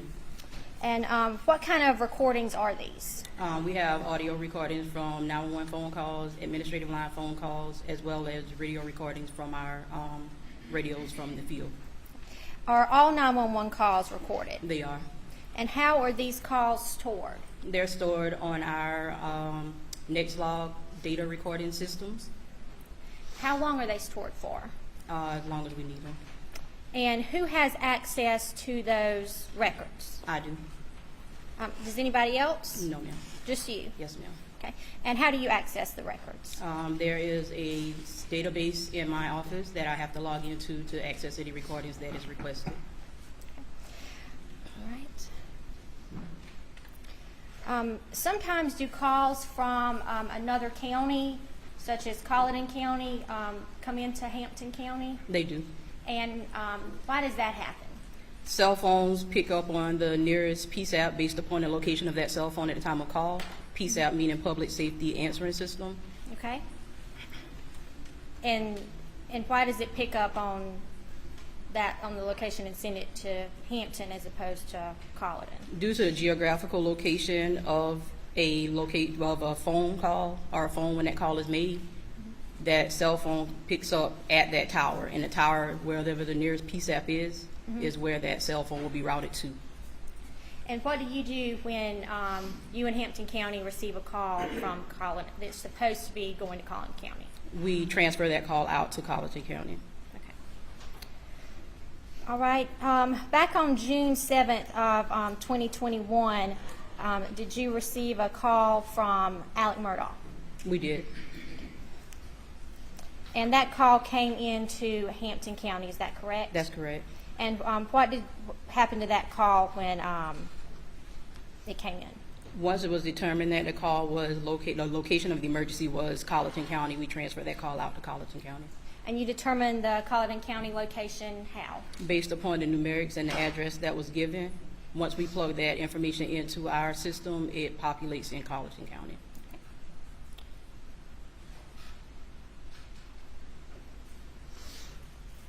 For the record reflect, I'm showing the witness takes what's marked as State's Exhibit 9.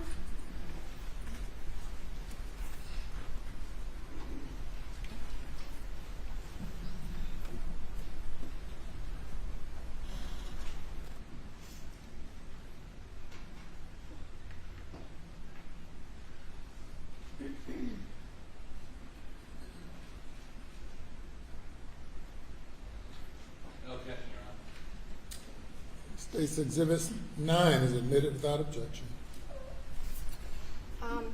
State's Exhibit 9 is a disc. Can you tell us what is on that disc?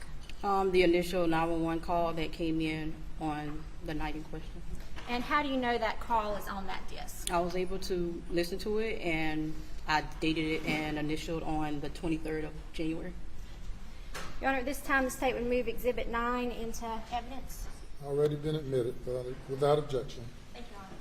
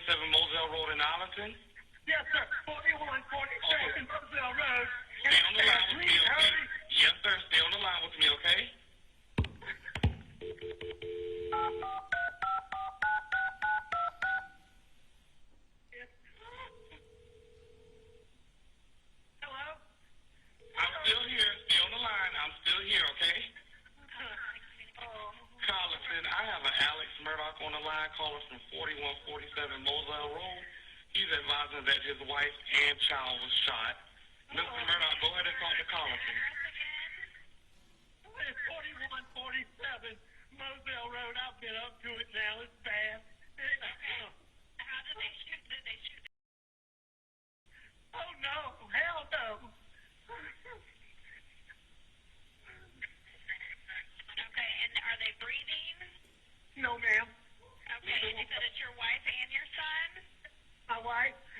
my son. Are they in a vehicle?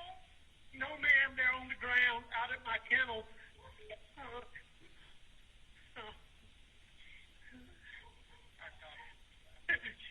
I can tell that he shot in the head, and he shot really bad. He shot really bad.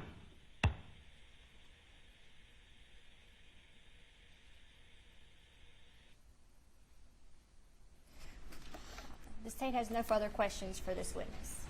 By the defense. Cross-examination. Thank you for your indulgence.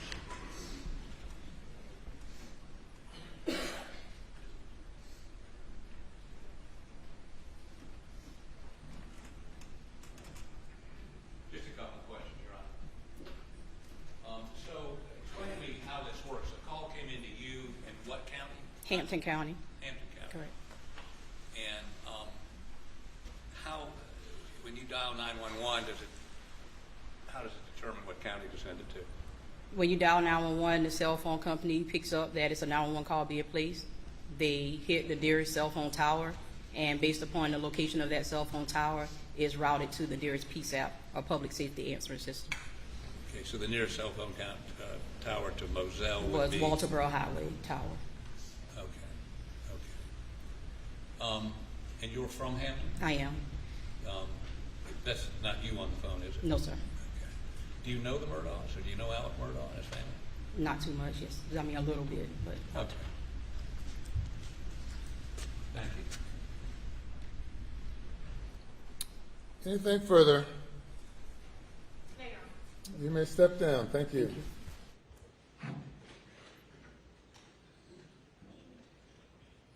Call your next witness. Angela Stallings.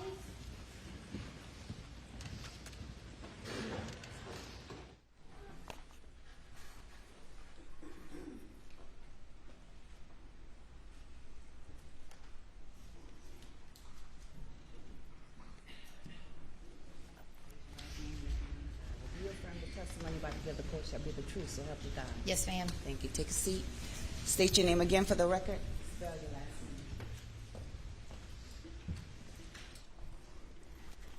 Angela Stallings, Stallings. Hi, Captain Stallings. Good afternoon. Could you please tell the jury where you work? I work at the Colleton County Sheriff's Office. Okay.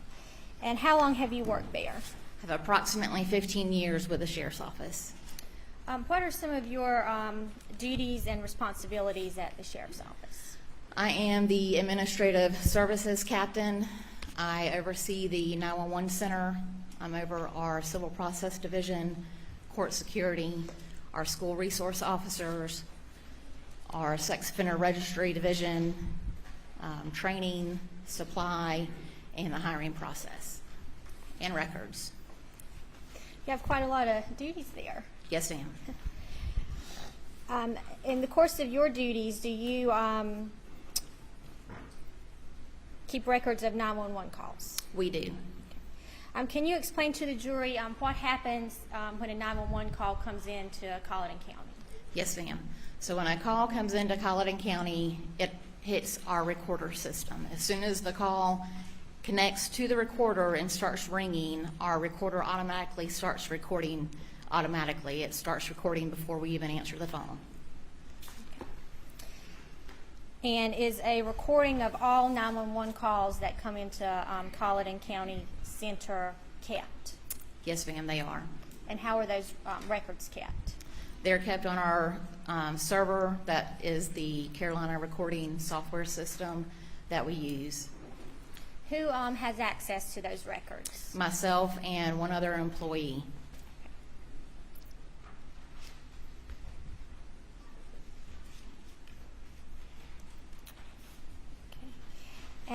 Is it normal for y'all to have calls routed from Hampton County to Colleton County? Yes, ma'am. Okay. And why does that happen? Depending on the location of the call within the county, we border several counties. Depending on if it's a cell phone that is calling 911, depending on the closest available cell tower, it will hit that tower. Wherever that tower is located, it routes to that PSAP. All right, on June 7th of 2021, did Colleton County receive a transferred 911 call from Hampton County? Yes, ma'am, we did. And what time did that call come in? May I look at my notes? Yes.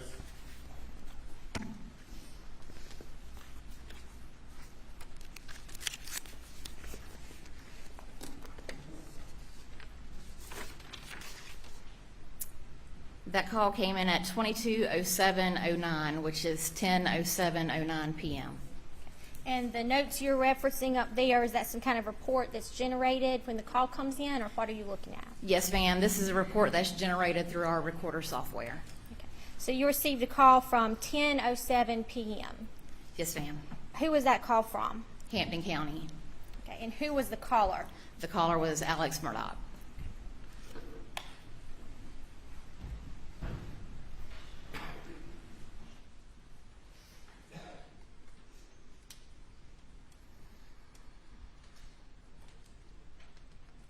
I'm showing you State's Exhibit 11.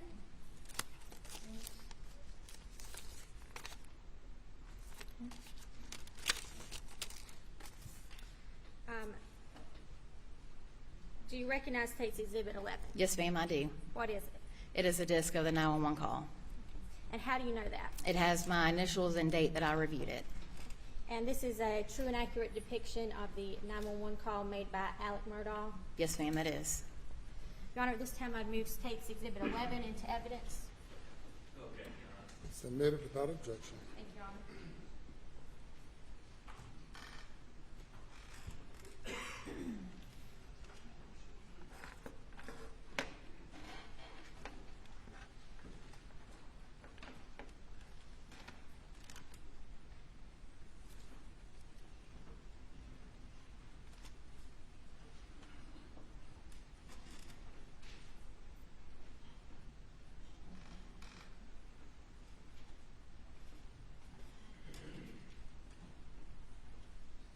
June.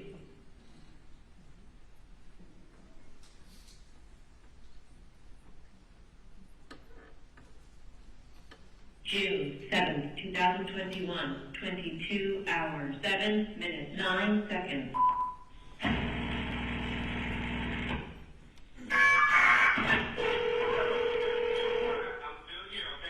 Connor, how are you going to get them?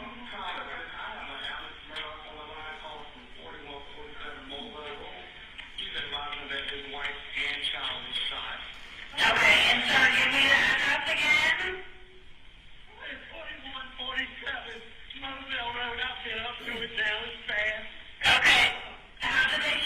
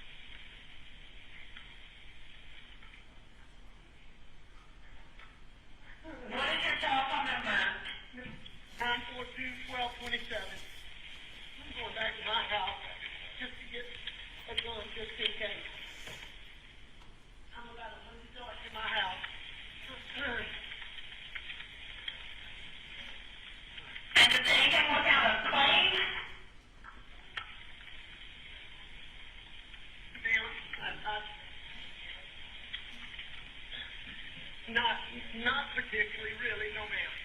Okay.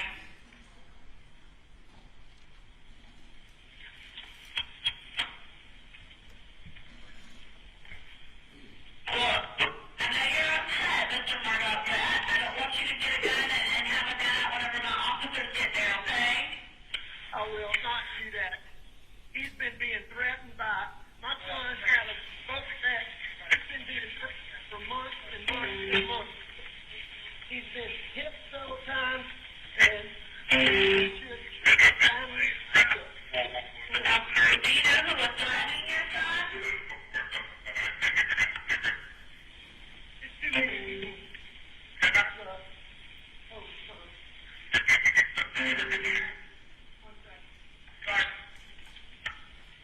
And you don't know the name of who was threatening him at all?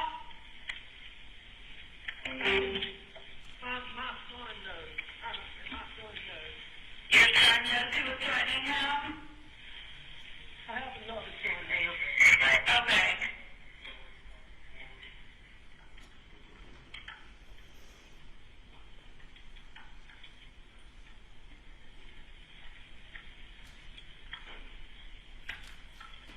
All right, I'm going back down there.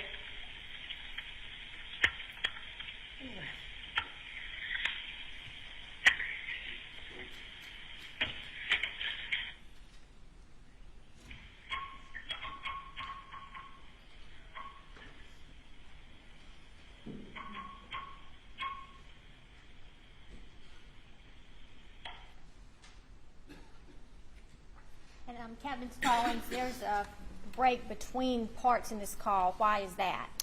The way our recorder system is set up, if there is a pause with either the call taker or the caller not talking, the recorder automatically cuts off. As soon as it starts to hear someone talking, it automatically kicks back on and starts recording.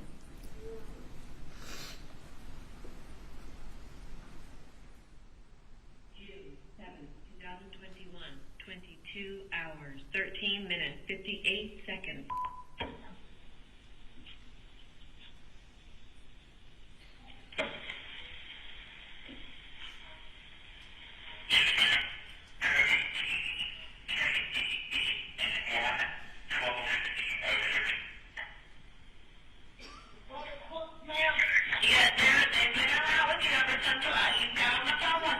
Multiple people coming out there to you.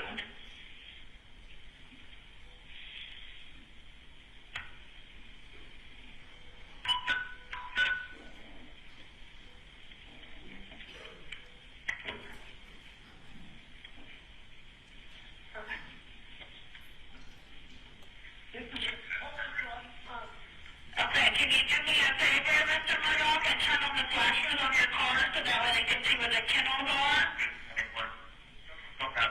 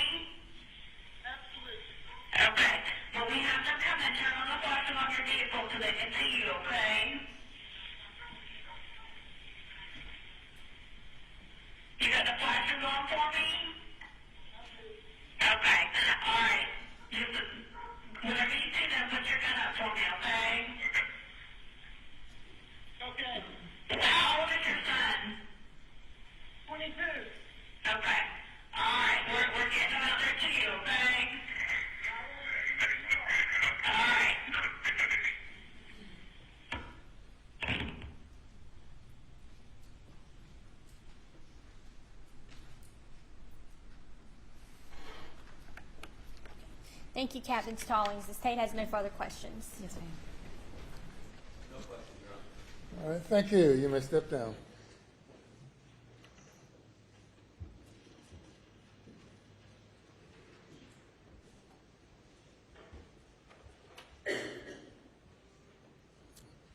Call your next witness. Barry McRoy.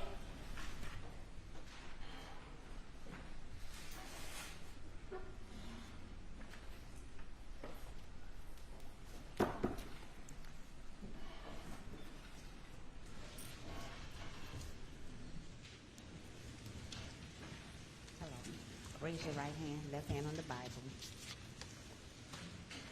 You swear or affirm that the testimony you're about to give the court shall be the truth, so help you God. I do. Thank you. Take a seat in the witness stand. State your name again for the record. Spell your last name. Barry McRoy, McRoy.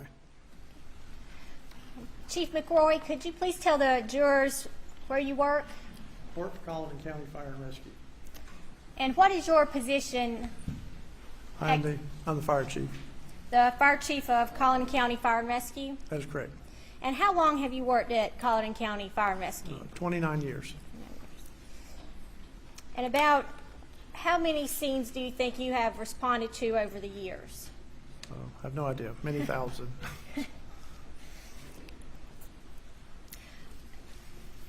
What are some of the training that you need to do to be a paramedic or respond with fire and rescue?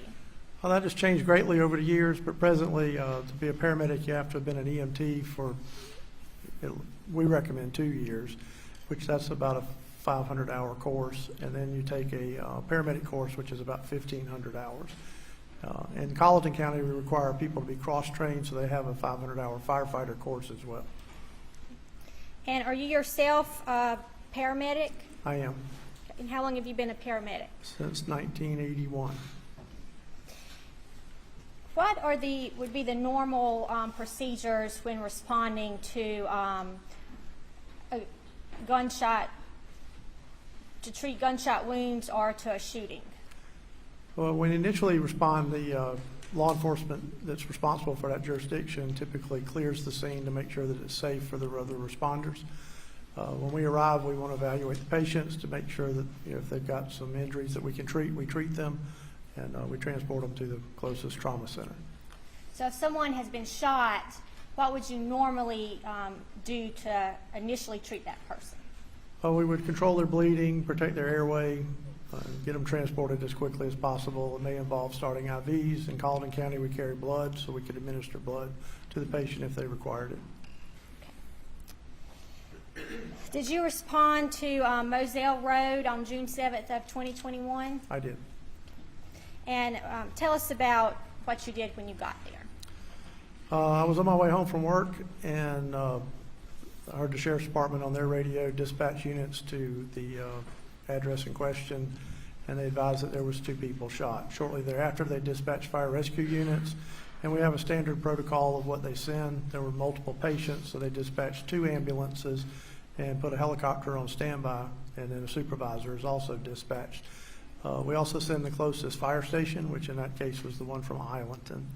I responded from Walterboro, and I did arrive ahead of everybody else.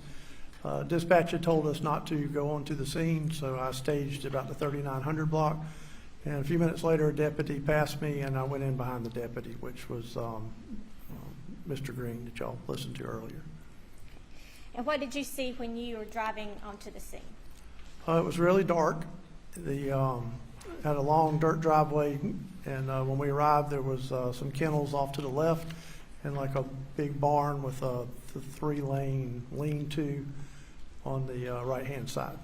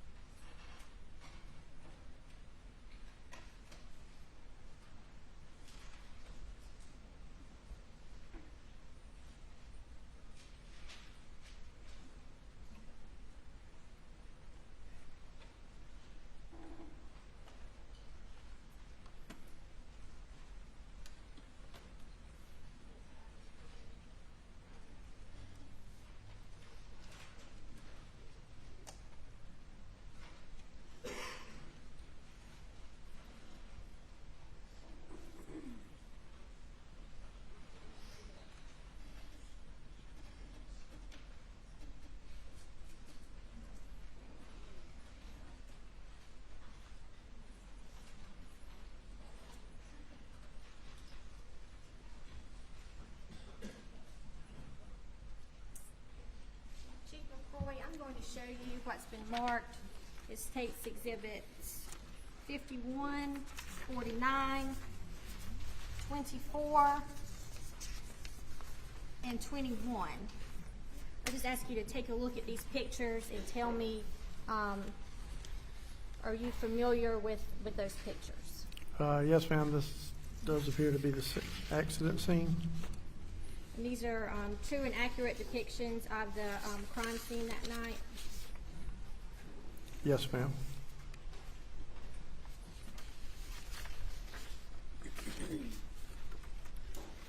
Your Honor, this time I would move states 51, 49, 24, and 21 into evidence, with states exhibits 24 and 51 being sealed with the agreed upon placeholders.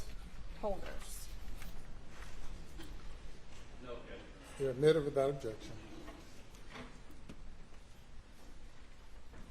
So, Chief McCoy, could you tell us how you observed the victims when you got to the scene? Deputy Green went through the scene first. He actually drove a little ways in between the kennels and the lean-to. It was very dark, so he needed his headlights to see what was going on there. There was animals in the kennels. I don't know how many, but there was also some chickens fluttering around on the equipment on the right-hand side. The body of a younger male subject was face down by the kennels. He had some very severe injuries to the head. And there was a female subject at the end of the lean-to. She was also face down with severe injuries to her head. And there was a gentleman standing off a little distance away from it, and he was on a cell phone and seemed very upset. Did you recognize that gentleman? Yes, ma'am. And who was that? Alex Murdaugh. And how did you recognize him? I have met him in the past on a professional basis because we have had to do depositions and such with his law firm. Case Exhibit 21.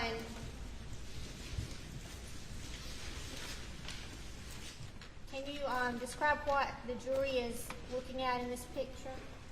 On the left-hand side of the photograph is the covered body of Paul Murdaugh, and the down towards the end of the lean-to is you can see the covered body of Miss Maggie Murdaugh.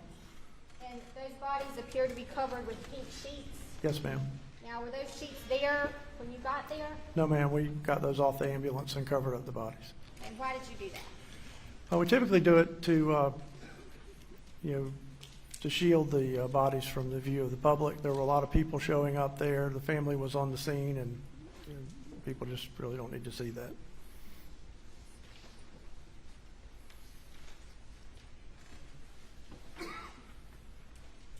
Case Exhibit 24.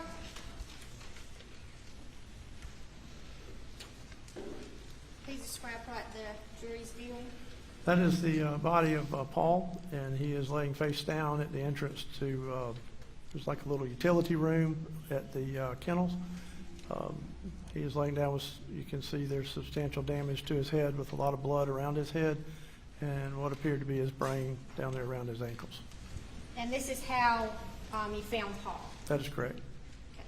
And you said that appears to be his brain down there by his foot? Yes, ma'am. Okay. And at this point, did you check his pulse? I did not check his pulse.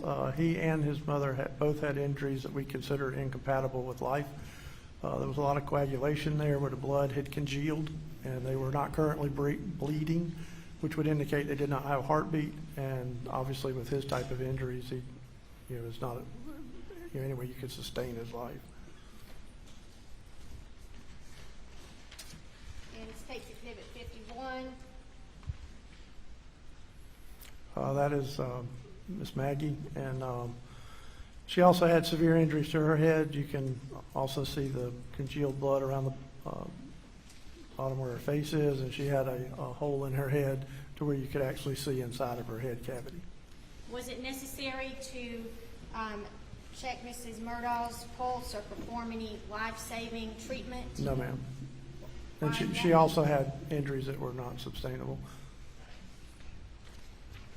In State's Exhibit 49. That's just where, That's the lean-to, and that's Miss Maggie's body in front of the little side-by-side.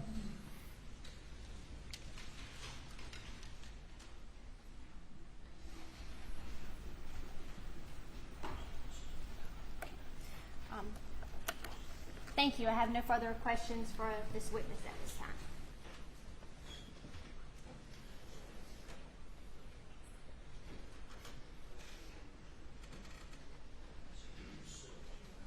Cross-examination. Just one moment.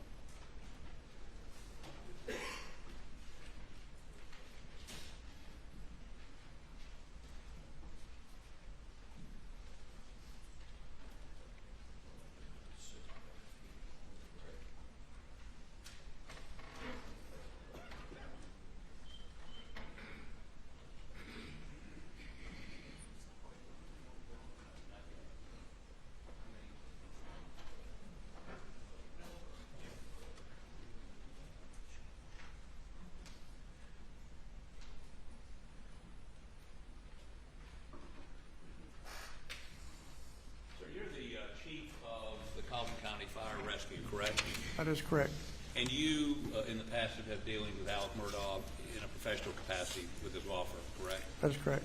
So you recognized him, and you've seen him before, correct? Yes, sir. Was his demeanor grieving, distraught, upset? He seemed to be very upset, yes, sir. Very upset. Now, I've got just a very few questions for you. But when you responded, and I'm going to try to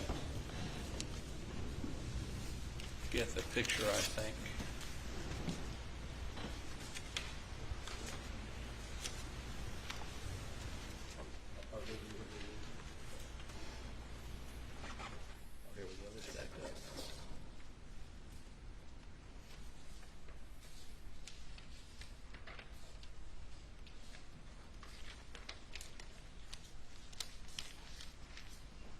So,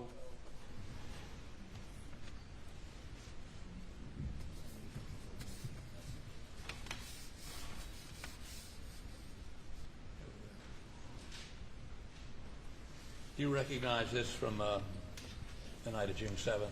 That is correct. And those headlights facing us, are those the headlights from the Suburban? That would be a vehicle that was south of the location, so the police car would have been north. Right, but is that Mr. Murdaugh's vehicle, or do you know? I have no idea. Okay. So when you got there, you indicated to somebody that they needed to preserve some tire tracks, correct? That is correct. Over to the right-hand side, there's 3 rows of I guess where they could park equipment underneath the lean-to. And the farthest one over, there was no equipment in it, but there were some tire tracks coming out of it. And, I mean, how did you come to see those? Did you drive, you drove in off of Moselle Road, correct? I drove in off of Moselle Road. The deputy parked in this little driveway here between the two, the kennel and the lean-to. Right. I parked at the end of the lean-to. Where I was at, I activated my scene lights, which are all the way across the front of the light bar. The scene lights? They're high-intensity lights? High-intensity, bright white lights. Okay. So it was very dark, and I could see the tire tracks over to the right. So as we look at this view... They're not visible in this picture. I understand that, but Okay. would the area you were be to To the right. this side or the other? Other side. Okay, over to this side. That is correct. And on the other side of the shed right here? More to the bottom. More to the bottom? To the Okay. right. So let me, maybe we have a video of this that will be a little easier for you to look at.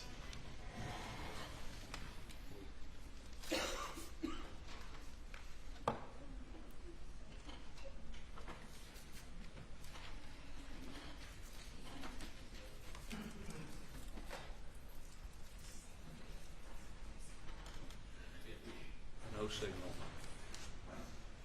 Set my television at home. Okay, so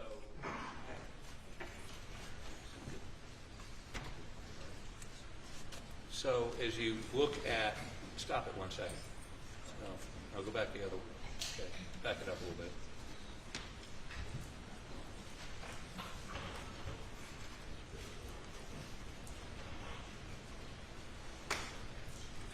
From this perspective, can you see that perspective right there? Yes, sir.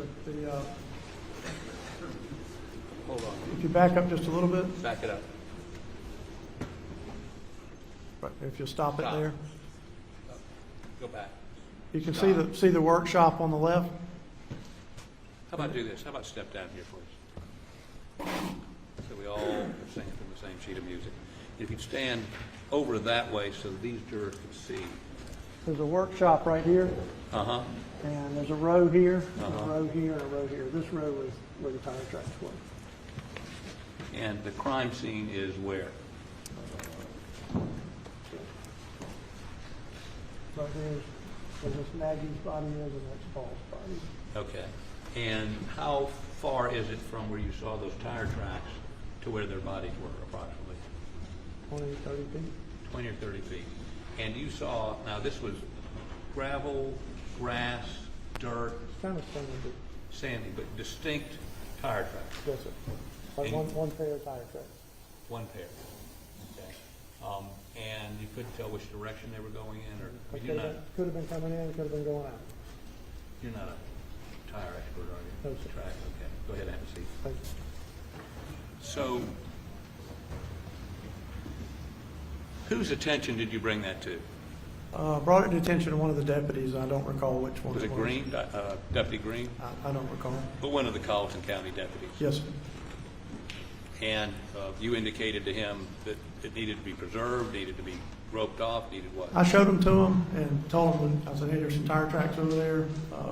We tried to block off the driveway. I had one of our units stay out on Moselle Road, but a lot of vehicles kept driving around them. There was civilian vehicles kept coming in, and then it began raining. So at that point, So after you told, he didn't put any yellow tape up to block it?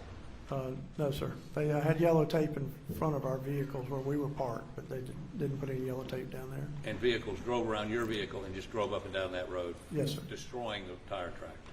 Well, the ones that were on the road part, not the ones under the shed. Okay. But to your knowledge, while you were there, did anybody take any pictures of those tire tracks? I have no idea, no, sir. Okay. Did you see any other pieces of forensic evidence, if you will, while you were there, other than tire tracks? There were shell casings around Miss Maggie's body. Okay. Now, did you go over and examine Paul's body? Yes, sir. Did you go in the feed room? No, sir. Okay. Were you very careful around the body? Yes, sir. And Sheriff's Department started putting up the yellow tape, and as they did that we backed up and got behind it.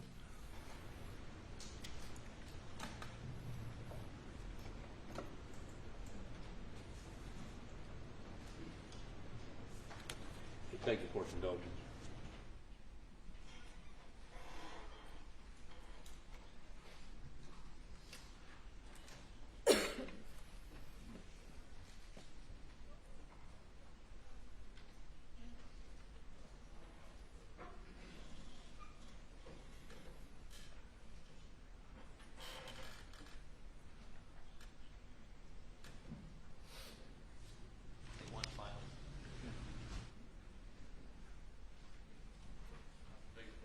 We need to go to another.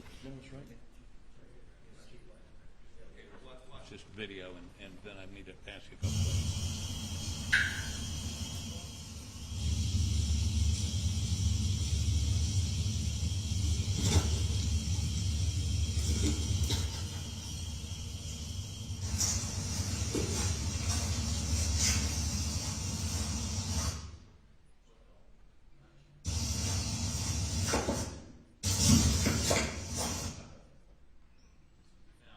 Is this the area you were talking about where there were tire tracks? They're over to the left. I'm sorry? They're over to the left. Okay, but all these vehicles that are parked up there? That's the driveway coming in. Okay. And then you're saying after that is where these tire tracks were? Yes, sir, over to the left of this police car. You can see my vehicle was the red and white Tahoe. Right. Maybe 15 feet to the left of that was where the tire tracks were. And you pointed those out to the Colleton County Sheriff's deputy, said they needed to be preserved. I just showed them to them. I didn't tell them what to do with them. Thank you. No further questions, Your Honor. Redirect. Thank you, sir. You may step down. Thank you, Your Honor. Call your next witness. State calls Jason Chapman. Thank you.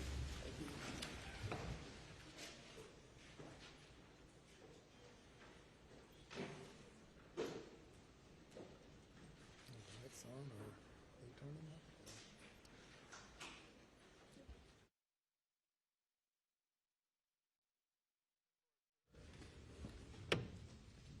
Lights back on or halfway or?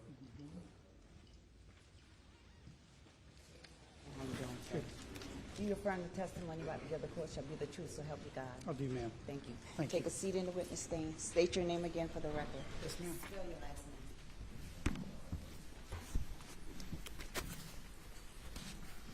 Good afternoon. My name is Jason Walker Chapman, last name Chapman.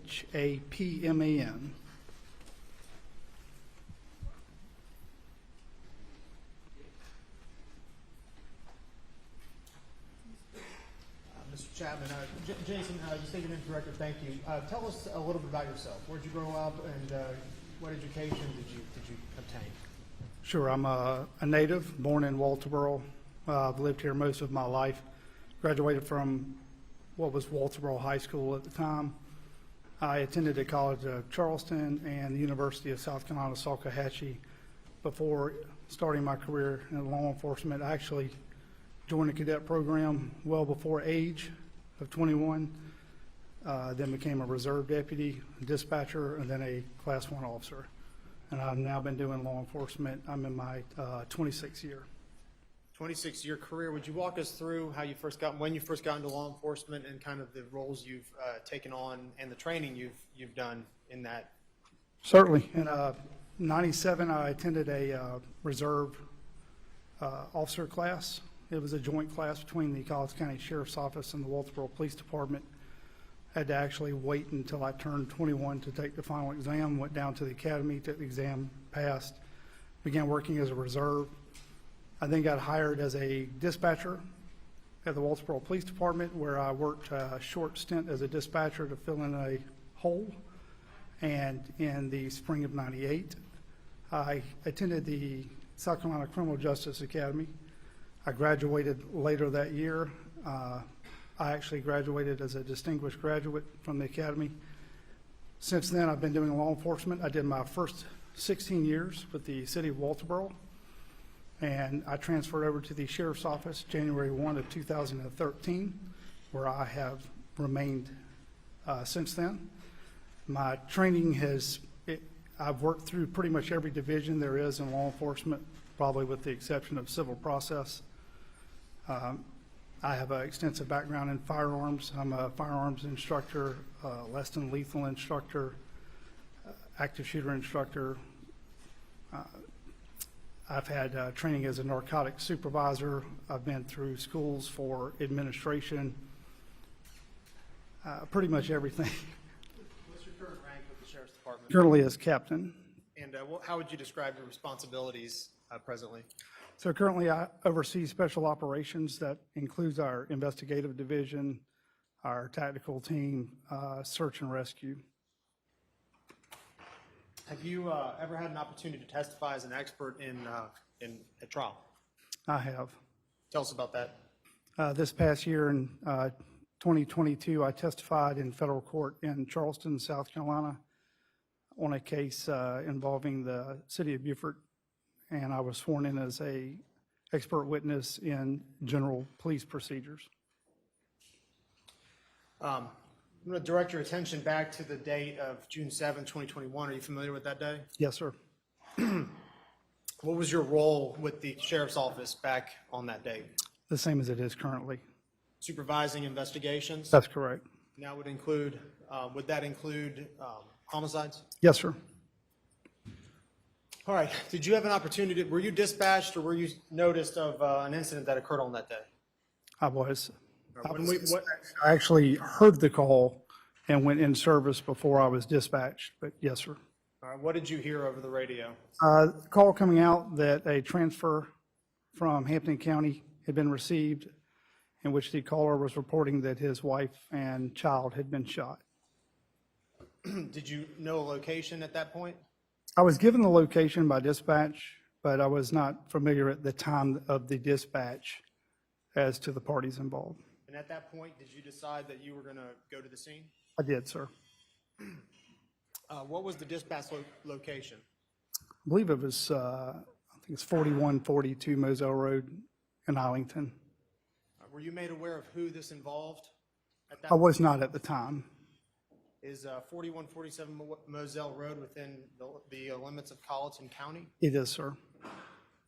And walk us through what you did that night upon, learning of this incident and then making your way out there. Walk us through that process, if you would. Yes, sir. I had a brief conversation with Sheriff Hill by telephone while en route.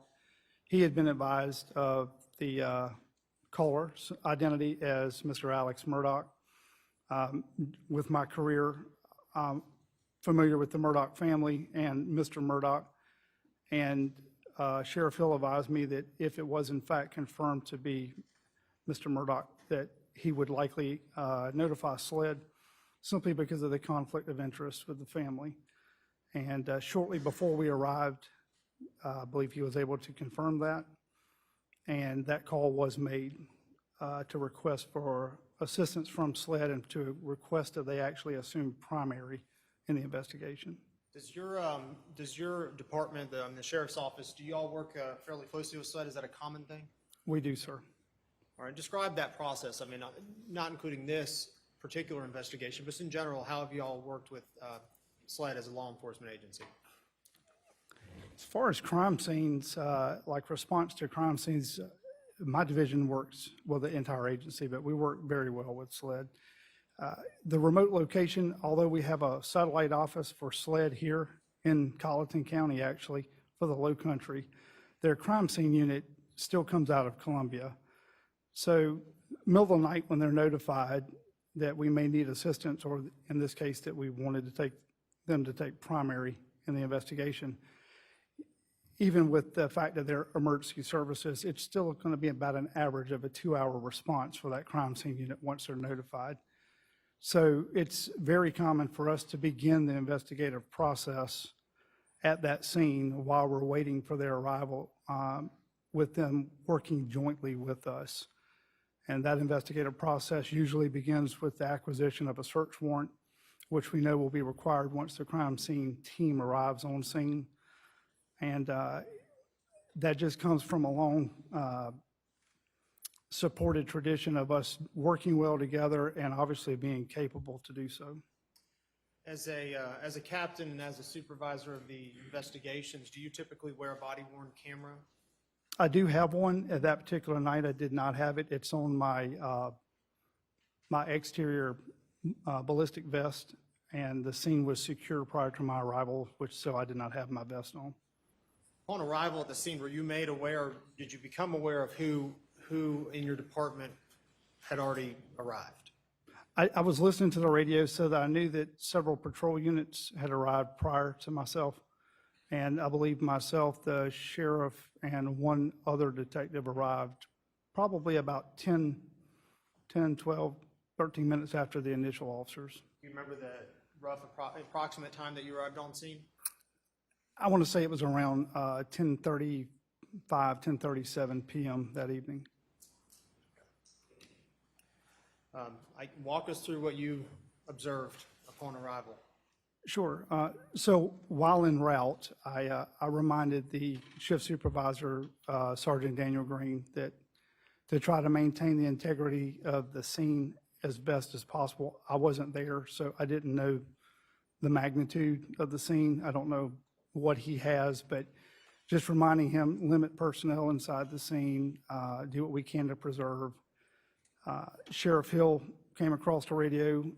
I was trying to pull the weather up. In this particular area I was driving through, I did not have much phone signal, so he did, and realized that we had an approaching storm that was about 45 minutes out.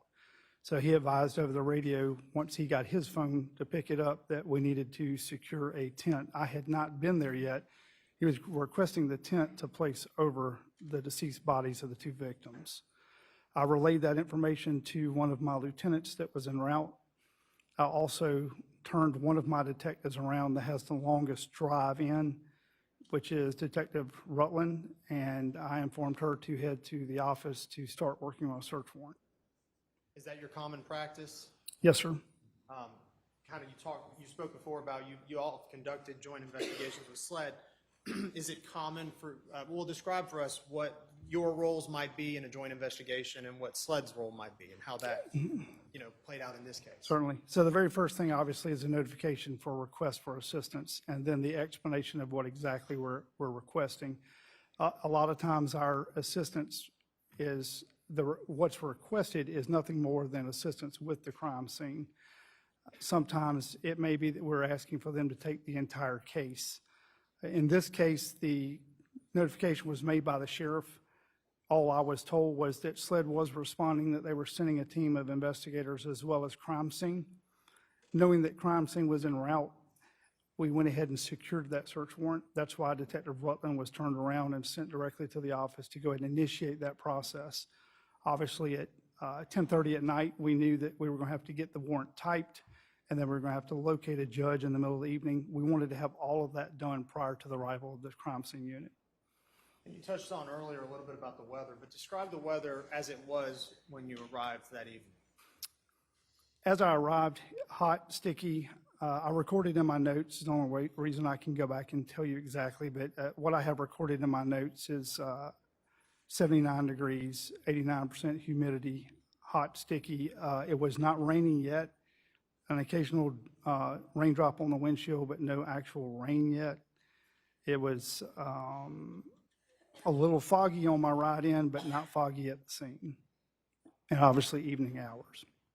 And I think you mentioned before, but rain did set in at however, how long was it until the rain set It in? wasn't very long. I think the radar was pretty accurate. I want to say within 45 minutes to an hour of that notification, the rain did come. And you mentioned setting up tents or requesting that tents be set up. What would be the purpose of those tents? So in response to the crime scene, obviously preservation of any type of evidence is important, but the preservation is not always limited to leaving it there and taking a picture of it and wait for somebody else to get there. In this case, Mother Nature wasn't complying. We knew that the rain was inbound.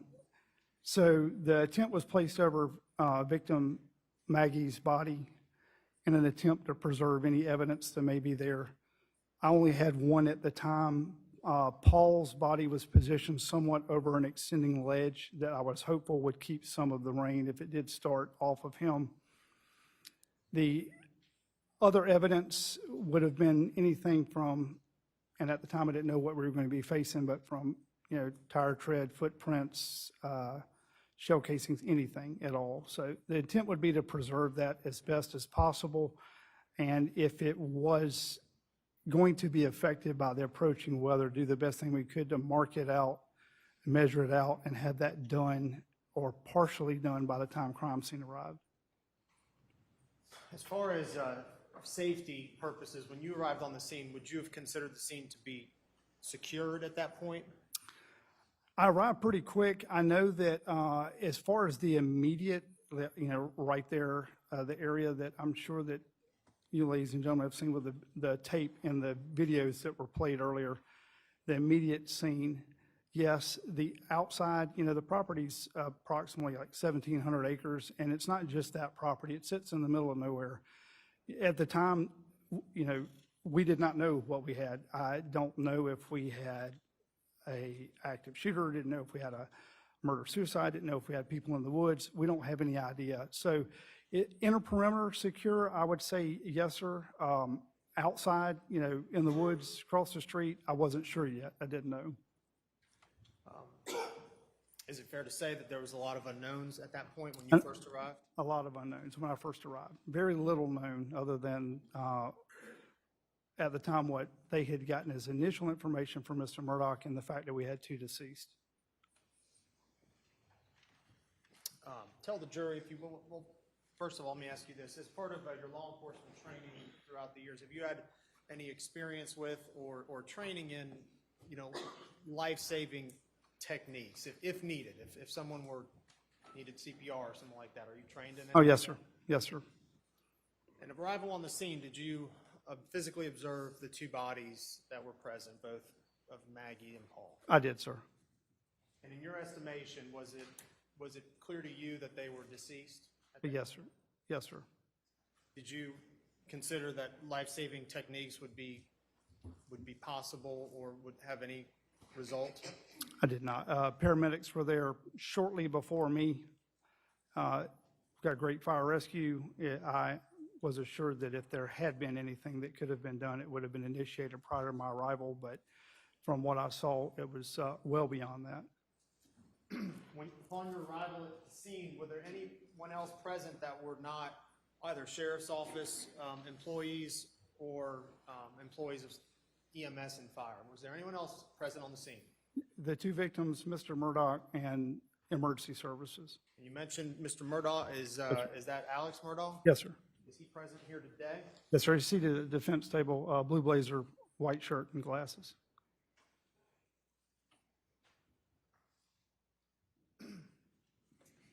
Did you have an opportunity to observe Mr. Murdaugh that night? I did, sir. As part of your responsibilities there, what capacity were you there at the scene? In what capacity? Again, investigative. I realized that, we had notified SLED to take over, but again, what we were attempting to do and what we did do was identification of any potential evidence. We marked that potential evidence. If time had allowed, it would have been photographed, and then from that point simply protected.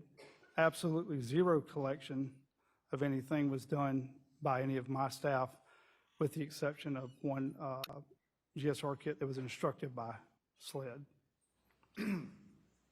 I know, have you familiarized yourself with the body-worn video of both Deputies Green and McDowell? I did, sir.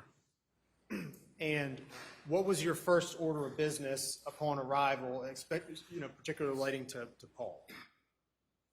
By the time I got there, they had placed a sheet over both of the victims. It's something that, I'm not always, I don't like. I understand that a lot of times it's placed there, so the family doesn't have to see that, but prefer that it does not happen, but in this case, it is already there. And because the scene is still somewhat fluid, we talked about the inner perimeter being secure, but as reported by Mr. Murdaugh, we don't know who the defendants are. We don't know where the shooters are. We see shell casings scattered around the ground that are obviously rifle casings. There's some evidence to support that at least one or more shots into Paul were from a shotgun. That means two weapons. So were there two people? Are there other people that may be injured? So inner perimeter may be considered secure, outer perimeter not so much. So we began really quick with an inspection of the two individuals to make sure that we had not missed a weapon, or that the initial responding officers had not missed one. And we could see that Maggie... I wasn't until he told me. Apologize. We could see that Maggie, there was nothing laying beside her. We looked closely. Again, we didn't move her. So we went over to Paul, and I had a couple of the deputies there and a detective lift the sheet just so that we could look and make sure there wasn't a weapon underneath him. His hands were tucked, so you couldn't see underneath his body. But as best we could tell from the present state of the body, unless there was a weapon directly underneath him, there was nothing out to left or right.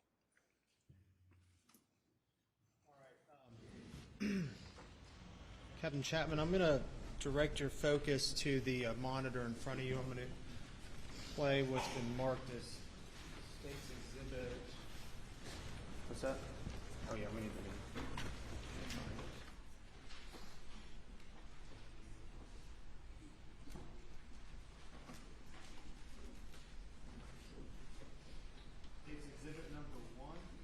Yes, sir. Marked it to the 28-minute mark on that. Just looking at the still image right now, are you familiar with the scene there, and can you I am, describe sir. what's going on?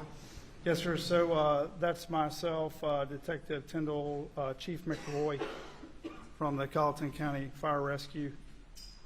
Lieutenant Lonnie Nettles in the background near the perimeter, inner perimeter tape, and victim Paul Murdaugh's body to our left there in the open doorway to the feed room. And what are you preparing to do here? At this point in time, double checking to see if there is a weapon. Yeah, I told you before we weren't sure whether we're talking about a full murder, a murder-suicide, active shooter scenario. Are there other suspects that may be in the woods? We knew we had the casings that matched to a rifle with some evidence to support possibly a shotgun. So when asking if any other weapons had been found, everyone stated no. So I had them lift the sheet to make sure there wasn't the barrel of a gun or anything sticking out underneath the body. A little bit about the scene here and your observations of what you're looking at. The kennels directly to the left. If I could direct your attention to those. Yes, did you notice animals in those kennels? I believe in the 1, 2, 3. There's a couple kennels closest to the feed room that did have dogs in them. And possibly one towards the end. They weren't all full, but the ones closest to the feed room, I think there was a dog in at least 1 or 2 of them. And was the area wet? The area directly in front of the feed room was like wet. There was also water that tailed out of at least the first 2 kennels. The rest of the sidewalk was not wet. That water, I never saw a hose, so I'm not sure if it was leaking from something, but it was actually standing water. And was that water present consistent with the weather at the time? No, sir, it hadn't rained yet. Not enough to leave anything. It was a drizzle here and there. When you observed the body of Paul, was it physically wet as well? For the clothing he was wearing? He was saturated with obviously blood tissue, and his clothes did appear to be wet, but almost as if like absorbed from the ground up. Not saying that someone had sprayed him with a hose or anything. Please observe the video if you would, and we'll have a few questions afterwards.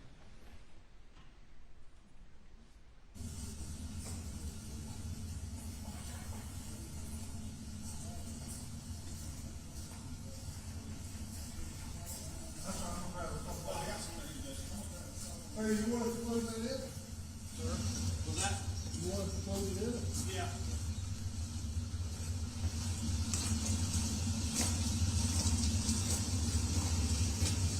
So the guy, the other guy, whoever Eric is, there's the caller. There's a guy over here that's wanting to talk to him. Don't even know who Eric is. I know Alex over there. Alex. Okay. Is the guy over here wants to talk to him? Yeah, but I don't know if you want me to tell him.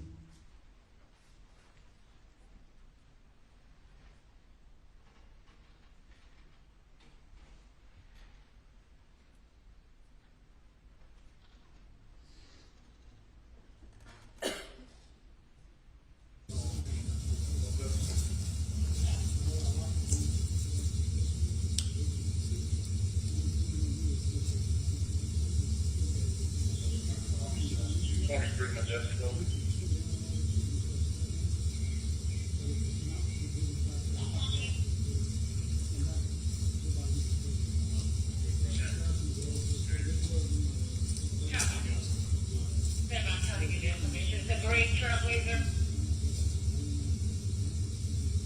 Correction. It's not knowing what type of vehicle. She has a great trailblazer in her yard that belongs to her. She says she can only see the tail lights of the vehicle. She is also a person that uses not possible.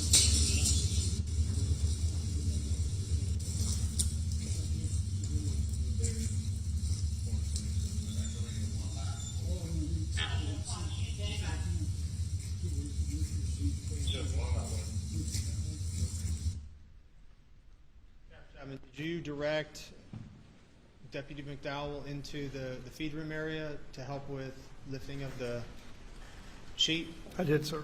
And why would you do that? I want the sheet lifted directly up, not drug across the body. Again, I told you I'm not really a proponent of sheets, but since it was there, I would prefer that it be lifted straight up. I had already walked through to see what, if anything, right there. You can see I'm cautiously stepping there, but I'd already checked to see if we were going to be able to step to the inside of it. The spot right inside the inside of the door frame. I had looked, and I felt like he would be able to step straight in, pick the sheet up, put the sheet back down, and step back out. And is preservation of a scene important? It is in important. your line of work? Absolutely. Is equally important securing the scene and making sure that you understand if there's any loose firearms around or that there's any other It is. Again, uncontrolled circumstances going on? It is. Again, you know, the sole purpose of this right here is to help determine whether or not I have any suspects still on the move or if there's a weapon underneath him. Thank you. Well, the desk over there. The people just don't look. Fire rescue might have some more sheets we can steal. That's why it shouldn't be about the wall.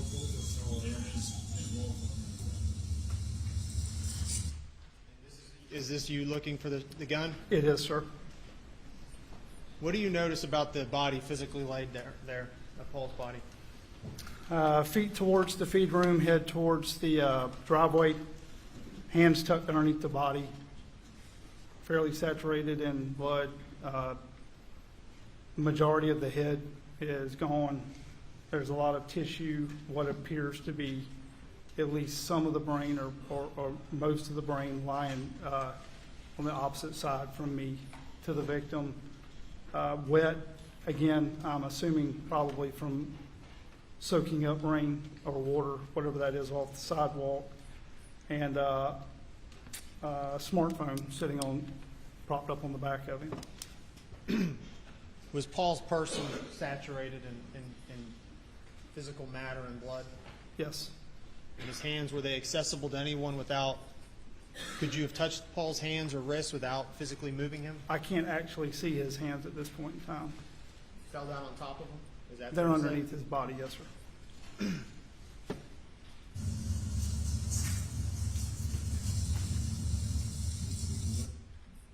What did you observe that was laying on top of Paul's body right there? Again, it was a smartphone.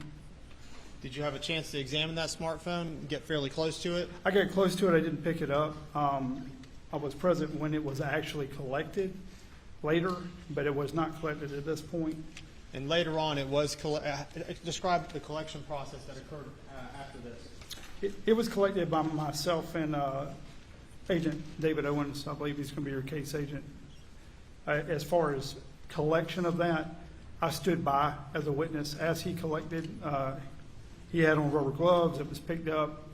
He didn't actually do any manipulation of the device in front of me. It was bagged as evidence and placed in the vehicle. Was the phone physically bloody? I don't recall any blood or water on the phone. I'm not saying that microscopically there wasn't, but I don't recall from the naked eye seeing anything. That's what I'm asking about. No, sir. From your observations, was it wet from either water or blood? No, sir. And when it was lifted off of Paul's shorts, did it leave like a mark of blood or water or anything like that? Not that I recall, no, sir.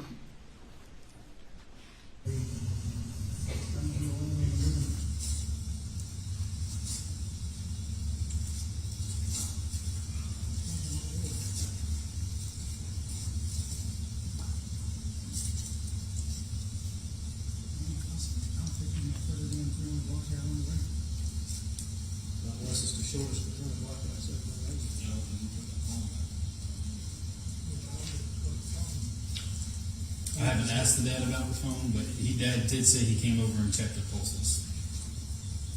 Beyond that, I don't know what else he may have done.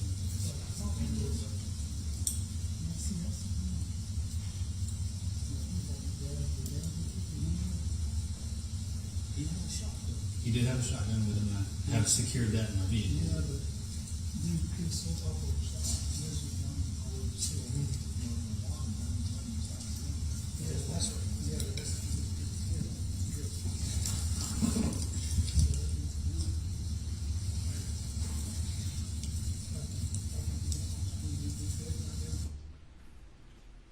able to locate a firearm underneath the body of Paul? When the coroner's office arrived and the crime scene unit and victim Paul was eventually moved, there was not a firearm underneath. Are you familiar with the rifle round called 300 Blackout? I am, sir. Is that in your 26 years of experience, is that a caliber that you come across with any frequency? In the last couple of years, probably more than ever, but in all the crime scenes that I've worked, I believe this was, at the time, the second ever in my career that had a 300 Blackout as far as being involved in a homicide. As supervisor on the scene, is it part of your responsibility and your duties to sort of direct what people do? You're the person in charge? It is, sir. Does that free you up to do other things if you have your deputies doing the tasks that you've assigned them? If possible, yes, sir, sometimes. And on this particular instance and this night, were you able to observe Mr. Murdaugh and see what he was up to? Oh, yes, sir. I spoke to him on a few occasions.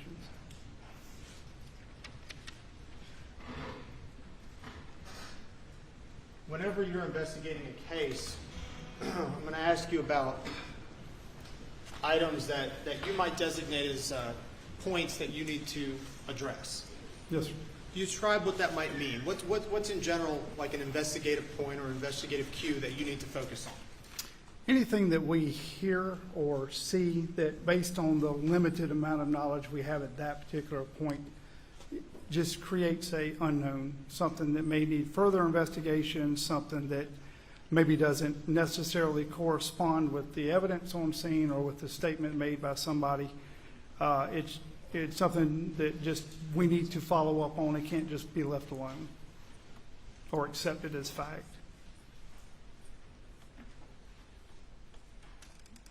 What are some of the physical observations? I'm going to ask you about physical observations of Mr. Murdaugh. Did he appear to be, at least outwardly, did he appear to be upset? Yes, sir, he did.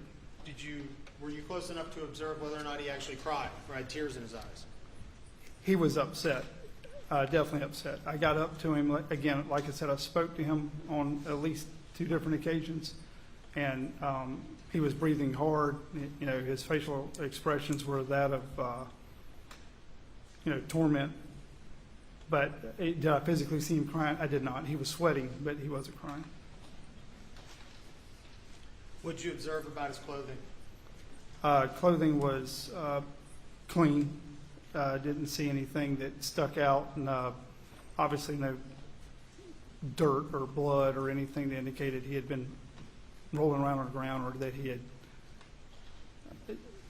been involved or anything up to that point. I'm going to ask you about something you do when you're arriving on a scene, particularly if it's a homicide. Do you have a practice of phoning or having dispatch send you the 911 call? Yes, we do. Why would you do that? We get a lot of information from 911 calls, more so than the average person, I think, would believe. And it's, over the years, we've had several cases where, had we not gone back and looked at that initial 911 call, we would have missed some very important information or information that could have cleared up some unknowns, those points of investigation you talked about much sooner. So in our investigative process, that's now one of the things that we try to do relatively quickly. In this case, with the scene being fluid and not knowing if we had suspects on the loose, I opted to go ahead and do that. And it took a minute for them to get caught up, as busy as they were, but they were able to get on the phone with me and play the 911 call for me. So were you able to hear the 911 call? I was. And are you listening to that 911 call both for content but also critically and trying to examine the things that are said? Oh, absolutely. We're listening for noises in the background, exactly what is said versus what we see, so forth. So with that awareness of everything that was said on the 911 call, do you then take that information and apply it to the scene? Yes, sir. And are you applying that information to try to see if it checks out, to see if things are consistent with what you heard on the 911 call? Yes, sir. And on the 911 call, did Mr. Murdaugh indicate that he had tried to examine the bodies or check their pulses? Yes, I believe dispatch stated, do not touch if you haven't, and Mr. Murdaugh replied that he had touched them, checking them, To check and see if they're breathing? and which would be expected, absolutely. Upon examination, Mr. Murdaugh, did you have a chance to look at his hands? Again, I did talk to him, yes, sir. Did you have a chance to look at his shirt? I did. And did you see any indication that there was any blood on any part of his body? No, sir. Not, again, just physically with my observations, no microscope there. I did not see any blood anywhere. And in your experience with viewing Paul's body, had you physically touched Paul, would there have been blood left on your hands? Objection, Your Honor. Speculation. Response. Physically saw the body, and he cannot testify to the locations that would be touched and whether it would transfer. Does he know what location he touched? I'll lay a foundation. I'll ask a few more questions. Yes, sir. Mr. Chapman, going back to your experience in life-saving procedures, are there common areas that someone might touch to check the pulse if they were indicating their check breathing? Objection, Your Honor. The question is, where did Mr. Murdaugh touch the body for a pulse? Was it the neck? Objection is overruled. The prosecutor is asking the question. Go ahead. Thank you, Your Honor. Is there common areas that someone might check a body to check for, if they've indicated they're checking for breathing, are there common areas that someone might check?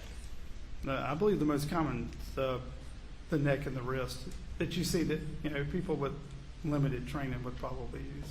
I'm sure there are others with medical training. So the neck and the wrist. And please tell me where Paul's wrists were located when you discovered his body. They're up underneath his body. And was Paul's neck accessible? If his wrists were underneath his body, was his neck accessible?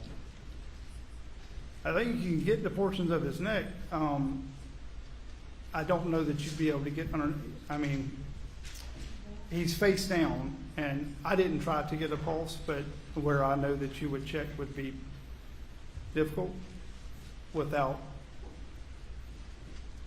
manipulating the body in some fashion, I guess.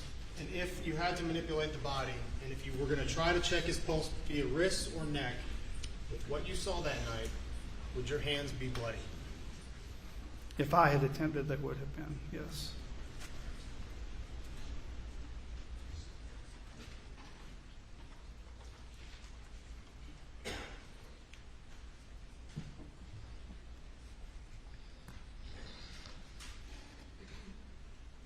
I'm going to ask you another investigative point that you observed. Did Mr. Murdaugh in the 911 call indicate he was going to retrieve a firearm? Yes, sir. And that actually came out while I was en route as a caution from the dispatcher, but it was also present on the call when I monitored the call.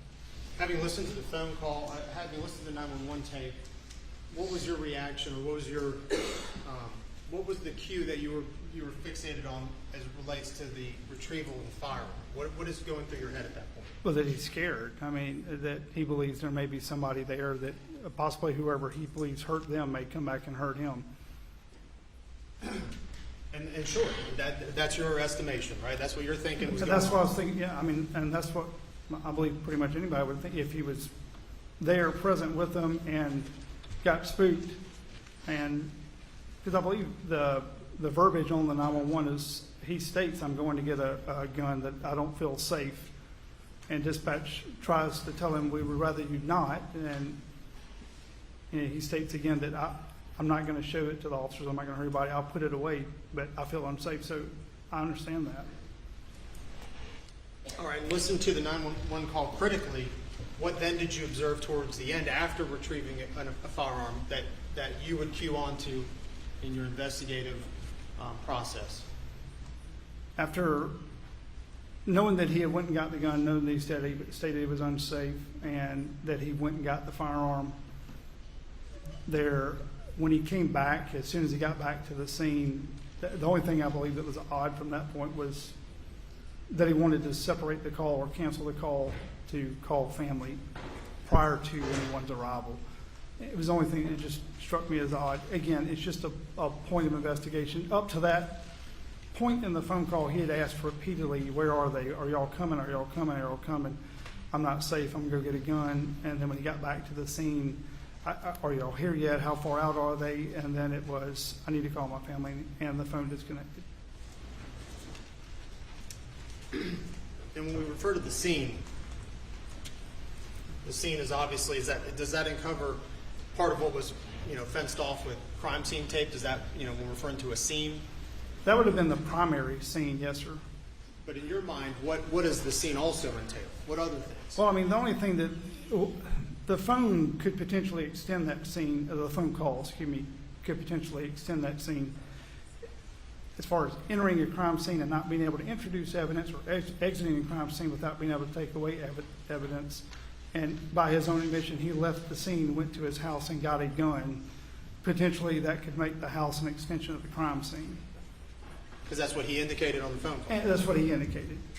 Is Mr. Murdaugh considered part of that scene, the scene? Of course. He's inside that area when we arrive, and I mean, he would be factored into everything. And would that justify or explain why you might pay particular attention to him? Sure. I mean, we would anybody that was there.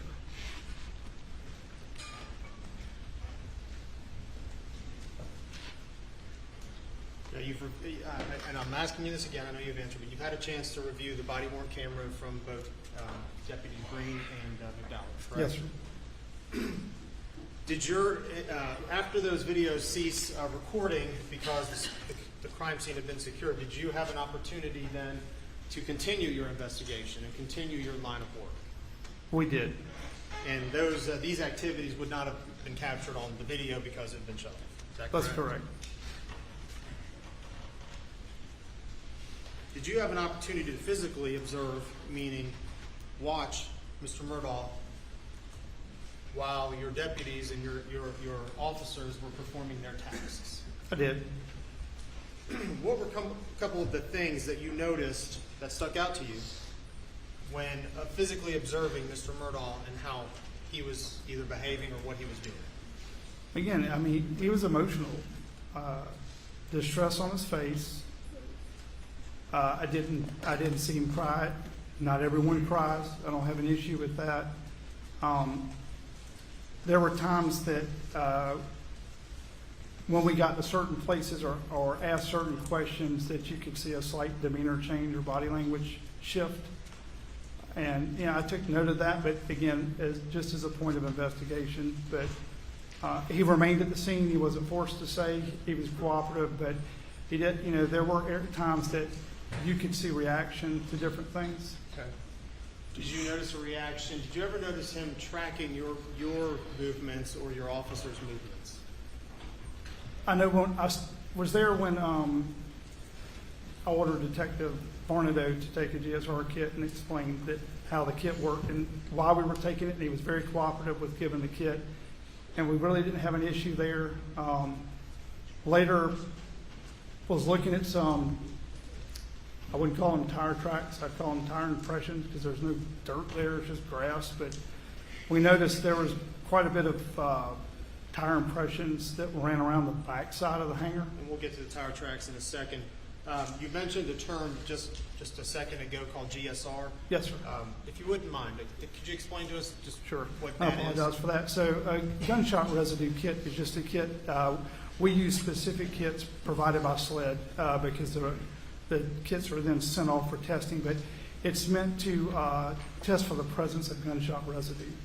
They're very non-invasive. They have little ampules. You open up a sterile kit, put a set of gloves on, open the kit up, and you'll dab one of the sterile collectors around on the front and back of the hand of an individual, package those up, tape it off, seal it, date it, time it, case number, and then that's eventually sent off to SLED. We were asked, I spoke earlier and said the only thing that my detectives physically collected prior to SLED's crime scene's arrival was that GSR kit. It was done by us because there is a time limit on those. And you can't always wait. I know everybody sometimes thinks it's, well, why don't we just wait and do all this tomorrow? But GSR has a 6-hour limit on it. So we had to collect that night, and we did so And that's what I was referring to when I say GSR, is a gunshot residue test kit. And Captain Chapman, related to the GSR retrieval, I know you mentioned that time limit, the expiring time limit. Is it your understanding that that time, does that time limit refer to humans or just things in general, objects in general? That refers to when we collect a GSR sample from an individual. That is our restriction from the SLED lab, is that it has to be collected within 6 hours of the estimated time of firing the weapon. And again, that kit's, I mean, it's just as much for any type of exculpatory as it is conviction. We use it a lot of times to exonerate someone as much as we would to convict. Going back to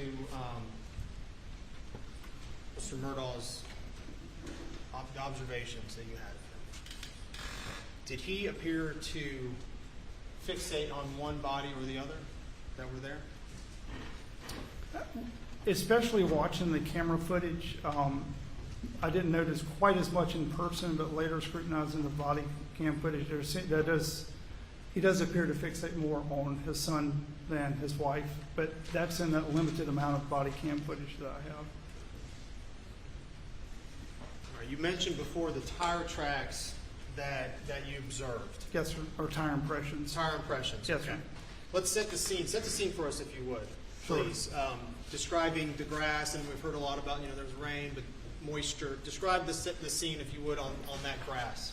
So if you come into the property and you go down the dirt road with Paul on your left, as you see in the picture before y'all, that gravel or dirt road between the kennels and what's referred to as the airport or the airplane hangar eventually ends in grass, a large grass area that separates that hangar from another shed. And in that area is where Mr. Murdaugh's Suburban was parked with the flashers and the headlights were pointed towards Paul's body. But that entire area there is grass as opposed to the dirt or gravel lane between the two structures. And there's some very obvious at that time impressions in the grass, but they're not tracks like you think of that we could cast a track out of dirt, but you can't cast an impression that's laid over wet grass from the dew. I mean, you're not going to be able to do anything with that other than to document it. And I did notice them, and I actually asked Mr. Murdaugh if he could tell me, because I was unaware of the body cam footage at the time. Could you tell me what direction you came from? And he told me that he pointed and said he had come from the residence and pulled up here, turned around and went back the same route, confirming that the tracks around his vehicle, the Suburban, were his. And he said there should be 2 sets from where I arrived the first time, left and got the gun and came back. And I asked about the other sets that you could see. And there was one in particular that appeared to come close to Maggie's body, possibly. You had to have the light just right. And it just happened to be that I noticed it looking at the ground in front of Mr. Murdaugh's vehicle, because the lights were shining on Paul, that you could see that. So the tire tracks, did you and Detective Rutland spend some time trying to, or attempting to identify where those tracks could have come from? We did try to follow them. One thing that started to bother me was that we didn't have a vehicle. We were trying to figure out how Maggie and Paul got to the kennels. It's a pretty substantial distance from the residence to the kennels, the property, and I don't know an exact, but I'm guessing, probably 1,000 yards from the kennels to the house. And it's 10 o'clock at night, so I don't know what time they got there, but it's a pretty long walk, especially if you're planning on walking back in the dark. And did they drive a vehicle? Did they drive a four-wheeler or a UTV or whatever, a golf cart? But we see Mr. Murdaugh's vehicle, and because he left it as instructed where it was. But we were trying to determine if any of these other tracks lined up with the position of any other vehicles that were on the property. There was a UTV with a flat tire. There was another a half-ton pickup in the shed across the grass portion from the hangar. I was thinking maybe those tracks would line up, or the impressions that were in the grass would line up with that vehicle. Did they appear to line up with They either did of those not. vehicles? They did not.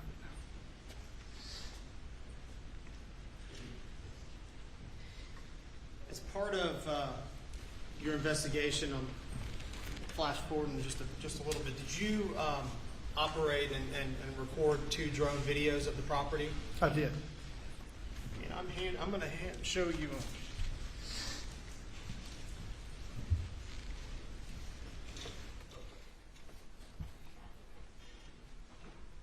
I hand you what's been marked as State's Exhibit 187 and 188.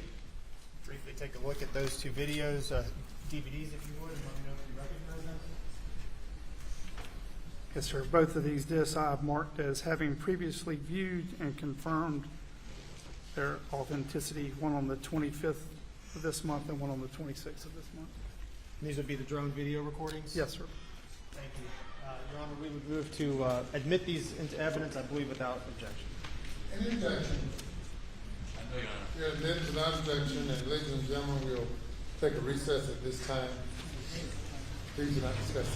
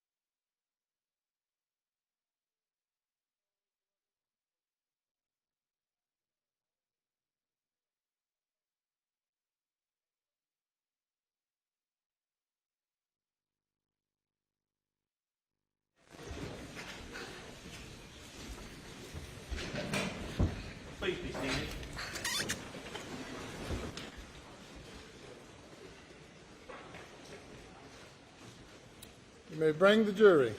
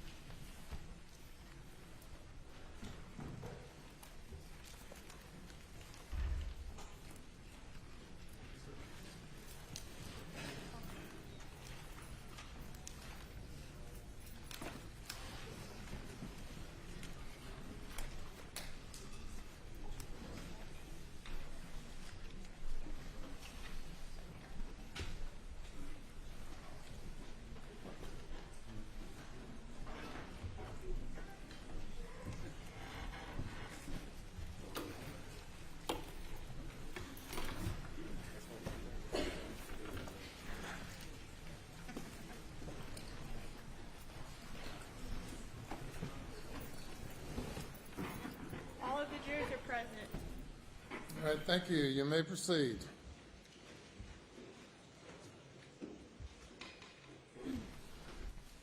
Thank you, Your Honor. Chaplain, resuming our testimony, I'm going to show you a handful of pictures. I've marked and I'm identifying. I ask you to please identify them. No objection. You offer them all into evidence? I am. They are admitted without objection. Okay, permission to publish? Yes.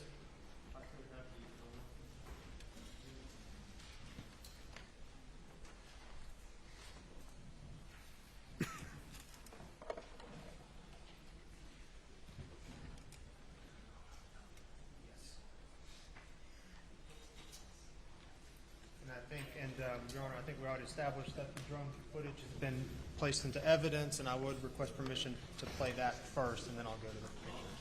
Sorry.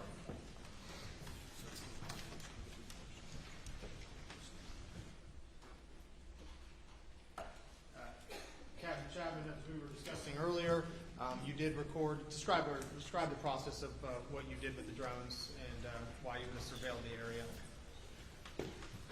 Took pictures with our drone just to give an overall. Some of the agents have different job descriptions that day. Some of my personnel had different job descriptions that day. In order to have something as a reference point to go back and work with later, we took the department issued drone and took a couple aerial videos so that we could use them for reference later. And Your Honor, request permission for the witness to sort of direct the geography of the drone footage. If you would please step down. Sure. And if you could identify for the jurors as the video is played what we're actually looking at. I appreciate it. In the image currently, what we see is the main house, the Murdaugh residence. And left of that structure would be, between the trees would be the main driveway that comes out. all right. If you could identify that on the video, the driveway that you're referring to. Show you here, then I'll walk up. Yes, sir. So this would be the main structure and the main driveway that comes out from it with the trees. Ladies and gentlemen, the main structure, or residential structure, and the driveway, the main driveway that comes away from it with the trees. All right. And now looking down the road a bit, Captain Chapman. This road that veers to the left or turns left, what is that road? So that would have been the route that was described by Mr. Murdaugh as how he left his residence and came to the dog kennels, coming up the road with the planted trees, making a left here, ladies and gentlemen, there. And if you play the video a little farther, that road ends at the incident location with the dog kennels. And if you would, please describe for us what we're actually looking at with this dog kennel area, identifying the structures and the entry point for the road, the main mailbox area. Absolutely. So this would be the area coming from the main residence. When we arrived on scene that night, or when, at least when I arrived, Right here, positioned with the headlights facing down this way, would have been Mr. Murdaugh's vehicle. You keep hearing reference of the airplane hangar or the main shed. That would have been the large structure here. The dog kennels are the smaller one you see in the background that run perpendicular, and the driveway goes out to the road. Do I need to show you, ladies and gentlemen, here? Was everyone able to see? Please do it. Just go Sure. through what these structures are. So again, the roadway coming from the main residence. Here you have what's been referred to as the hangar. Mr. Murdaugh's vehicle was parked in this general area here with the headlight shining down this direction. This would have been the dog kennels. This is the large grass area that we were referring to when we were talking about the tire impressions in the dew. And this is a separate structure that sits off to the side. And where would the entry point for the Moselle Road be on this just still shot? Following straight down between the hangar and the dog kennels, going all the way through the tree line, the Moselle Road entrance would be back here. All right, I'm going to just play it one time without stopping.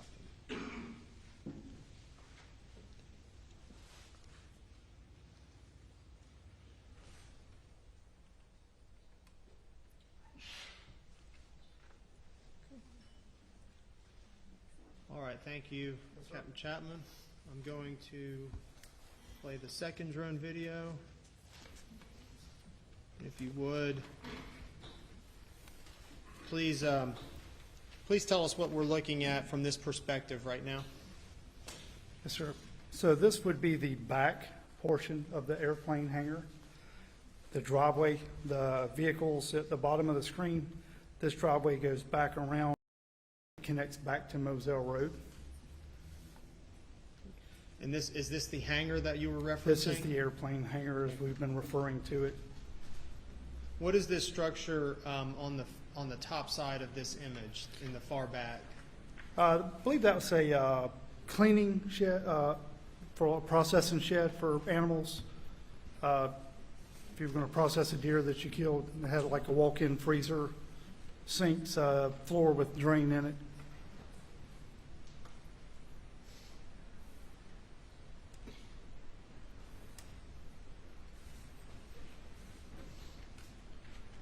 All right, describe to us what we're looking at from this perspective, if you would. Certainly.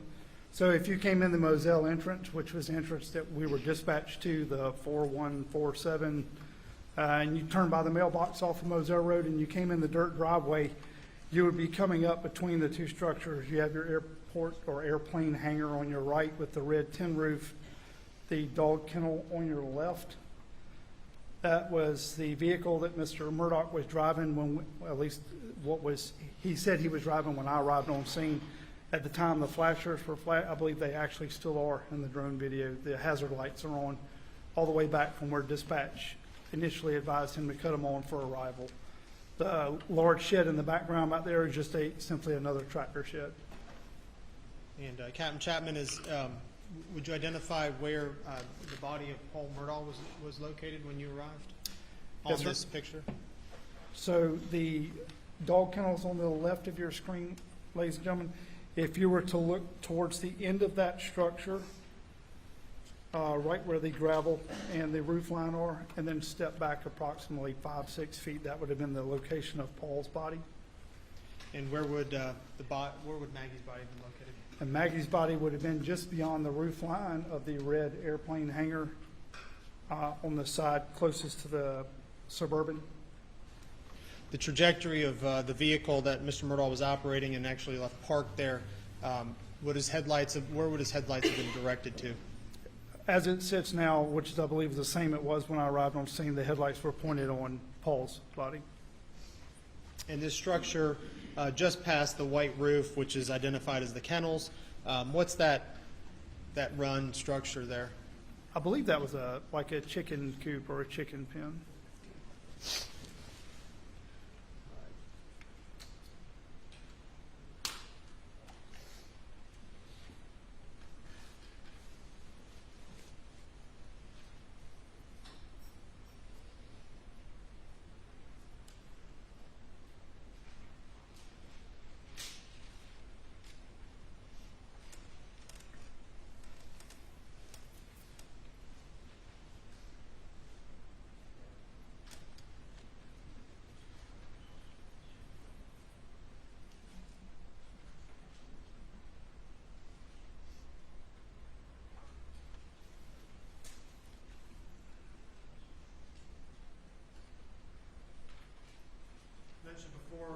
were talking about the tire tracks that you noticed in the dew of the grass, that you were trying to identify the location of those tracks. As part of your investigation in conjunction with Detective Rutland, did you identify this black truck that we see pictured here?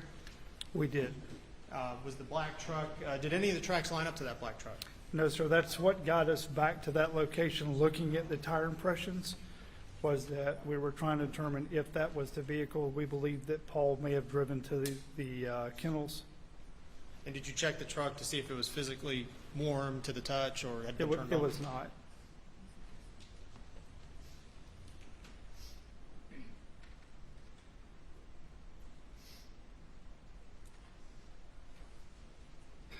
Pausing here, Captain Chapman, the kennel run, I think you already identified, is that the structure with the white roof? Yes, sir. The silverish white roof in the background on this image? And the feed room located where Paul actually was sort of straddled, where would that feed room be in this image? If you look at the right corner of that building, and you can see the white frame door just above the red roof, that would be the area of the feed room. And with the court's permission, I'd ask the witness to identify that on the screen, if you would. Thank you, Your Honor. This would have been the area of the feed room here. This would have been the area of the feed room here. And while you're there, Captain Chapman, would you please identify in this angle where Maggie Murdaugh would have been located? Yes, sir. Maggie was in this area here. Here.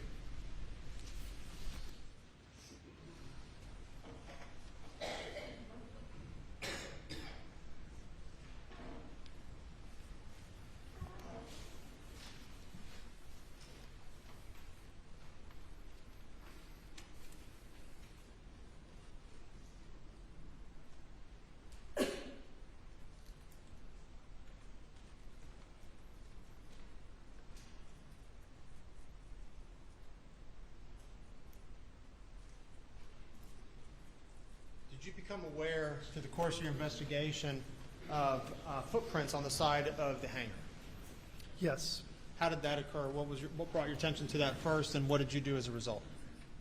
Detective Rutland approached me at some point in time after her arrival with the search warrant that she had located a set of prints. The prints appeared to be a flat style print, like a flip-flop or a sandal of some type, and that they were to the left of this hangar door in the dirt underneath the left lean-to of the hangar. And if you mean to the left of the door, in the image, do you identify an orange lawnmower there? That's correct, in between that mower and the wall. If you would, describe what you did and what you and Detective Rutland decided to do to examine these footprints. She came over and alerted me to the presence of the footprints or shoe impressions. I went over with her. We started at the side of the hangar here that you see in the image by the orange mower. At that particular point, you could only see those sets of tracks or shoe impressions in the dirt. We then walked around the other side, and you could see that they were also on the other side of the hangar, the far side of that structure. So then we made the decision to walk a line off of those tracks from one end to the other to ensure that there was no evidence of firearms, blood, anything underneath that hangar along those shoe impressions, which we did not locate anything but the single set of shoe impressions. And they appear to go from one end of the hangar to the other, turn around and come back. I'm going to show you what's been entered into evidence as State's Exhibit 193. Are you familiar with that location? Yes, sir. Is that a still image of the area between the hangar and that lawnmower? It is, sir. And is that the location where you notice the treads, the footprints? It is, sir. All right. I'm handing you what's been marked as State's Exhibit 194. Could you please describe what you see in that picture? This is a picture of the footprints along the edge of the hangar structure. I'm handing you what's been marked and entered into evidence as State's Exhibit 195. Please describe what you see in that picture. Again, another photograph depicting the shoe impressions along the edge of the And wall. those are the shoe impressions that you personally viewed on scene at Murdaugh. Yes, sir. I'm also handing you what's been entered into evidence as State's Exhibit 200. Are you familiar with what that is a picture of? These are the shoes that were on Miss Maggie at the time. I believe they're crime scene or autopsy photos from afterwards.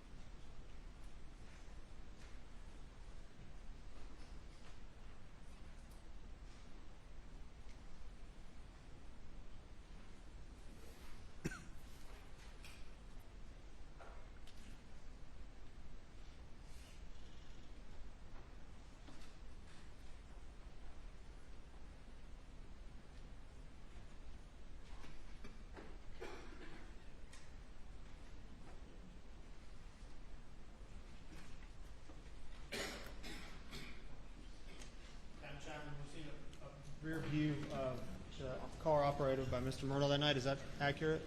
Yes, sir.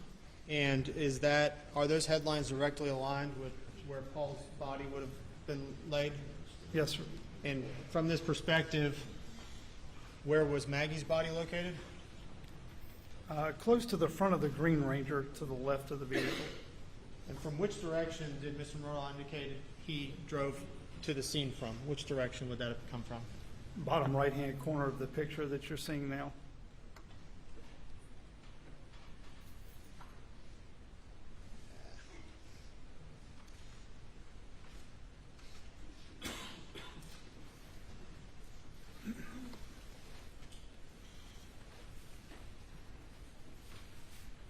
I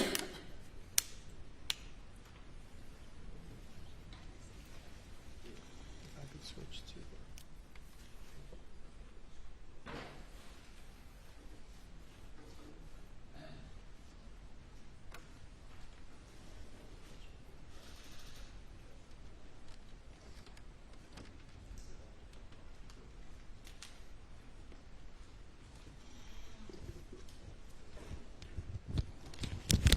Captain Chapman, I'm just asking you to identify just very quickly, these are stills from the video feed. What does that show? That's the dirt road between the hangar and the dog kennels. Okay, that would be State's Exhibit 192. This is State's Exhibit 191. And what does that show? That's the, like we said, a cleaning shed, processing shed for animals, had a walk-in freezer, floor with a drain in it. I'm showing you State's Exhibit 190. What is that image of?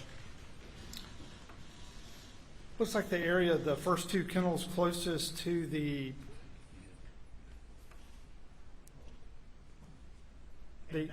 Does that reflect the two kennels with the two dogs on either side closest to the feed room? closest to the feed room. Okay.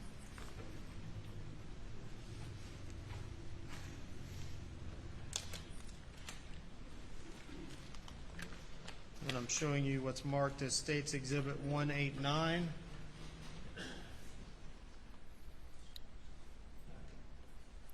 That's the, Is that another close-up of the water?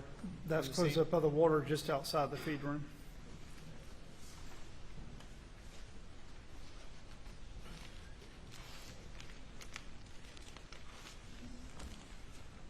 I'm referring to the pictures we just reviewed. This would be State's Exhibit 193.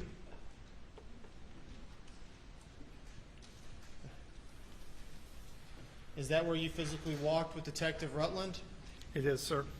And to be clear, when you observed the footsteps in the sand there, were they the only footsteps present? There was only one style of shoe impression when we first observed that went from one side of the hanger to the other and back. And it was that smooth style shoe impression. And you say there and back, does that mean the footprints to you indicated they had walked one direction and then walked the opposite direction back? Is that what you're referring to? Yes, sir. We weren't able to tell at which side they entered initially, but they walked completely from one side of the hangar all the way underneath the lean-to the other side of the hangar, or turn around and come back. I'm now showing you what's been marked as State's Exhibit 194. Describe the types of treads we're seeing in this picture, if you could.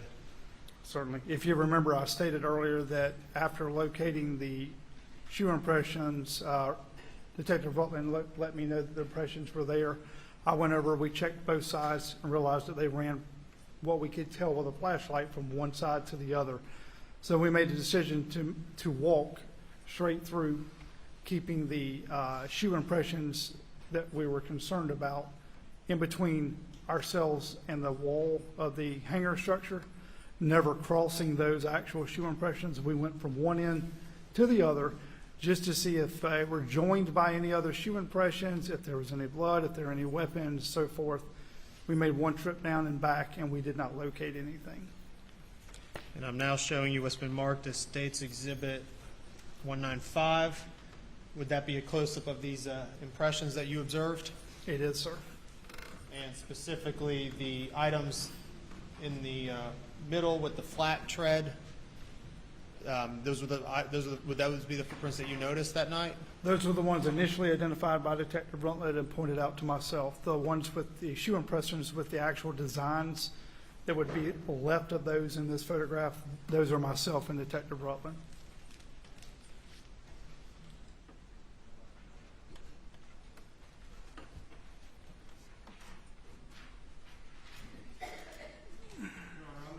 Published what's been marked as and entered into evidence as State's Exhibit 196 and 197.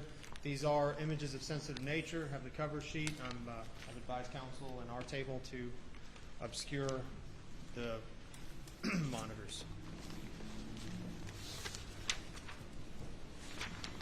Showing you what's been marked and entered into evidence as State's Exhibit 196. Are you familiar with what this is an image of? Yes, sir. What does this show?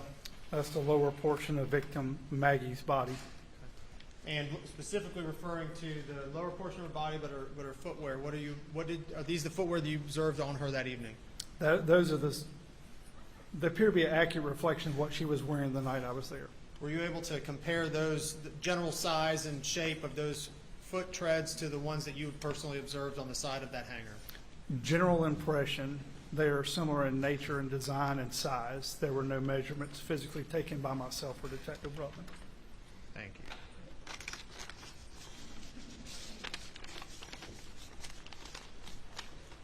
I'm publishing what's been marked and placed into evidence as State's Exhibit 197. And this is a similar photograph with just a slightly different angle. Is that the same treads and same footwear that you observed previously? Again, what we believe that what we saw on the side of the building is a very close match as far as design and size as to those.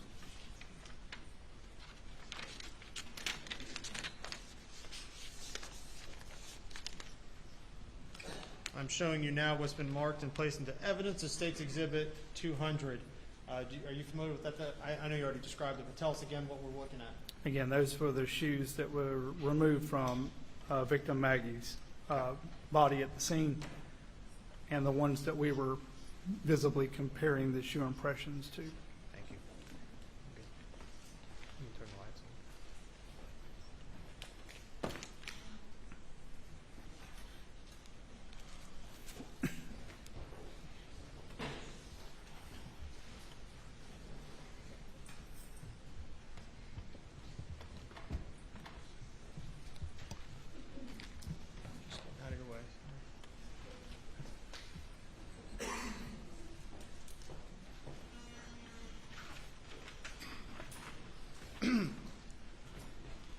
one point have a be on the lookout or a bolo placed on any in particular vehicle that night?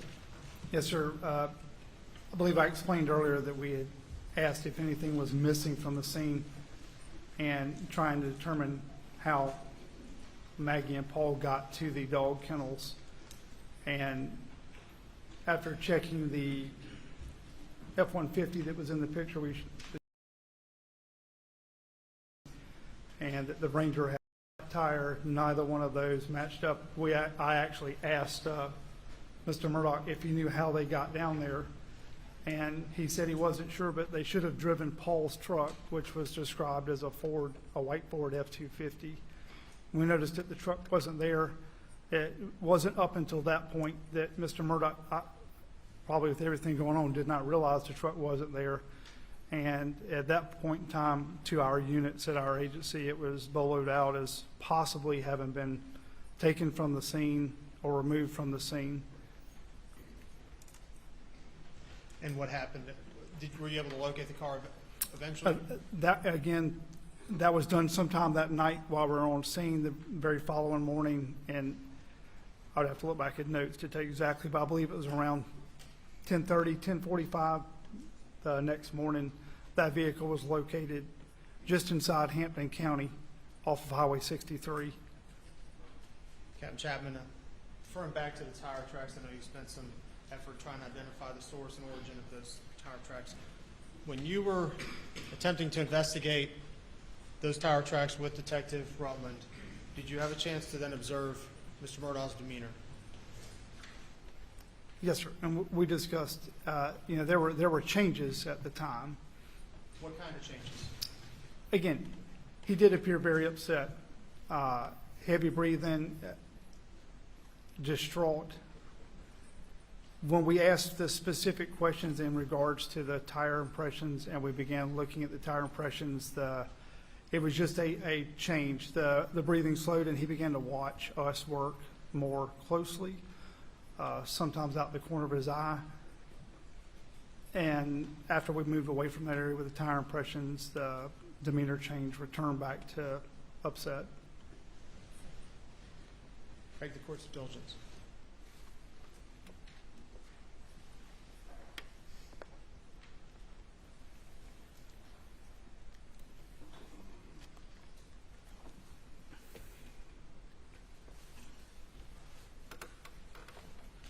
No further questions from the state. Thank you, Captain Chapman. Sir.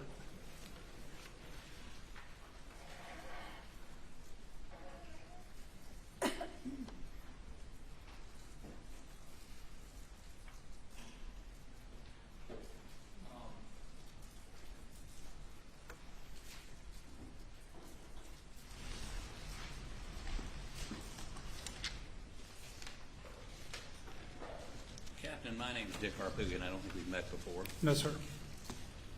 I represent Alex Murdaugh. And let me ask you a couple questions. One, and let me deal with these in a different order. Sure.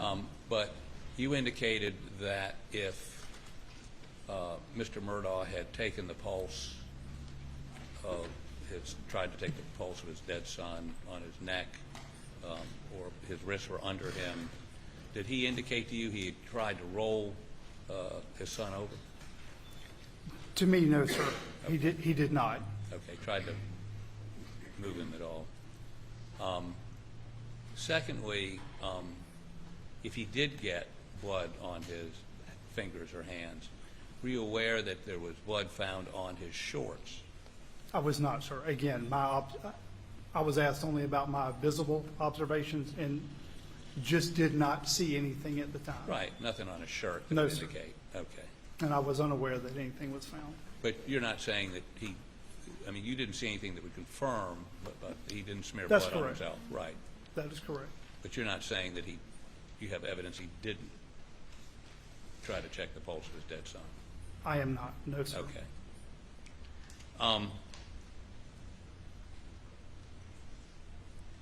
So, and I think you indicated that his demeanor was consistent with somebody who had just found his wife and son butchered. His demeanor upon my arrival and initial conversation with him was someone who was upset. Okay, now let's talk. Just a moment ago, you said something about when you started looking at the tire tracks on the grass, in the grass. It was a change of demeanor, yes, sir. Well, a change of demeanor that perhaps he thought you had some evidence that would point to the killer of his wife and child? Are you asking me if that was the change? Was the demeanor consistent with that? It was simply a change in demeanor. Right. And could it be? Yes. Sure, it absolutely could be. It was just a noted change in demeanor. His interest. Exactly. Right. Yes, sir. You were over there looking at tire tracks, and perhaps you had discovered a different car or a different tire track, and did you follow all those tire tracks? We attempted to follow out everything we could. As I mentioned earlier, it was just impressions, dew impressions, wet impressions, not actual tracks. Did you take pictures? By the time that we did that, the rain started and SLED's crime scene was arrived. Again, we were rushing against the weather. The images, I believe we discussed earlier, were the only ones captured by body cam. Right. And it's the body cam is not. Our focus at the time was to secure the largest items of evidence that were identifiable to make sure that the weather didn't damage them. And by that time, SLED's team was on scene. Okay, and now there was two other sets of tracks, one of them coming out of the shed, and I believe your notes indicate that was the caretaker or the caretakers. Now, was that the caretaker that took care of the dogs or somebody else? There was a set of tire tracks or impressions that went through the dirt underneath the hangar, Right. lean-to. Initially, we didn't know whose they were, what vehicle had left those tracks. In the drone footage, you can actually see the agent still processing those. Believed that later, I was told that they matched the tire tracks of someone that came to take care of the dogs. Okay. Now, we heard from the fire chief a little while ago. Were you here in the courtroom when he No, testified? sir, I was not. Okay. He indicated that there were, on the road that led out to the Moselle Highway, you know where I'm talking about? Yes, sir. You know, could we put the drone?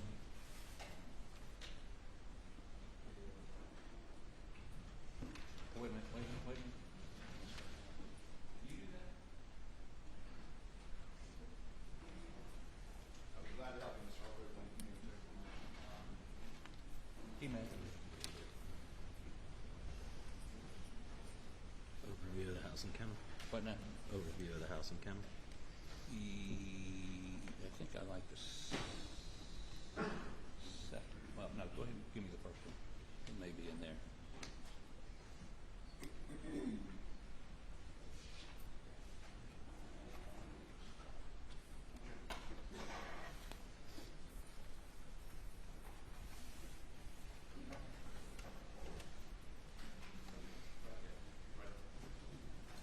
Okay, so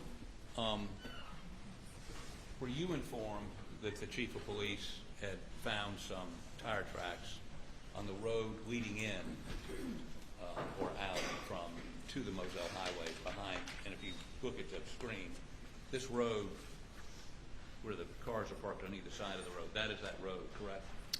For clarification, the chief of the fire department or chief of the police department? I'm sorry, chief of the fire department. Just want to make sure I was answering correctly, sir.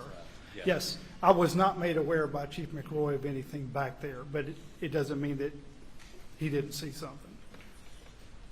He apparently informed your deputies of that. They never communicated that to you? I was not made aware of any tire impressions of potential evidence down that driveway. And I think Sergeant Green? Yes, sir. Indicated that it was communicated to him by the fire chief. Were you aware of that? I was not, sir. Until I just said it, you were not aware of that? I was not made aware of anything that they believe was a possible extension of the scene that went down that driveway. No, sir, I wasn't. If the fire chief had seen, and he was testified he saw distinct tire tracks on that road. He thought it had some evidentiary value. He's not a police officer. Had you been made aware of them, would you have taken photographs, or I guess they don't use plaster casts anymore. We still do. Yes, sir. I would have done my best to preserve it, whether that meant photographic form or protection by other means from the approach and whether I would have.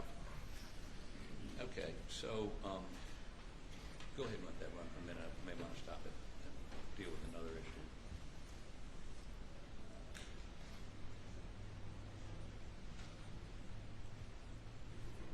Okay, stop it right there. Okay, yeah, right there's good. Now, if you'll watch where I'm pointing to. Yes, sir. These are the dog. That's the dog shed right there, right? That is correct, sir. And right around in here would have been where Paul's body was. Close to the end of that structure, Right. yes, sir. And Maggie's body would have been on which side of this Alex's car? The end of the red roof on the driver's side. Right. Now, are you aware that he discovered the bodies, called 911, drove back up to the house, and then came back down? From listening to his statement and from the 911 call, I was aware of it. And Yes. he went and got a shotgun, came back. Yes, sir. And the shotgun was there, which sort of corroborates his statement, right? I was made aware of that, yes, sir, that Sergeant Green took the shotgun from him upon his arrival and secured it. And you can also hear the seatbelt dinging, you know? Of the 911 call. Right. So this is where he came back, not necessarily when he pulled up to begin with, correct?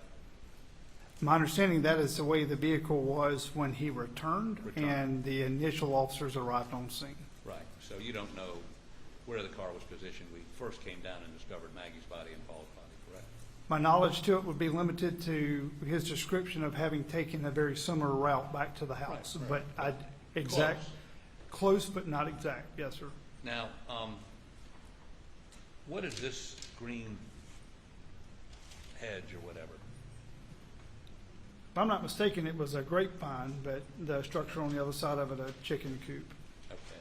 And you remember how tall that grapevine was?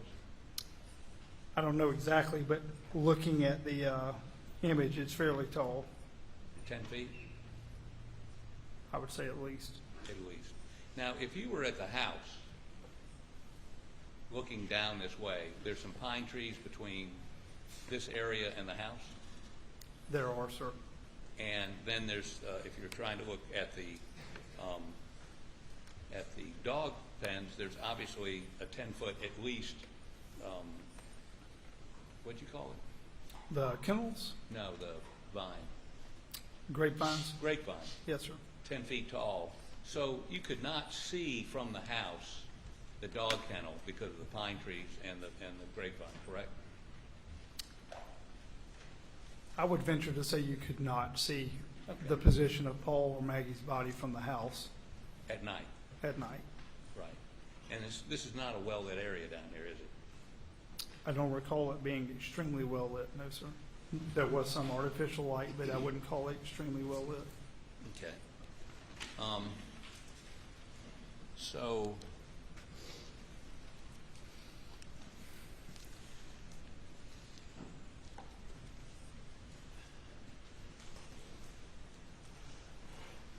go ahead and continue running the video, please.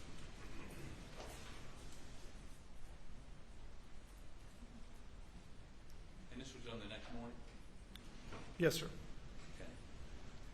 Keep going.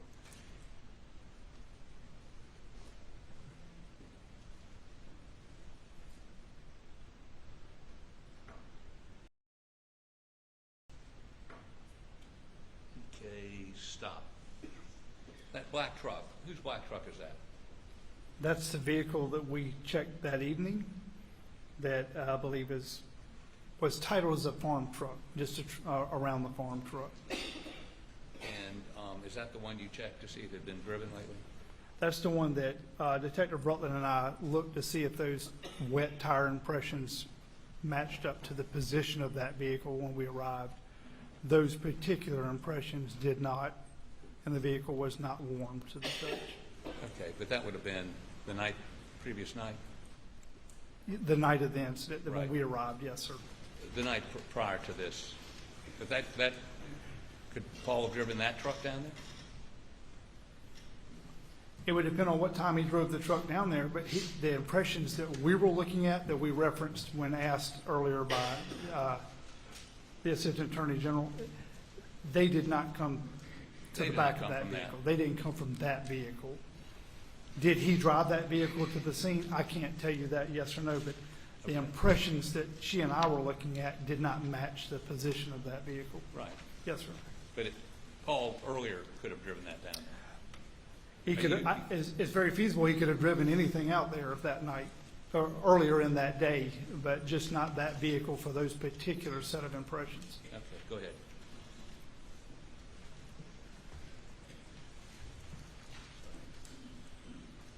Okay.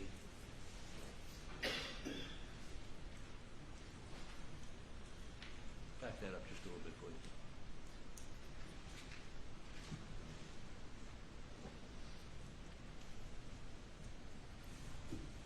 Back it up a little bit more. Back it up a little bit more. Back it up. Okay, let it run. Now, stop. So the tracks that you found from the caretaker, where were they? In the image that you're looking at now, ladies and gentlemen, they would have been to the right of the open door in the center, underneath that large lean-to section. So the right Could you side come of it. down here and point it out for me? Your Honor, may I? Yes. Thank you, sir.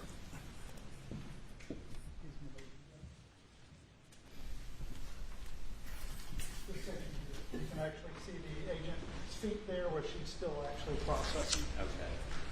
Were there any other tire tracks? Any other tire tracks? Go ahead, take it. Thank you, sir. That y'all processed other than those tire tracks? To my knowledge, that was the only set that they actually, I believe the only set that they actually processed. By then, the only one left that wasn't damaged by weather as well. Okay. Go ahead.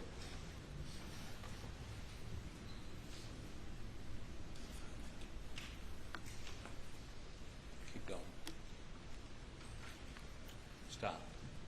So, and this road here goes out to Moselle Highway, right? If you were to take the right T there Yep. by the silver trucks, Yep. if you took the right, that would go out to Moselle Road. The left just loops around the airplane hangar. Okay.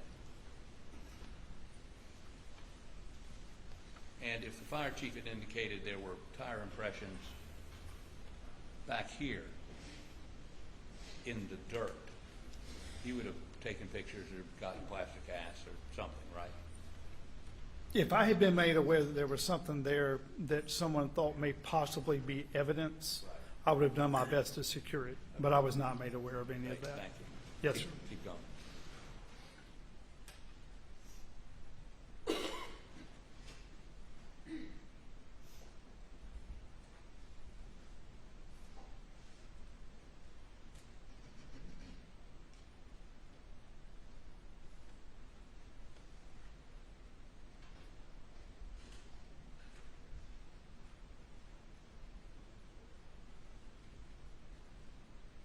Okay, I'm done with this one. Can you put the other one up, please?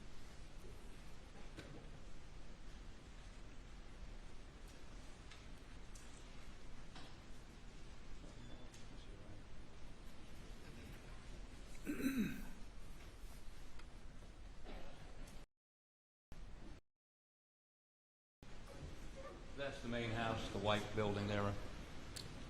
Yes, sir. The Murdaugh residence. Keep going. Come down that driveway, take a left at that road, stop. And that if you kept going straight, you hit the Moselle. Continued straight out the driveway with the planted trees on either side. That would be a separate entrance from the The farm entrance. Right. It would have been the main entrance to the residence itself, off of Moselle Road. Right, the main entrance to come to the residence. That's correct. If you're going to the residence, you'd come in that entrance. That is correct. If you're going down to the dog pens, that area, the farm area, you take the entrance with the I would assume so. the post office box on it. Okay.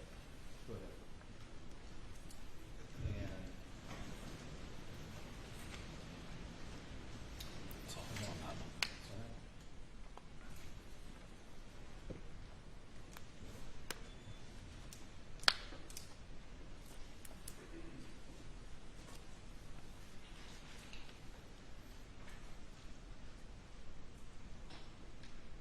And so that's actually all I need out of that. Thank you. Let me ask you a few more questions. If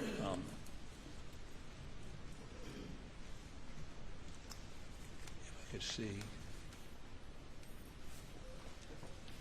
The photos of the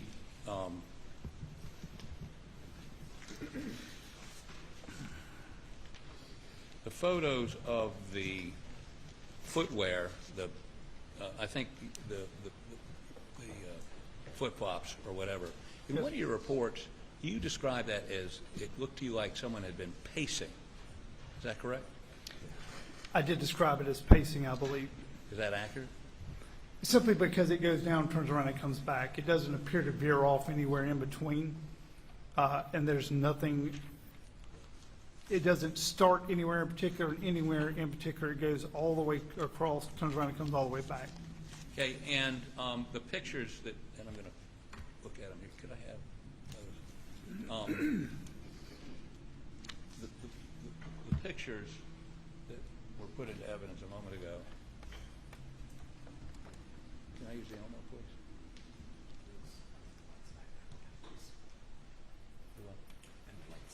Right. Okay. I can't see this. Huh.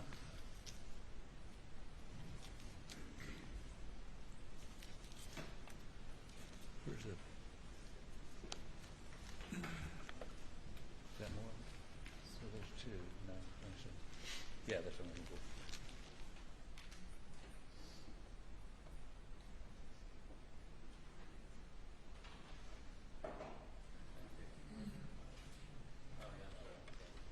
This is 195. See, are there other pictures in? These are the other two.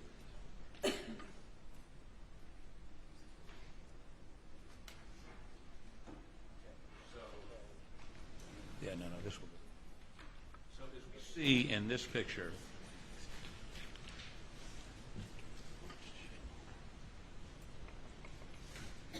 there you go. Yeah, that's good. We see these flat marks, right? That would be the flip-flops. The impressions we were following, yes, sir. Yes. So they're like right here and here and here, and in some instances, these look like, actually, we blew one up and it's got an REI symbol in the middle of them. And they're, in at least one instance, over the flip-flop. Who's that? The only prints that I'm aware of that we could see that night without blowing anything up was the image of the flat shoe wear that you see, and then what Detective Rutland and myself were wearing when we crossed through.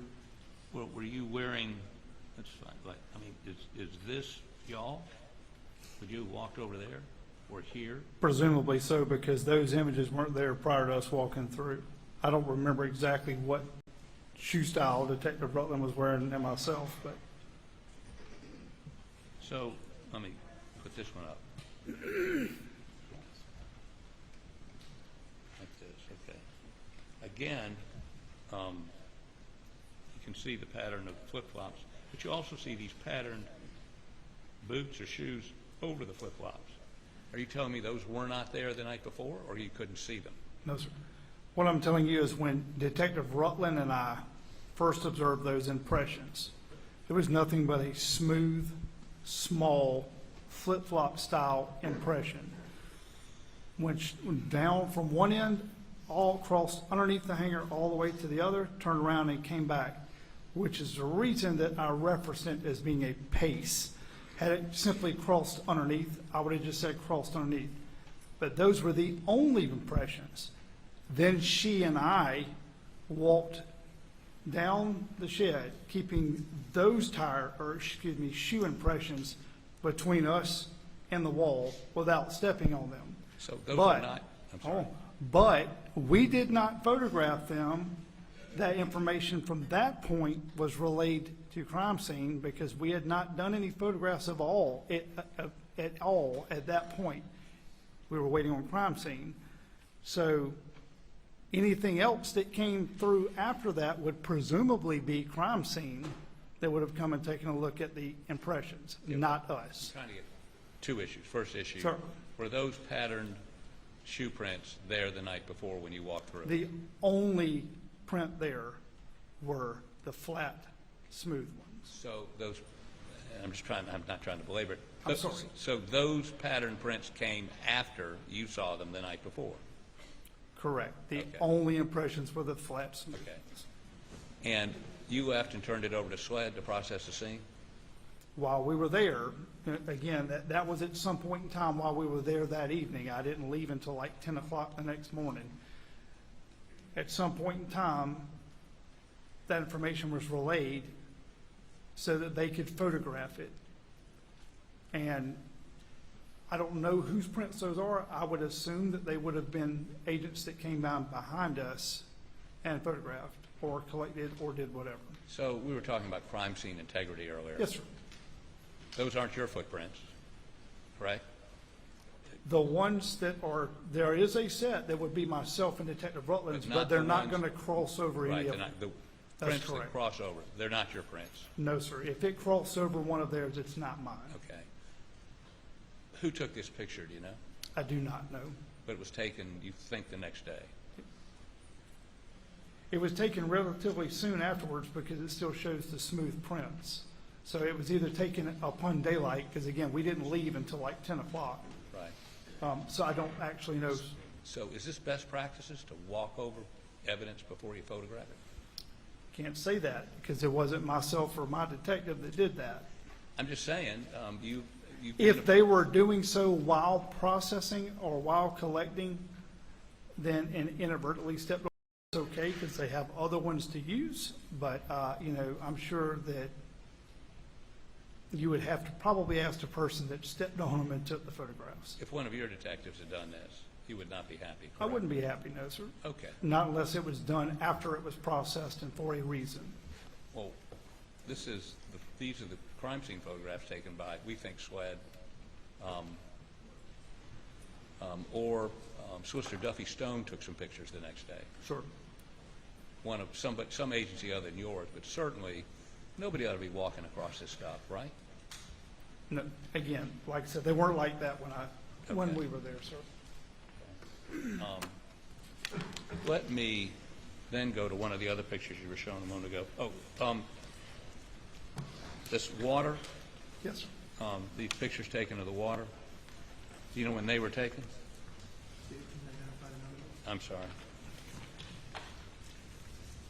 189, 190. Do you know when they were taken? I know they were taken that evening, sir, but I'm not sure if you're looking at stills off of a body cam or an actual crime scene photograph. So I don't know exactly when, but they were taken that evening, obviously. In this picture right here, water seems to be coming from the pen, right? From the dog pen? It appears so, yes, sir. And there's two full two full pails of water there for the dogs, right? In the picture, absolutely. Okay.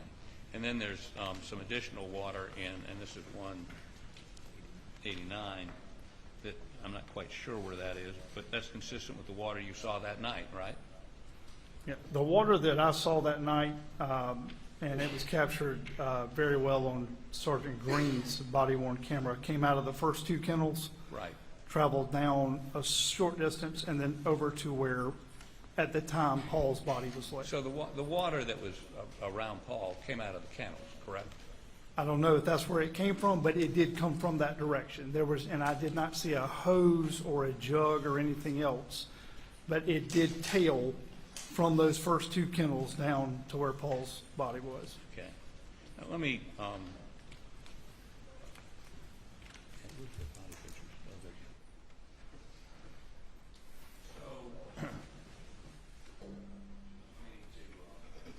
this is an item under seal. 196.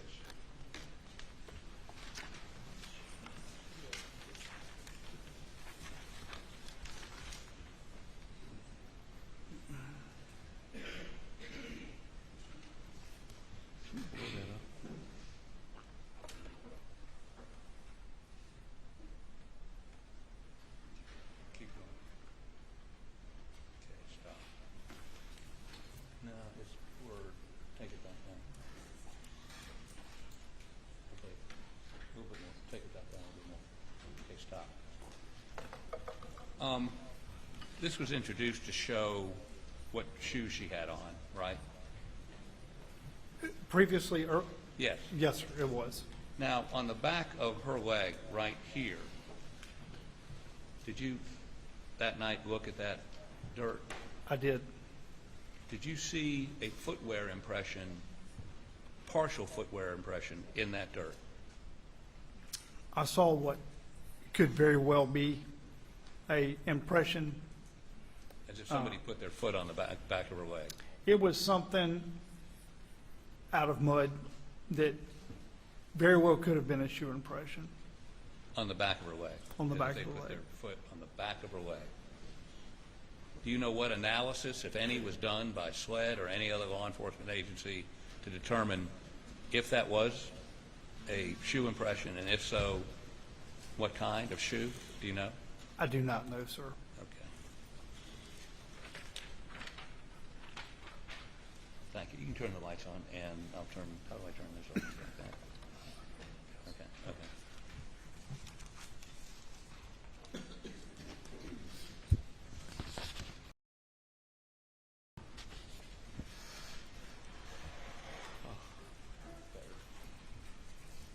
So, let me ask you, I got just a couple more questions, maybe. Sure.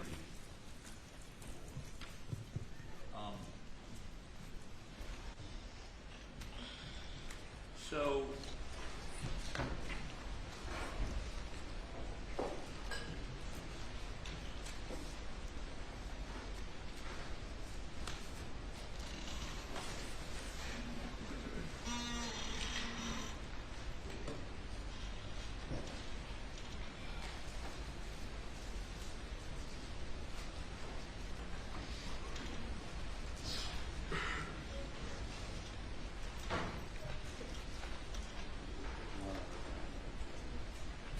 okay, so when you left that night for that early the next morning, had you come to a conclusion as to any suspect? Had I come, no, sir. Okay, are you aware that the next day, the next morning, that your department issued a statement that said, at this time, there is no danger to the public. If information is received that dictates otherwise, we immediately notify the public. Are you aware of that? The Colleton County Sheriff's Office issued that? Colleton County Sheriff's Department, yes. I'm unaware, no, sir. Let me hand this article up to you. From the Post and Courier. Objection, I haven't seen this. I'm not familiar with anything council's referencing.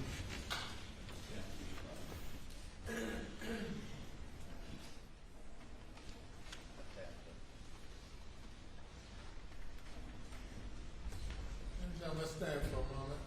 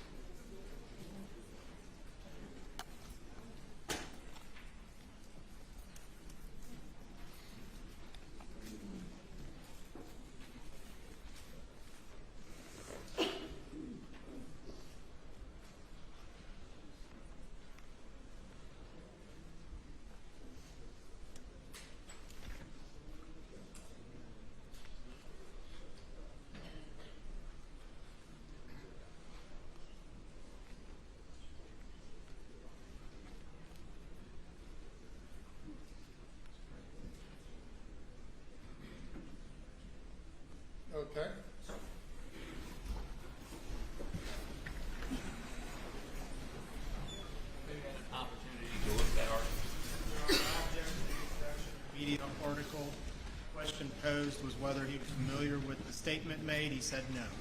The media article contains all sorts of information not in the record and not. I haven't heard any exhibit being offered into evidence. Your Honor, I offer into evidence the Post and Courier story of June 8th, the next morning, 2021, which contains the quote which I've just read.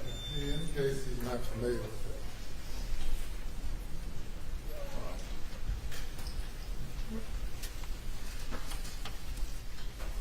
So, was there a danger to the public the next morning? Were you afraid that some serial killer was out there with a shotgun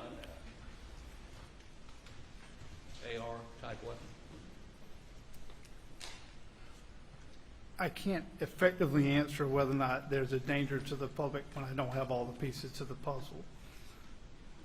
I am fairly certain that statement wasn't issued by us, and the reason I can state that is because we were not primary, and it is a big no-no for us to issue anything when we're not the primary body.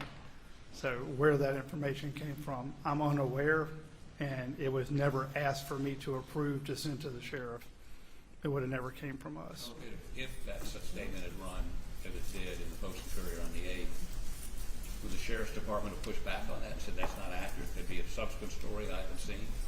I wouldn't have, I can't state that. The only thing I could tell you that when I left that morning, I didn't have any information that proved one thing or the other. So when you left that morning, was Alec Murdaugh a suspect in the killing of his wife and son? When I left that morning, I wasn't the primary investigator. Who was? That would have been SLED. So you gave the whole case went to SLED? The whole case went to SLED. We were an assisting body at that time. And you were never consulted after that by SLED? I was not consulted in the sense that anything was provided to me. We have assisted. I have stored vehicles. I have stored property for them. I have stood by while they executed search warrants. But it was not in a manner in which the information or knowledge they had on the case was shared with me. It was the exact opposite. On the night of the murders, did your department obtain a search warrant? We did, sir. For all the property, the house, all of it? It was obtained for the entire 1,700-acre property. Including the house? Including the house. And was that executed? It was executed beginning at the dog kennels at the primary scene. But did you go to the house? I did not. Did your department? We did not. Who actually executed the search warrant? The search warrant was provided that evening to crime scene, which is standard protocol. When they come, they're going to ask for it. We have to show it. SLED's crime scene. Okay. It was given to them, and we stayed, myself and several of my detectives. Several were sent home so they could come in the next morning, and we stayed and assisted. I didn't leave till 9 or 10 o'clock the next morning. Did you go in the residence? But no, sir. The drone footage that you saw was the last thing I did at that scene that morning, and then I left and went home. What about that night? When was the search warrant executed that night? After that incident there, or that search warrant was executed, I did come back later that day and did a walk around of the property that we've been discussing all afternoon. Right. I have never been to the main house. Never been in? I have not been in the main house. Not during this incident or any other incident. Did someone from your department go in the main house? Not that I'm aware of. It wouldn't have been, not as an investigator. Let's put that. None of my detectives went over there under my direction. So you gave the search warrant to SLED, to crime scene people? Yes, sir. That gave them the authority to go in the house, correct? It gave them, it was signed off on to cover the 1,700 acres. Right, but I'm specifically talking about the residence. Any structure. They could have gone in the residence. They could have taken all his clothes to check if they wanted, right? They could have. I don't know that they didn't. Well, we're going to talk about that later on. They could have. You're familiar with trace evidence. Many cases where they check showers or the sinks to see if there's trace evidence of blood, right? Am I? Yes, sir. Yes. And do you know whether they did that or not? I do not. Again, Do you know that you can, with the appropriate technology, use look at microscopic evidence, see whether it be blood or tissue, or if somebody tried to wash something, you can actually still, in a washed piece of clothing, detect blood or detect tissue, even after it's been washed. You aware of that? Am I aware of that? Yes, I am. Do you know whether SLED did that? I do not, again. But they could have that night done all of those things under that search warrant. Presumably so, and I'm not saying they didn't. Again, Mr. Harper. Well, but they could have. I'm not saying they didn't either. We're going to find out. Sure. But under the search warrant your department obtained, they had the authority to go in the house, any of the buildings, anywhere on that property, and look for guns, evidence of any sort of crime, evidence of, again, in the shower, in the sinks, trace evidence. They had the authority to do that. To answer your question, as long as they stay within the scope of the actual warrant that was signed, I don't have that search warrant, and Detective Rutland is the one that actually got it. If they stay within the scope of that search warrant, and they're only searching inside that scope, they had the ability to search structures, vehicles, on the 1,700 acres, as long as they're within the scope. We'll hear from Detective Rutland tomorrow. Yes, sir. And I'll ask her these questions. Thank you, sir. Having said that, Your Honor, I have no further questions. Any redirect?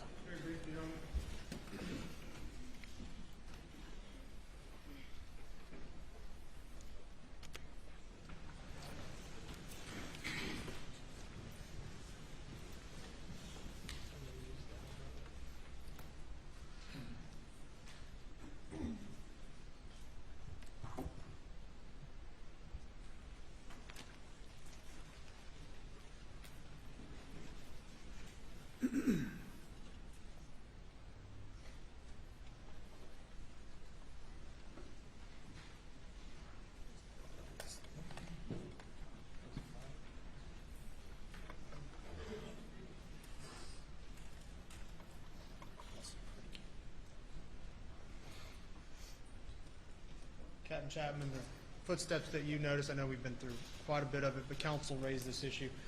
The path you followed, were they consistent with someone who, with a person who started back beyond this area, and then where did they go from there? I'm asking where they went. Where did they originate? Where did they go to? And where did they end? Objection is sustained as to the form of the question. Thank you. If you could, please explain to us where in your estimation, having traced the tracks, where they originated from, where they ultimately went to, and where they ended up. The shoe impressions crossed completely from one side all the way to the other, with the building to the right, going down, coming back the opposite direction. The only reason I can say that we're fairly certain that it started from the grass side and went through, turned around, and came back is because we never saw any impressions similar to that running beyond the airport hangar on the back side. And the location, where in reference to where these footprints ended, ultimately, and where Maggie's body is located. How did that line up? Describe that how they lined up. If you take a step back from there, to the right of that image would have been, on the opposite side of the hangar door, would have been Maggie's body.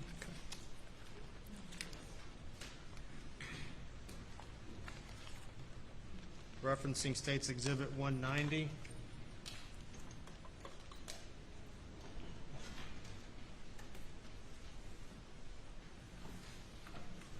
Captain Chapman, do you notice blood marks here in the water? Objection, Your Honor. The objection is sustained. Did you observe blood marks in the water when you were there that evening? Calling for speculation. He is calling for speculation as to what discoloration in the water, if there is any, is caused by. I'll lay more of a foundation, Your Honor. Captain Chapman, were you familiar with the scene as this picture depicts? Yes, sir. Did you personally view what this picture depicts? I did. Are you familiar with the discoloration, and did you observe the discoloration in this photograph on two different areas? I did see that. Was that discoloration, in your opinion, consistent? Objection. He's not been qualified to give an opinion about this matter. I didn't hear the complete question. In your estimation, in Your Honor, objection, and if he's going to pursue this frivolous line of questioning, I'd ask the jury be excused. No evidence whatsoever. Objection is overruled. Let's pause the question.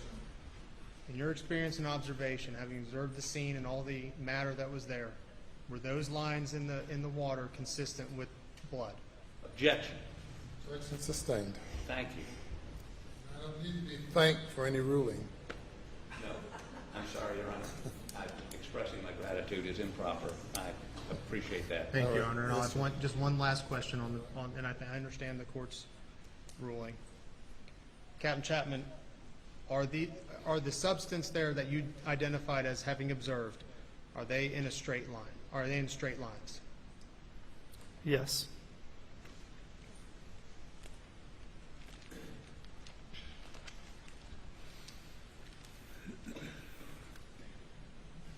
Thank you, court's indulgence. I'd like to make a motion to strike his questions about blood from the record, and the jury be instructed to disregard those questions. I've informed the jury that they're to disregard any question when I sustain the objection. They were previously instructed on that. Yes, sir. Thanks. Yes. Yes. No further questions, Your Honor. Any further No, Your Honor. cross-examination? Thanks, sir. You may step down. If you would turn the lights up, please.